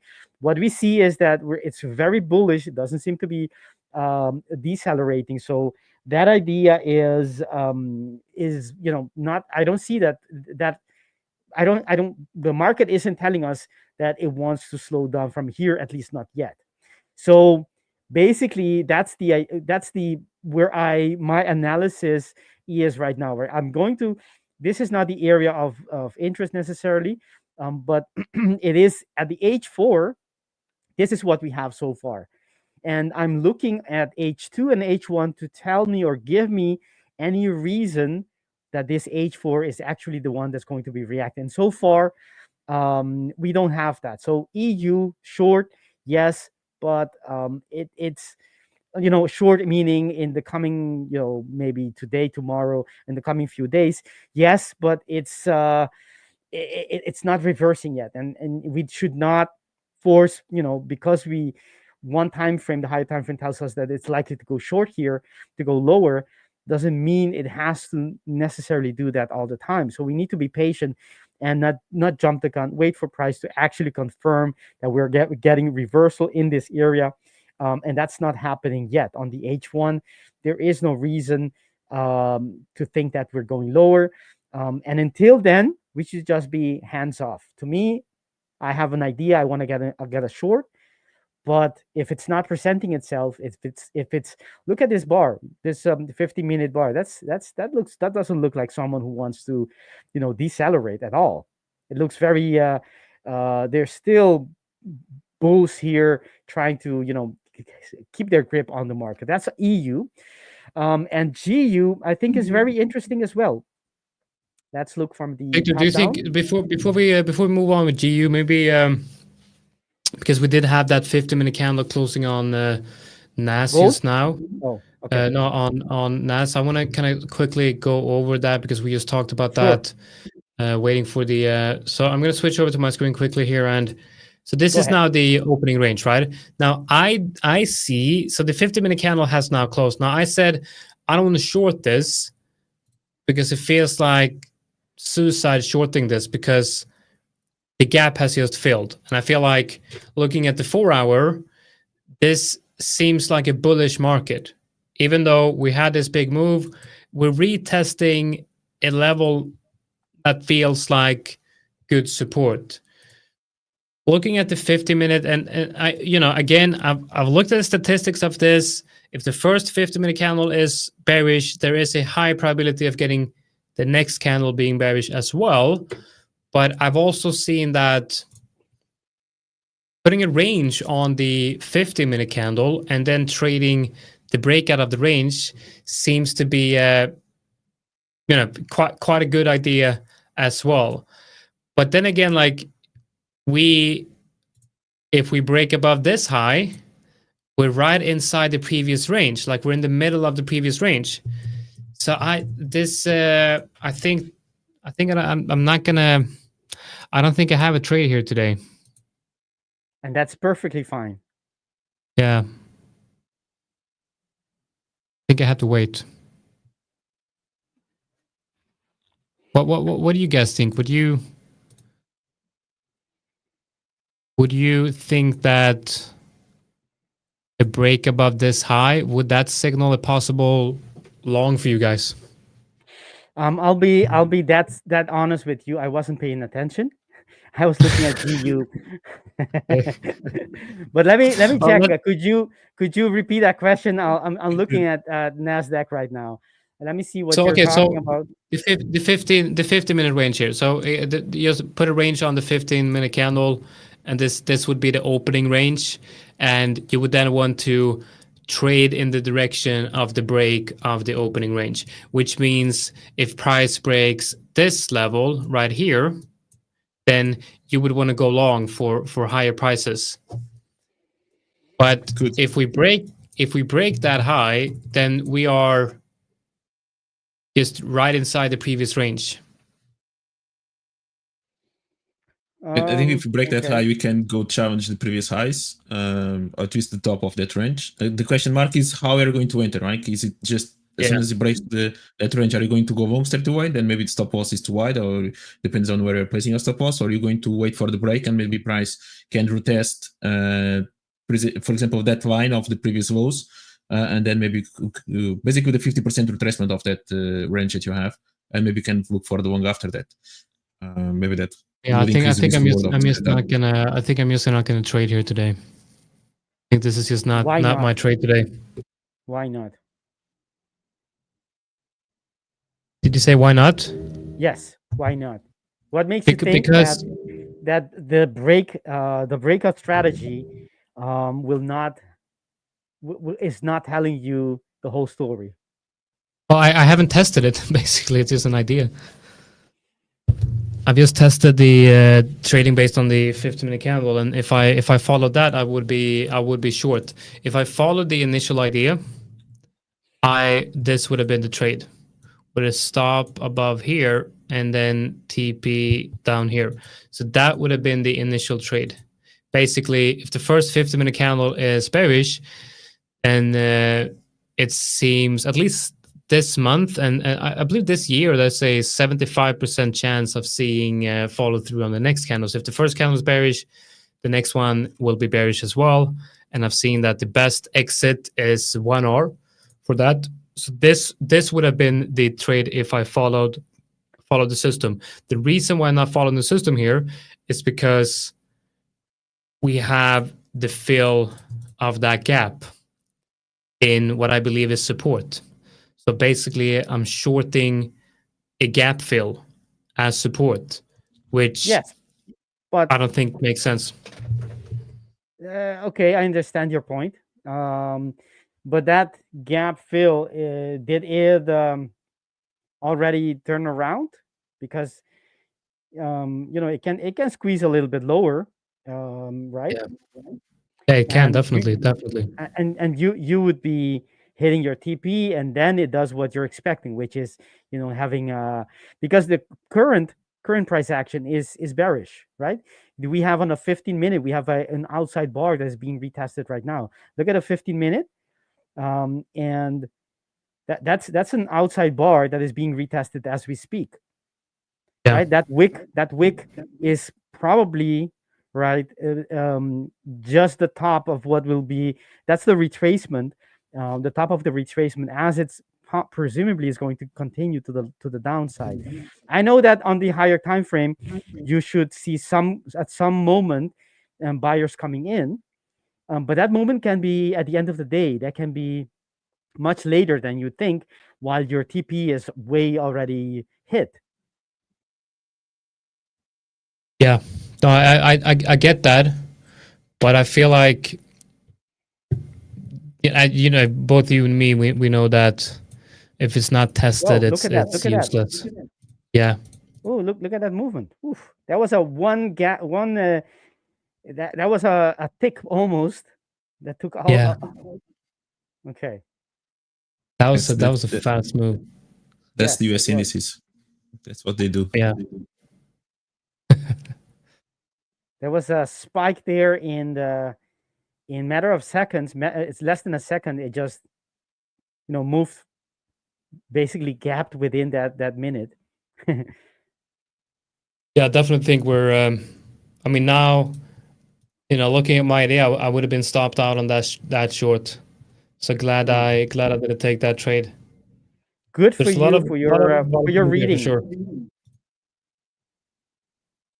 Yeah, we talked before the US Open, the gap was closed both on the S&P and the NASDAQ. Now the gap is properly closed, and basically price is finding bullishness after that.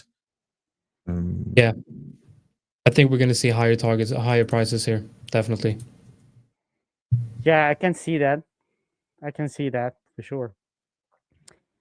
And that outside bar is being negated, and if it closes like that in 4 minutes and 24 seconds, you're gonna have a very powerful order block when you're negating an already powerful combination which is an outside bar. It means that everyone that saw that outside bar would now be trapped once it closes. That's a very powerful beginning of a move, possibly. And look at the wick on the 1 hour as well.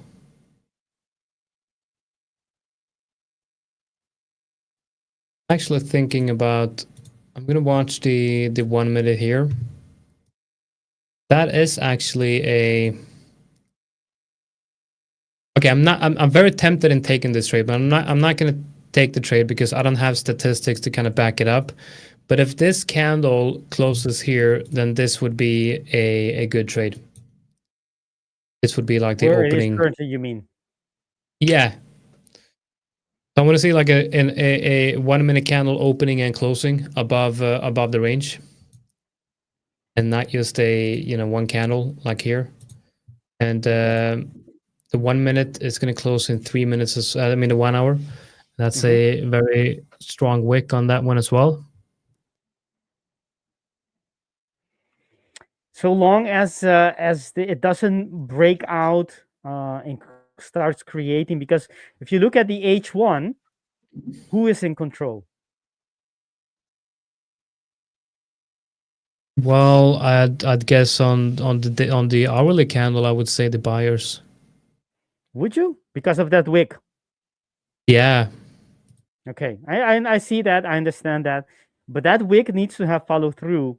If that's the case, so far in terms of order blocks, and what we have seen is 3 or at least 2 bearish structures being created, and 1 bullish, perhaps not even one bullish on the hourly. So whatever, if it is bullish, then it's starting now, and it should start from now on creating bullish structures. But so far it hasn't given, in the last couple of, I don't know, 10 hours or so, it hasn't shown us on the hourly, in any case, the buyers being controlled. So I'm waiting for that before I would think this is going higher, because it can show all kinds of stuff, and but as long as it doesn't break out and it starts creating those structures, it's not gonna go much higher, I think. So I'm gonna take the trade on the evaluation account instead. We need that follow through to happen. Yeah. Okay, so follow your intuition, Padawan. Yeah, I read that comment and I'm like, okay, I'm gonna do that. So that's the range. So we have a long. Where is the stop loss? 19.811. Okay. Let's see, we got probably. Yeah, let's put the stop loss all the way below here.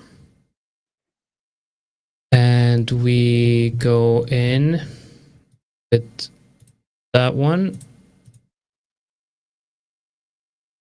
And now we have to adjust the EP. We're entering on the range breakout. But why is the TP down there? Did I short? No, I went. Why? Then why is the TP down there? That's okay. So where's my TP going to be? 15 seconds for that 15-minute close. 10 seconds. Well, it is All right, a. so it is the outside bar has been negated. So that speaks in your favor, Jonatan, for higher prices next. There it is. Yeah. That's the there you go. See that move after Yeah. that Okay. 15-minute close.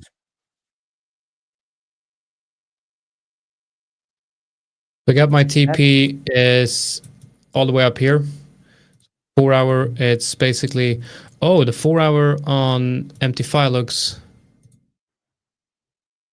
okay. So we got different prices here. My TP should actually be down here. So we're looking at like about 1 hour, something like that. Let's see. Yep. He needs to break that. Needs to break that high. Yeah. Breaking that high, and I can secure the trade. But I have a very wide stop loss. So I'm comfortable. I'm quite comfortable with, if NASDAQ goes down here, then I mean I don't want to be in a long, So I'm quite confident with that stop loss. Hmm. Let's see.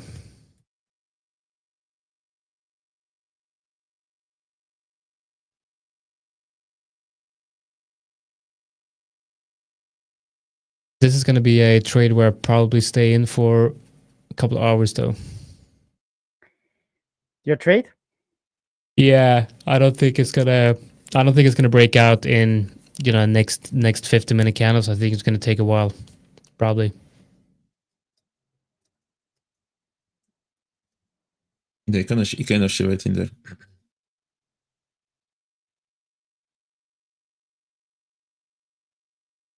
Can even make a Quasimodo before it reaches your target. Yeah. It's got that little trend line here as well. Let's see. We can get that breakout. It would be. I think it's highly unlikely to. I think it's highly unlikely to see lower prices here. Highly unlikely? Yeah. You're talking about NAS though. Yeah. And you're in the long. Yeah. That was Vitor. Okay. I'm trying to figure out what you're trying to say to us. I'm saying it's highly unlikely to see lower prices. Oh, lower prices. Okay, I'm sorry. Yeah, the price wants to go higher. I heard. Did I say higher prices? Somebody say highly unlikely that it's not going to go lower. That's it. Yeah. Alex goes all in now in the trade. I am all in. Mortgage, kids, everything. The farm, everything. Everything. But I do think it's going up. That was a lovely short you took, mate. The gold one? Yeah. Yeah, and then I went long again. I'm gonna see what happened with the long. Oh my god, I got stopped out. How do you get stopped out going long when it's going up? Exactly. How did on this wick right here? Ouch. No, mate. that's that little wick. And then you got what do they call that? Stop hunted? Yeah, well, yeah, you can call it whatever you want. Do you know what normally comes after that? It goes to TP hitting. profit. Yeah. I thought I had such a good stop loss here, below that low. I'll call the broker. Comes down. I'll complain I the broker. You've still got this account. How I still have the account because I'm stuck. Well, I'm up on the day still with one winning trade. Up on the day with all. Do you know what? I gotta say, I'm really proud of myself because I've only traded once. I haven't traded again. That's it. I haven't done Wow. anything. I've just taken Alex, nice. we're proud of you. Was it a winning Alex, trade? we're proud It of was, in fact, a winning trade. Yes. That's it. That's it. Nice. you. Good. So what did you do different The today? person that normally takes like 5, 6. Thank you guys. Thank you very much. Discipline. I was So Alex. what- and now I'm. What did you do differently today? I was just too busy. Maybe that's the key. You got to be very, very busy. Yeah, just can't. Just haven't got it in me to do it. Yeah, nah.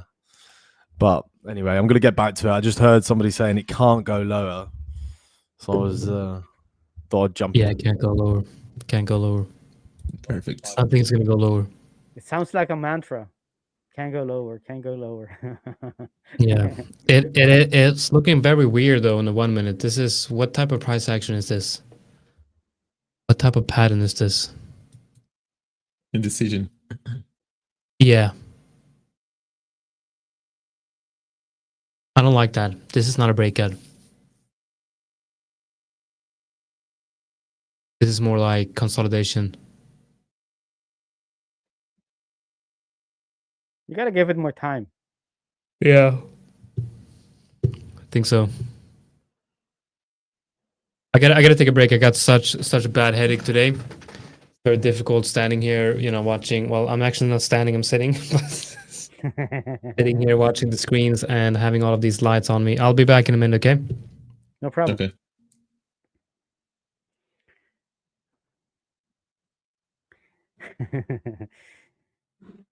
All right. Yeah, So most players are like that.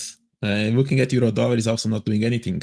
But did you short anything? What is your take? You mentioned that maybe could be looking for shorts, or what is your take on Euro-dollar? and Euro-dollar, I'm looking for a possible short where we are. Let me show my screen. Where's my screen?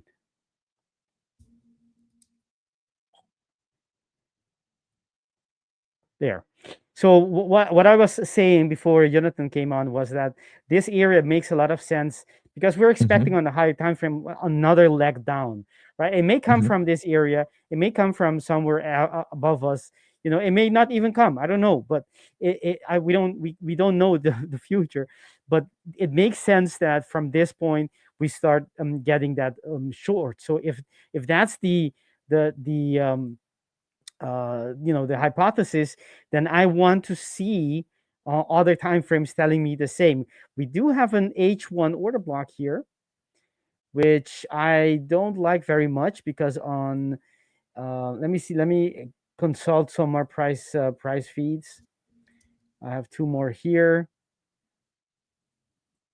Well, most of them, just the majority of them, indicated as a bearish engulfing. Right, so I'm going to go with that. If I do that, then yes, then I would have a reason to look for a short here, right? And I'm going to increase this.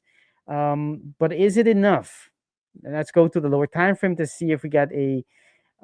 We don't have anything. We did have. Oh, yes, we did have a very nice reaction there. That would be. Yeah, that would have been. I didn't consider that H1 order block. I was looking at GU, but I would say sure, we have a reversal pattern here, which now reacted very nicely. Look at that reaction we had on that entry order block on the 5 minute, and the TP was right there. It would have been perfect. You get in either after the close or before the close, and you would have hit TP very nicely. So now that we could consider this this being the from the top of the structure to the lowest point of the structure. That means that we have a bigger structure to trade from, right? Bigger, and it includes this one as well. So now it's a bit vague, which it doesn't make it a great, because you got to have your stop above the structure, of course. So it makes it a little bit more difficult, but it can still although it does look kind of bullish now, right? It's a consolidation, not giving much before it continues higher. At least that's what it looks like. And if we go for other time frames to see for more confidence in terms of the quasi, there is a 3-minute here, and that's it. You don't have anything else. Well, there's a nicer area as well. Actually, the whole thing. So we have a couple of structures there that I could trade from, and actually this small one as well. See that? But it didn't. To me, it didn't activate yet. So maybe it'll come. Maybe will come something out of that. And if we go even, we zoom in. Let's see. Actually, this doesn't look that bad. The price already reacted from it as well. Yes. Like, do you feel comfortable trading like inside such like this range where price is right now? Sure. Yes. Why? What do you think? Why wouldn't? Why? Why do you think it makes it difficult to trade within that sideways range? No, just when I start seeing like too many highs, this is basically already the third high that is created. You can see two in your chart. If you zoom out a bit more, there's a third one. Yeah, I just think that starts to build up kind of maybe too much liquidity above it. So I just start avoiding there. Yes, we did manage to break slightly the lows in there. So we pressed this one to actually go down. But yeah. I can see like in the more time frame, like which you can see the levels. Like price already reacted perfectly, especially with that previous high. But yeah, I would just in that time frame, I wouldn't trade it. The thing is, yes, I see the same things you see, right? We have a triple top or something that looks similar to a triple top. We have a range, and why do I? Because what I'm thinking is, this trade in any case is targeting. That would be targeting this as the TP, right?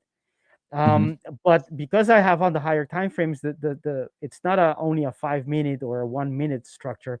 My target for the day would be actually the next order block, which would be this one.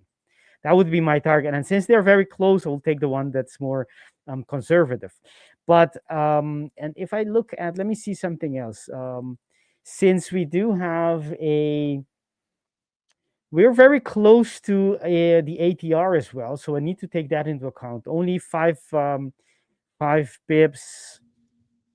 Well, it doesn't matter because the low of the day would be much lower. I mean, it could go there, but no, I need to see more price action confirming that that we're gonna make a new low of the day. I don't see that yet, so I'm gonna take my TP if I get an entry in there, and that's it. But what you mentioned about the trading in a range, let me mark it a little bit. Right, so if we have this, and you have a rough, it doesn't have to be too precise, but we have a market structure or market within a roughly a range. You may put this a little higher, a little lower. It doesn't really matter that much. But when you see this, you can still trade from one side to the other. That's the safest trade within the range. So it doesn't have, meaning you can get let's say a short from here, and knowing that it is a range, you can adopt your target, not expecting a breakout necessarily. However, if you have enough reason on the higher time frame, I could confidently target something out, because at some point that range is going to break, and if I have reasons to believe that I get a sneak preview which direction it's going to be because of the quasi within the structure, then that makes sense to me, because that is how the market could not always, could break out of that range by making those reversal patterns on one side and then going to the other one and then breaking it out, because we have higher time frame like H4, H2, telling us that this range is not going to hold forever. So yes, I feel perfectly fine taking that, taking a trade in a range like that, even if I target something below. Yeah, no, I love ranges. I would totally trade. I do trade ranges just like that, like what you just draw before, especially if they are kind of visible on 1 hour, 4 hour. There's and then I'll be looking for those confirmations in the lower time frame. So I'll definitely be involved in exactly the drawing that you did there. I saw many opportunities to participate in that, and just this specific one kind of is just a 5 minutes kind of is which price goes up, down, up, down, up, down. Exactly. Yeah, this one just in 5 minutes, it's quite harder. Yeah. Well, just think of it. Even if you don't know, if it doesn't really go to the TP, or it doesn't respect the area to the T or to the pip or to the pipette, whatever you want to call it, just by knowing in beforehand, because these structures, right, this swing point, there's no way you could know in advance that it's going to be there. However, we did have structures all the way from the left beforehand that makes a swing from here likely.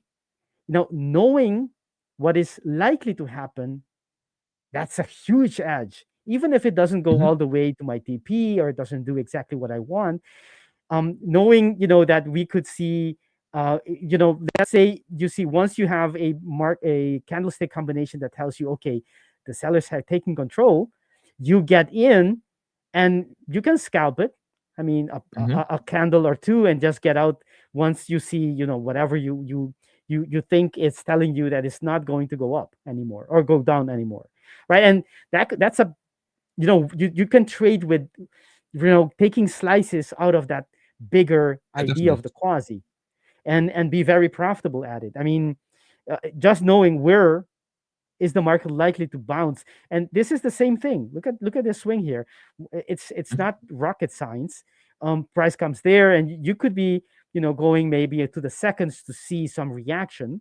I know it sounds a little bit silly, but whatever you see within this wick, you could see that in a let's say 15-second time frame, things like that, or the tick chart, and then trade it maybe to one of these highs, right?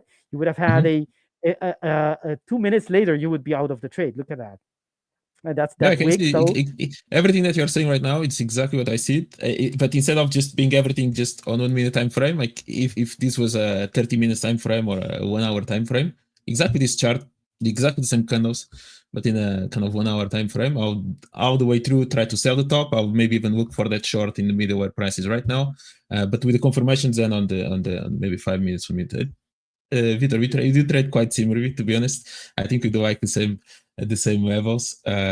So yeah, I totally agree with you. It's just kind of a range just within a kind of a 5 pips or 10 pips range in the 5 minutes. That I'm a little bit less comfortable. In the past, maybe I would be okay, but now I kind of I just skip it. I just look for a little bit of a bigger moves or bigger ranges. Let's just call it like that, to try to be involved. We're brothers, Pedro. We're brothers. Yeah. and today actually in the Portuguese live stream, we are going to talk a bit of Quasimodo. Okay, so I'm going to. Really? There's going to be a big series. It's going to be a few videos about Quasimodo, but today is going to be more of the basics, and then I'm going to evolve into how I actually trade every single part of the Quasimodo, from the first high, from the head, from the low, and eventually from the right shoulder. Every single moment of the Quasimodo, there's an opportunity to trade it. So yeah, that's going to be a bit of the theme of today in the Portuguese one. I'd love to be able to understand Portuguese, to be part of that stream. We need to do a session one day. We need together. We need to do a session one day, just Quasimodo, just to literally explain how we both of us we looked at it and the ways we do it. Just both of us. I think Quasimodo webinar. Yes, I think we could definitely do something like that and show different approaches of the same pattern, or roughly the same pattern, just different ways to see it, and let the public or the audience decide, okay, what they want to pick out of each one, right? Because there's things that I do that will resonate with some people, but maybe not others. And the same thing goes for you, with things you do, things you see that will resonate maybe for with other people. And you can, everyone can customize and pick the things that make sense to them, test them out, of course, and then use them as something in the toolbox. There was I when you said something about the hey Jonatan, something about the pip, um going for 5, I think you said range of 5 pips, 6 pips. I don't trade I don't scalp as anymore, because it's not time efficient. I prefer to wait the whole day, basically, to get perhaps 2 or 3 or 4 entries and get a big move of 30-40 pips, than to go for a couple of pips each time. Yeah, exactly. Same thing. Guys, gonna break out on Nas. Nas gonna break out. Yeah, it's moving up. Yeah, I have to. I have to go. I have to go to the vet. Just realized now. The stream, we have mentioned the stream is in the Portuguese channel. It's in the description. Just check the descriptions. So we stream Monday to Thursday at 5 p.m. So you do need to understand Portuguese though to be able to. Maybe there's some captions. Maybe there's translation in there. I'm not really sure if YouTube does that or not. But that's the deal. I think YouTube does it after, like once it's already gone, or finishes. I think when they see the replay, they will have the option for caption. But I watched Bloomberg, and they have like live. I had like live closed captions. So I think maybe I don't know how we can. Yeah, but I don't know how. I don't know how we can enable that. I've tried to looked it up, but I will. I will try. I'll try to see. I think if Bloomberg can, then we can surely too. I mean, Bloomberg? Yeah, of course. I mean, of course we can. Of course. We'll look it up. Okay, guys. Have a good day. Enjoy. I'll see you next week. Or take care. Bye bye. Cheers, guys. Bye bye. Yes. So, how's your trade going on? You were long, so went a little bit against you, and but it's still promising. It hasn't broken completely, right? It's still holding up relatively well. I think. Jonatan, you have so beautiful keystrokes. We love them. Yeah, I know. I gotta remember to mute my microphone when I type. But sometimes I'm typing and speaking at the same time. Yeah, having conversations with multiple people here. No, I'm looking at NASDAQ here. I think I did increase my stop loss just a little bit to the upside. I think. Yeah, we'll see. We'll see what we get. I'm actually thinking that the opening range is actually the range that we're looking at here. But yeah, we got some interesting price action here. Okay, just took a couple of painkillers. Hopefully my headache will be gone with the wind in how long does it take? 30 minutes. Yeah, 30 minutes. A good time for the live stream to be over. Everything is synchronized, don't worry. Yep, it is. So I wanted to show, I was talking about EU earlier. Trying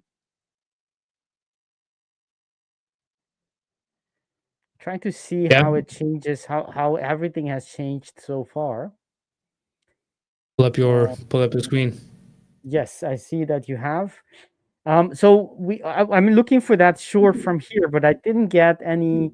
We did get an H1 order block here, and we did have an immediate retest there. But if we did go to the lower time frame, although I wasn't paying attention at that time, because of course we're streaming and I'm not that great at doing many things at once.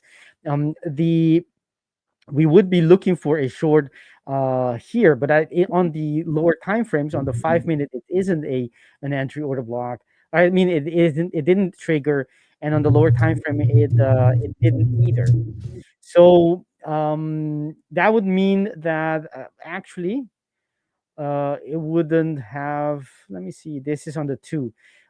Perhaps it could have. This could be would have been a nice entry, but I'm not sure I would have entered because, well, to be fair, according to the rules, there is one signal in all these time frames that I went through, and so I would be in at least one trade going short based on this order block. But I didn't, right? So that's a mistrade, but that's fine. I knew that in advance that could happen. I was going to go to GU for everyone who is looking at that pair. There is William there sending you some messages. I gotta give it to William. He's such a loyal viewer of ours. Yeah. Thank you, William. We Thank you really for, thank you appreciate for the that. comment. Yeah, we really appreciate that.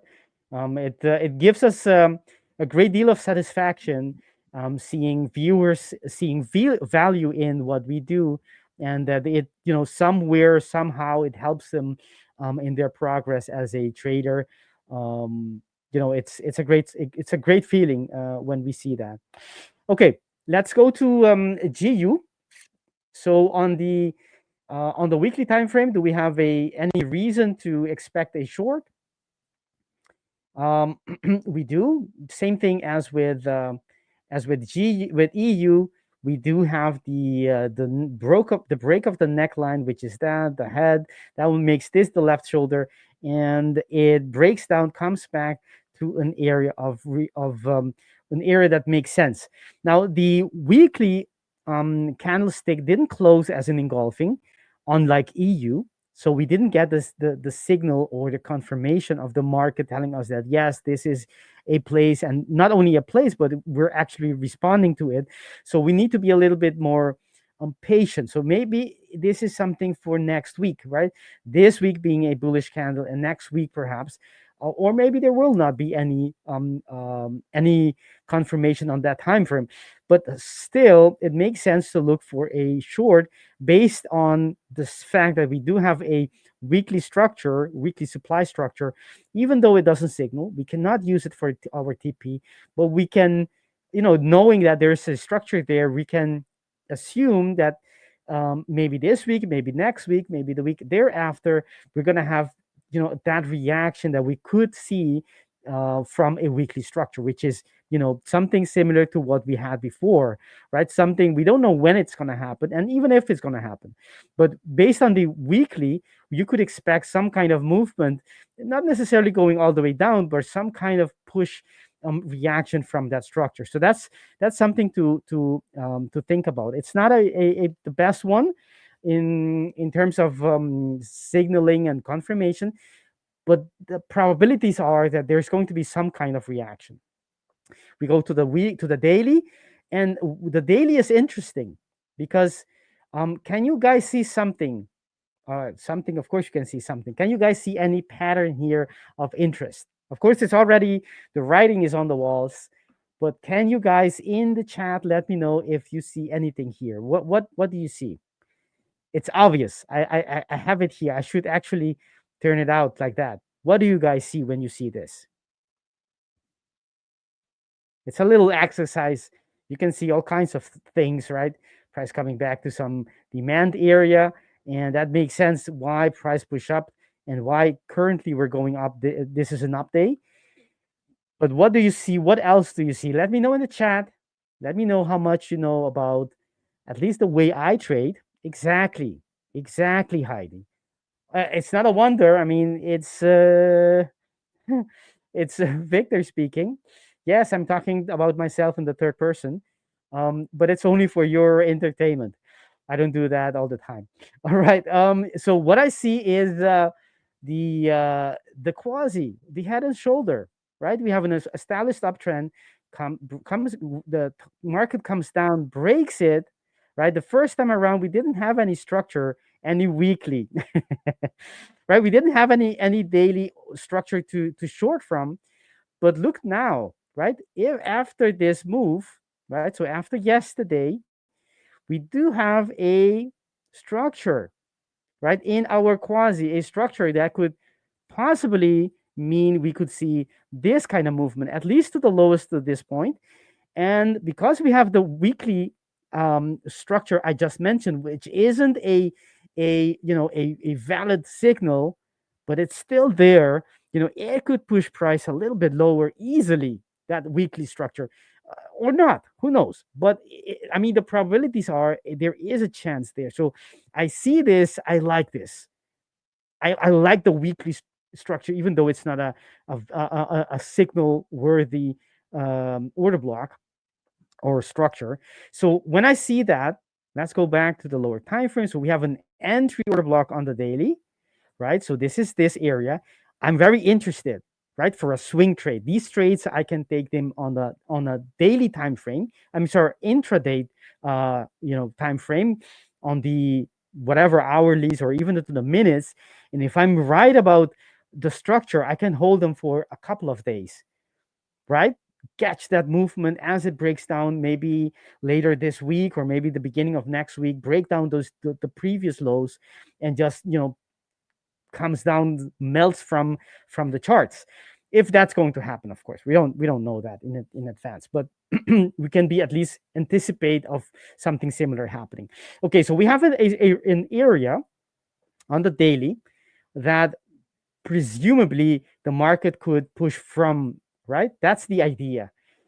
And it's part of a quasi, a very tiny, dense quasi, but still a valid one. So when we have this, the question is, can we see enough reason on the lower time frame to merit an entry, right? To look further for a setup. And if we do that on the H4, do we have an H4 reason for price to move to go lower here? Let's see. Do we have a fresh order block? We do have a relatively fresh order block, but to be honest, that order block doesn't seem to be the structure that is holding price. Look at that wick, right? That wick tells me that it's reacting to something else, not this order block. Okay, so that means that I'm not interested in this order block to be trading from, right? It is there, hasn't been invalidated, but it's probably not the one that's going to push price in the opposite direction. We do have that upper order block right here, and we do have, does it fit with the quasi in this time frame? It does, right? I don't have to really paint it, but let's do it anyway. So that's the quasi, right? It breaks the neckline and it comes back to a structure within these 2 points. And yes, we do have an order block here, and we only have one. Basically, this is the only structure we have in this quasi. So it makes sense that this could be an area, and hence the wick we have, that this area, and that's why I have these horizontal lines.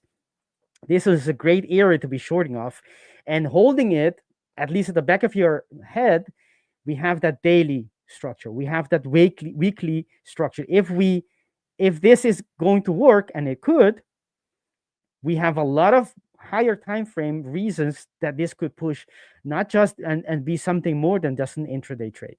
Okay, so, but do we have enough? Let's go to the lower time frames. That's H4. So we have the region on the H4. And we need on the H2. Do we have a reason? On the H2, not yet. We do have an H2 order block here as well, but it's wider than the H4.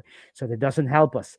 And we also have an H1 order block as well, fresh. But as I said, it's also wider than that structure. So I'm hesitant, because if I get in on this trade and I try to short it from here, and either I'm going to put my stop all the way above here, which isn't great, 36 pips, meaning I'm going to be taking shorter entries here, but I'm going to the chance, if I'm going to be wrong and price shoots up, right? And this is not the place yet it's going to reverse, it's just going to break and continue. It means in the process I would have many attempts on the lower time frames to get in. Maybe not just 2 or 3, but many, 7, 8, 10. I don't want to. I want to, that's not a very efficient way to catch the reversal. So I want to be careful and selective of the bullets, right? And in that sense, I'm waiting for something something more. Maybe the market will go higher, something like this, and then give me what I need to see. And that's where perhaps after it gets into that area, give me an entry that I can take, with a very tight, much tighter, perhaps something like this, 6 or so, and I'm gonna be targeting on the higher time frame, gonna be targeting that low or some structure in that low, and if possible, if we have like a nice reversal and some confirmation, let's say on the H4, it starts making like bearish engulfing, outside bars, all those good stuff, I can even let a portion for something lower, maybe this low, right? Because it's likely if it keeps on having bearish order flow, it's likely to be retesting and taking out this low, and I quite likely even break a little lower. Like when everything is very obvious bearishly, you'll see that the drop where it's obvious to everyone, but by that time I should be already in, right? I'm not getting in at that moment. I should be already with half or a portion of the profit booked, and the rest I'm cruising along and getting either a lot or a lot more of profit, right? That's the position we want to be in when you're taking these kind of trades, because you need to be holding them quite long. And the longer you hold them, the more stuff and price action will throw at you. So if you're not already comfortably in profit, it's going to be very difficult for you to actually capture the whole movement.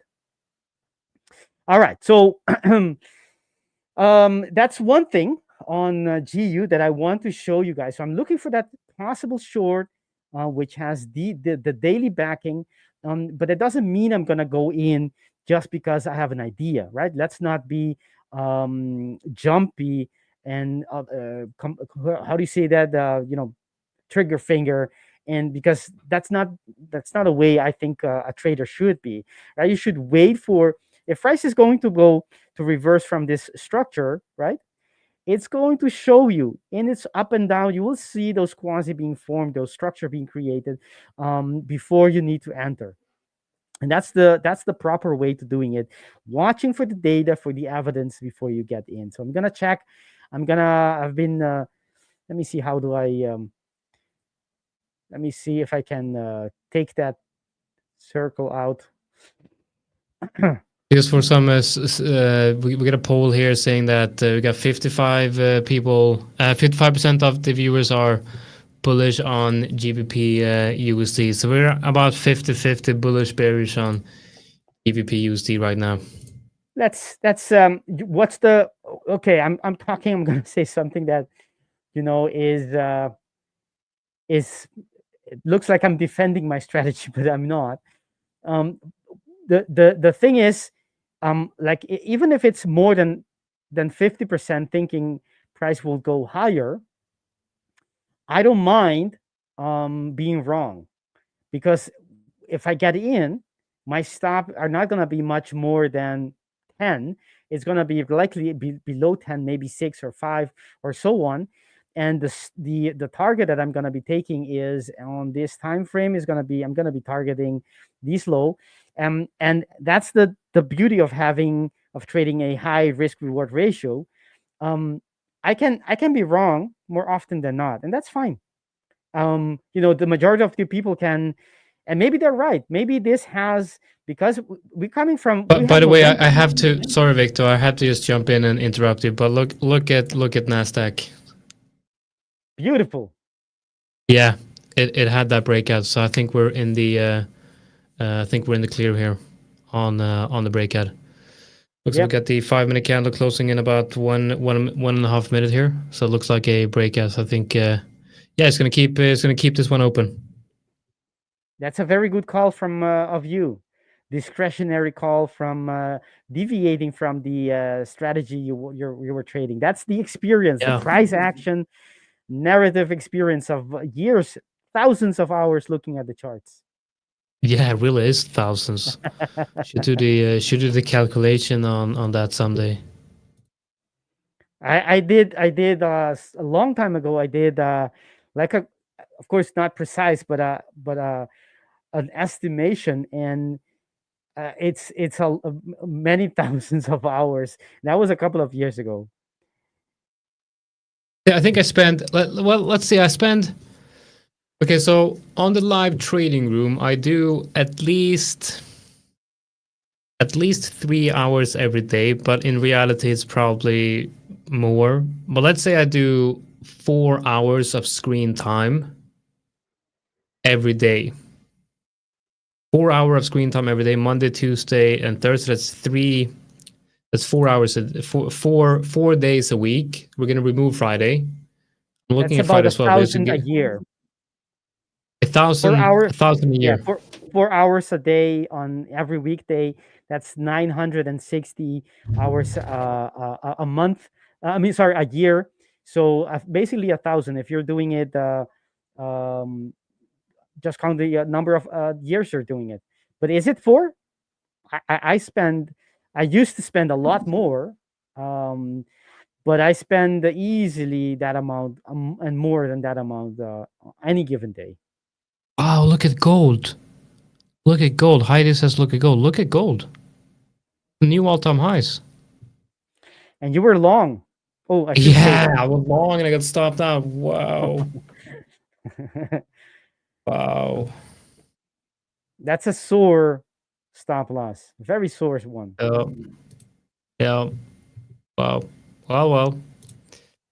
NASDAQ is looking good at least.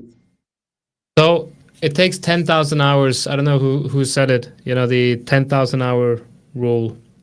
Mm-hmm. Can become an expert. I wonder how many hours I've actually spent. Many hours. Yeah, you know, you have to also take into consideration back testing, strategy development, and research. Yep. Right? So that would be. I mean, I know some days I probably spend like 15 hours. You know. Yep. Yeah. It's crazy. People listening to us, but it's like, you know, some days I've woken up at like 7.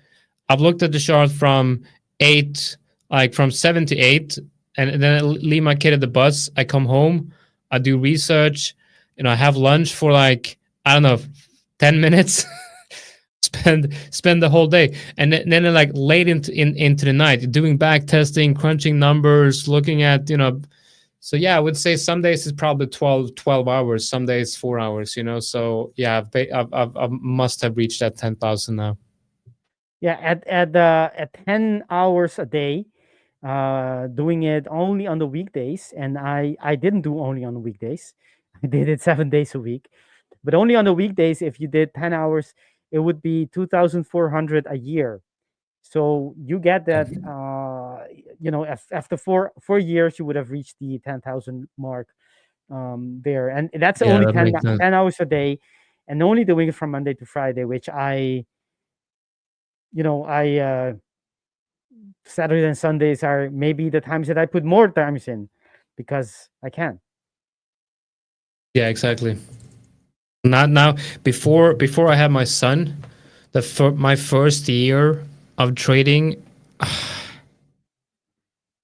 yeah, the first year, like in 2017, I don't think I did anything else than just. I don't think like I even at work, you know, even at work, I had my phone up looking at the charts. Like, I don't think I did anything else than just looking at charts. Yeah, life of a trader. I think a lot of people, a lot of traders in the audience will recognize that what you just said, right? The urge to pour in our hours to, you know, get better, get those goals, those payouts, get ahead of the game, become better and so on. Yeah, definitely. I'm gonna run something here in the background, and I want you to let me know if yeah, I'm not even gonna run. It's not gonna work. Never mind. You want to see if it hampers your stream? Yeah, Go ahead. I'm gonna try it now. I'm gonna see if it does. Yeah, we'll tell you if your sound starts breaking up or your frame per seconds drops. I just let us know when you start running it, and I do see your feet. I'm currently using Yes, yes, it is affected. 100% CPU. You should yes, you should stop using it. Be You should stop running it because it doesn't allow you to speak freely. You're breaking yeah. up. I stopped it now. That was yeah. I had to stop it now. That was a bit crazy. It went up to 100% CPU power like immediately, and everything just started lagging. So that's not gonna work. Yep. All right. So as I was saying, the structure. This is a great place. We have a H4, and we do have an H1, but I don't like right when you were going as an H1. Just measure the range. You will see that it's too wide of an H1 structure. Look at that. That's 38 pips. That's not exactly refinement, right? The structures, the reason why we go down the lower time frames is to refine the area into something that is more dense, more tighter, etc. This H1 lower time frame isn't doing that, so I'm not going to be using it because of that reason. But the structure is still here. We might see something either getting there or perhaps creating a new structure, which may or may not be. It could be something like this. I mean, it doesn't really have to be exactly like textbook, but something like this, even touching it, coming down, and then getting out. And if that happens before the end of the day, then I'm gonna try to participate in it. And if not, then maybe it's not going to reverse, or it's going to reverse, but I'm not gonna be able to get in, and I should be fine with it, right? Our strategies are not perfect. I'm not gonna get in. I'm not gonna get a signal every time the market is gonna turn. That's just accept it. That's fine. I don't mind. I don't have to eat the pie all the time. I'm just waiting for my slice, and I wait patiently for my slice. Yeah, it's all about waiting. It's just one big waiting game.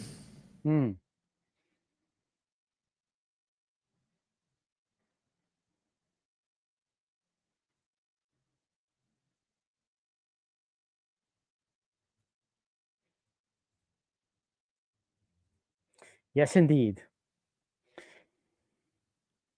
All right, so We got do have a NASDAQ quasi. is yeah, Go ahead. NASDAQ is Wanna see the- continuing. NASDAQ is continuing here to the upside. I think we got some good nice. movements. That's clearly very, very bullish. Momentum is to the upside, and it took out the high, the previous swing high. So based on the hourlies, there's nothing stopping you. I think it looks good. Looks good in the hourly. Now what I need to do is just keep the trade open. Where's your You TP? know? Where's your TP? Exactly. Oh yeah, now I see that already. That's yep. I would put my TP roughly there as well. Let me see on the ATR if there's any reason to,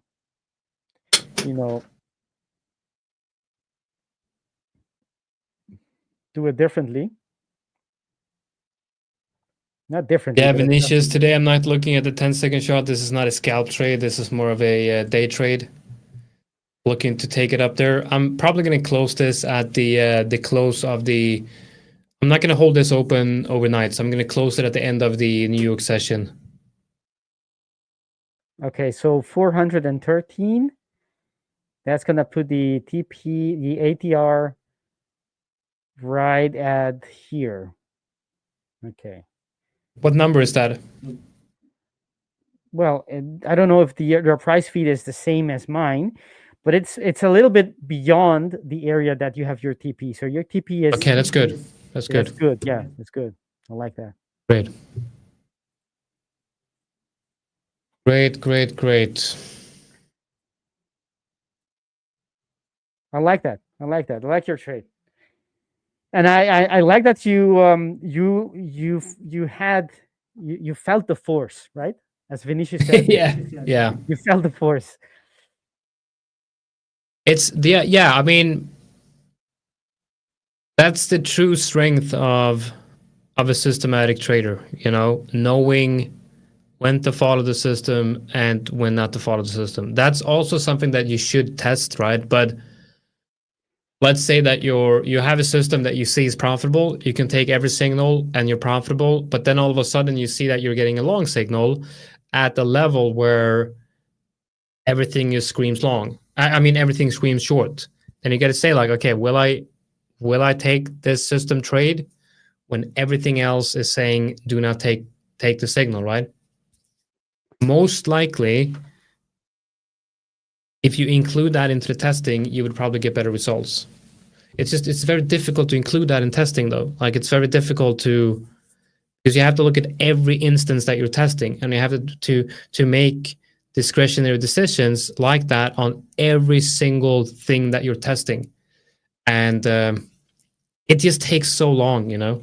Yes, It takes that's the so problem. long. That's the problem with evidence-based trading, if you will, with data-driven decision making. You got to have the data. That's the problem. Yeah. That's the thing. And I say it all the time. You say it all the time. A lot of us say it. Having the data is the way to go. But the reality is, I'm a one-man show, so to speak. Right? Yeah. I'm Yeah. a one-man band.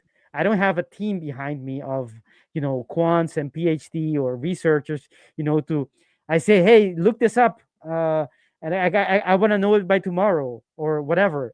I don't have that. I have to, go after it myself. And it's unrealistic to expect someone who is a sole trader, like a single trader, having all the data of all the possible scenarios ready all the time. It's impossible. You will not have, so you'll have to use ways to not shortcuts, but maybe try a pilot, not a complete back testing. Just test one thing, a little thing, and maybe a smaller sample size, just to give you an idea. Is this more likely to be true or more likely to be wrong? And things like that, like smaller tests that can take maybe only a couple of hours, and before you do any decisions based on that. But the proper way is, of course, getting the data, getting a good sample size, telling you, yes, you should intervene when you see whatever structure, reason, indicator, whatever it is that you see that you think it goes against your signal, your strategy. The signal of your strategy goes against everything you know about the market. That's what happened to you today. It doesn't make sense to you that it's going to go down if you see whatever you're seeing. But the trick is perhaps to break that down, that gut feeling you have, or you had, or you still have, to break it down into some kind of rules. Like, what is it objectively you saw in the market that convinced you that this signal isn't good? What is it? If possible, name it. Is it combination of things? And probably is. What is it that and the idea, of course, the exercise is to come with some objective rules that the next time this happens against you, ask yourself, is it the same 2 or 3 rules that lets me know in advance when the signal isn't that good, right? And if you do that, bingo, you've just optimized your strategy. Yeah, and I are think one of the most simplest way. I mean, if I'm trading, so if I'm trading based on the opening momentum of the U.S. Open, now it would make sense to only trade in the direction of the trend, like the local trend. So if you're in a very clear 4-hour uptrend and you have a bullish candle, then of course you want to go long. But then if you are at, you're at support in an uptrend and you're getting a short signal, then those are most likely the things that you want to try to disregard. Now, the problem with like doing manual testing, that's simple. But if you want to create a strategy or a code, or you want to like really test long-term profitability or something like that, it's difficult to quantify a trend and supply and demand. It is actually much more difficult than one thinks it is. Yes, I know that. I know exactly what you're talking about, and that's the you'll have to come up with ways to still have a score for the trend. Still have to quantify it some way, even if it's not perfect, because otherwise you cannot use it in your back testing. You gotta have something to go with, even if it's imperfect.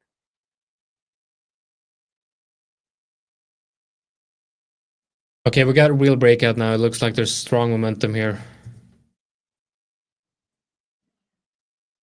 I'm definitely gonna look at the statistics of the opening range breakout. Yes, and because I think the opening range breakout in uptrends, and I think that could be easily quantified with EMAs. That's the thing. Like moving averages are a really good tool in to understand trending markets. Of course. Yep. Really I good. agree.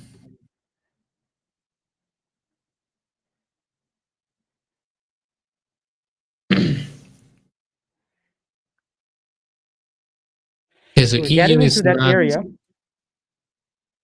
Yeah.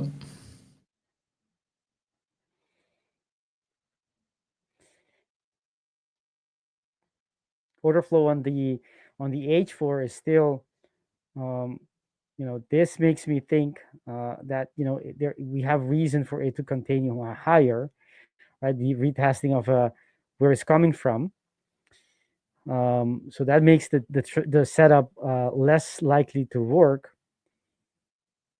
But still, if it signals, I think it has a fair chance of working out. That's the H2. I don't see anything there. It's the H1. And if we go to lower time frames, we get an area here to short based on the on the 15-minute. Another 15 to 5. And did we have a 3? No, didn't have a 3. Actually, did we have a 3? I think we did. No, we didn't. We did have a 2 right here. There you go. That's a very beautiful one.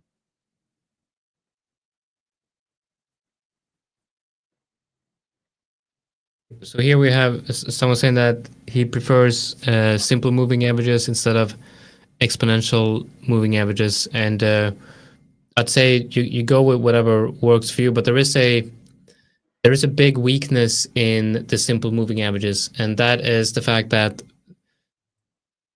the most recent candle. So if you're looking at the 20 EMA, then the most recent candle and the candle 20 candles back has the same weight on the moving average. So they mean the same, which when we look at trading, if you're scalping or day trading or any type of trading, we know that it is very important to look at what the market is doing right now. So if you have a moving averages, if you have a moving average that is looking at the current candle in the same way as it's looking at the 20 going back 20 candles, then I view that as a weakness. Now, the simple moving average is very good to get average numbers, to know, okay, what is the actual average number over the last 20 days? Now, that is useful in a sense, but from a trading perspective, I want to know that the most recent candles is affecting the moving average more than the first candle in the calculation. So the exponential moving average means that the first candle has the least effect and the most recent candle has the most effect. So the effect on the moving average gets stronger and stronger and stronger the closer you get to the most recent price. And that to me makes more sense in trading. So there's a difference here between trading and analysis. In trading, I like the EMAs. In overall analysis, I like the simple moving average, to have an idea of how the market has moved in the past. But looking at what the market is doing right now, I want to use EMAs. Hopefully that makes sense. I understand your point. But then again, it's like whatever works. If you have a system based on EMAs, then that works with EMAs. And then that's what you're going to do. Okay, we're getting to we're actually at the end of the session here. All right. Yes. All right. Thank you for staying ahead. with us for all of these hours. It's incredible. I see that many of you have stayed here for a long time. We've been live for 5.5 hours now, and it's the it's the last live stream here of the week. We're going to be back on Monday. We're going to have a little bit of a celebration giveaway stream on Monday because we've hit the 60K subscribers on the channel. So make sure that you, if you're not subscribed, make sure you do go and subscribe, and make sure that you also like the live stream. But yeah, that's it for today. I think it's been a really good live stream. Got a couple of good trades in, got a couple of bad trades in, but that's just how it is. I was gonna say, and we're not done. This is Thursday. It hasn't been long that we have been starting streaming on Thursday. But fear not, this is not the end of our growth. We are still expanding sooner or later into more frontiers. Expand more. And we hope that you are there with us when we do so. Hit the like button. Subscribe to our hit channel. that like button. All right, guys. Thank you all for joining here today. We will be back on Monday. See you all, and have a great Friday, and have a great weekend. And do not trade too much, and use a stop loss. All right, take care, guys. Bye. Hi guys, so thank you very much for watching the video. Now make sure you like and subscribe, and most of all, go into the YouTube and check our other content that we provide here at The 5ers.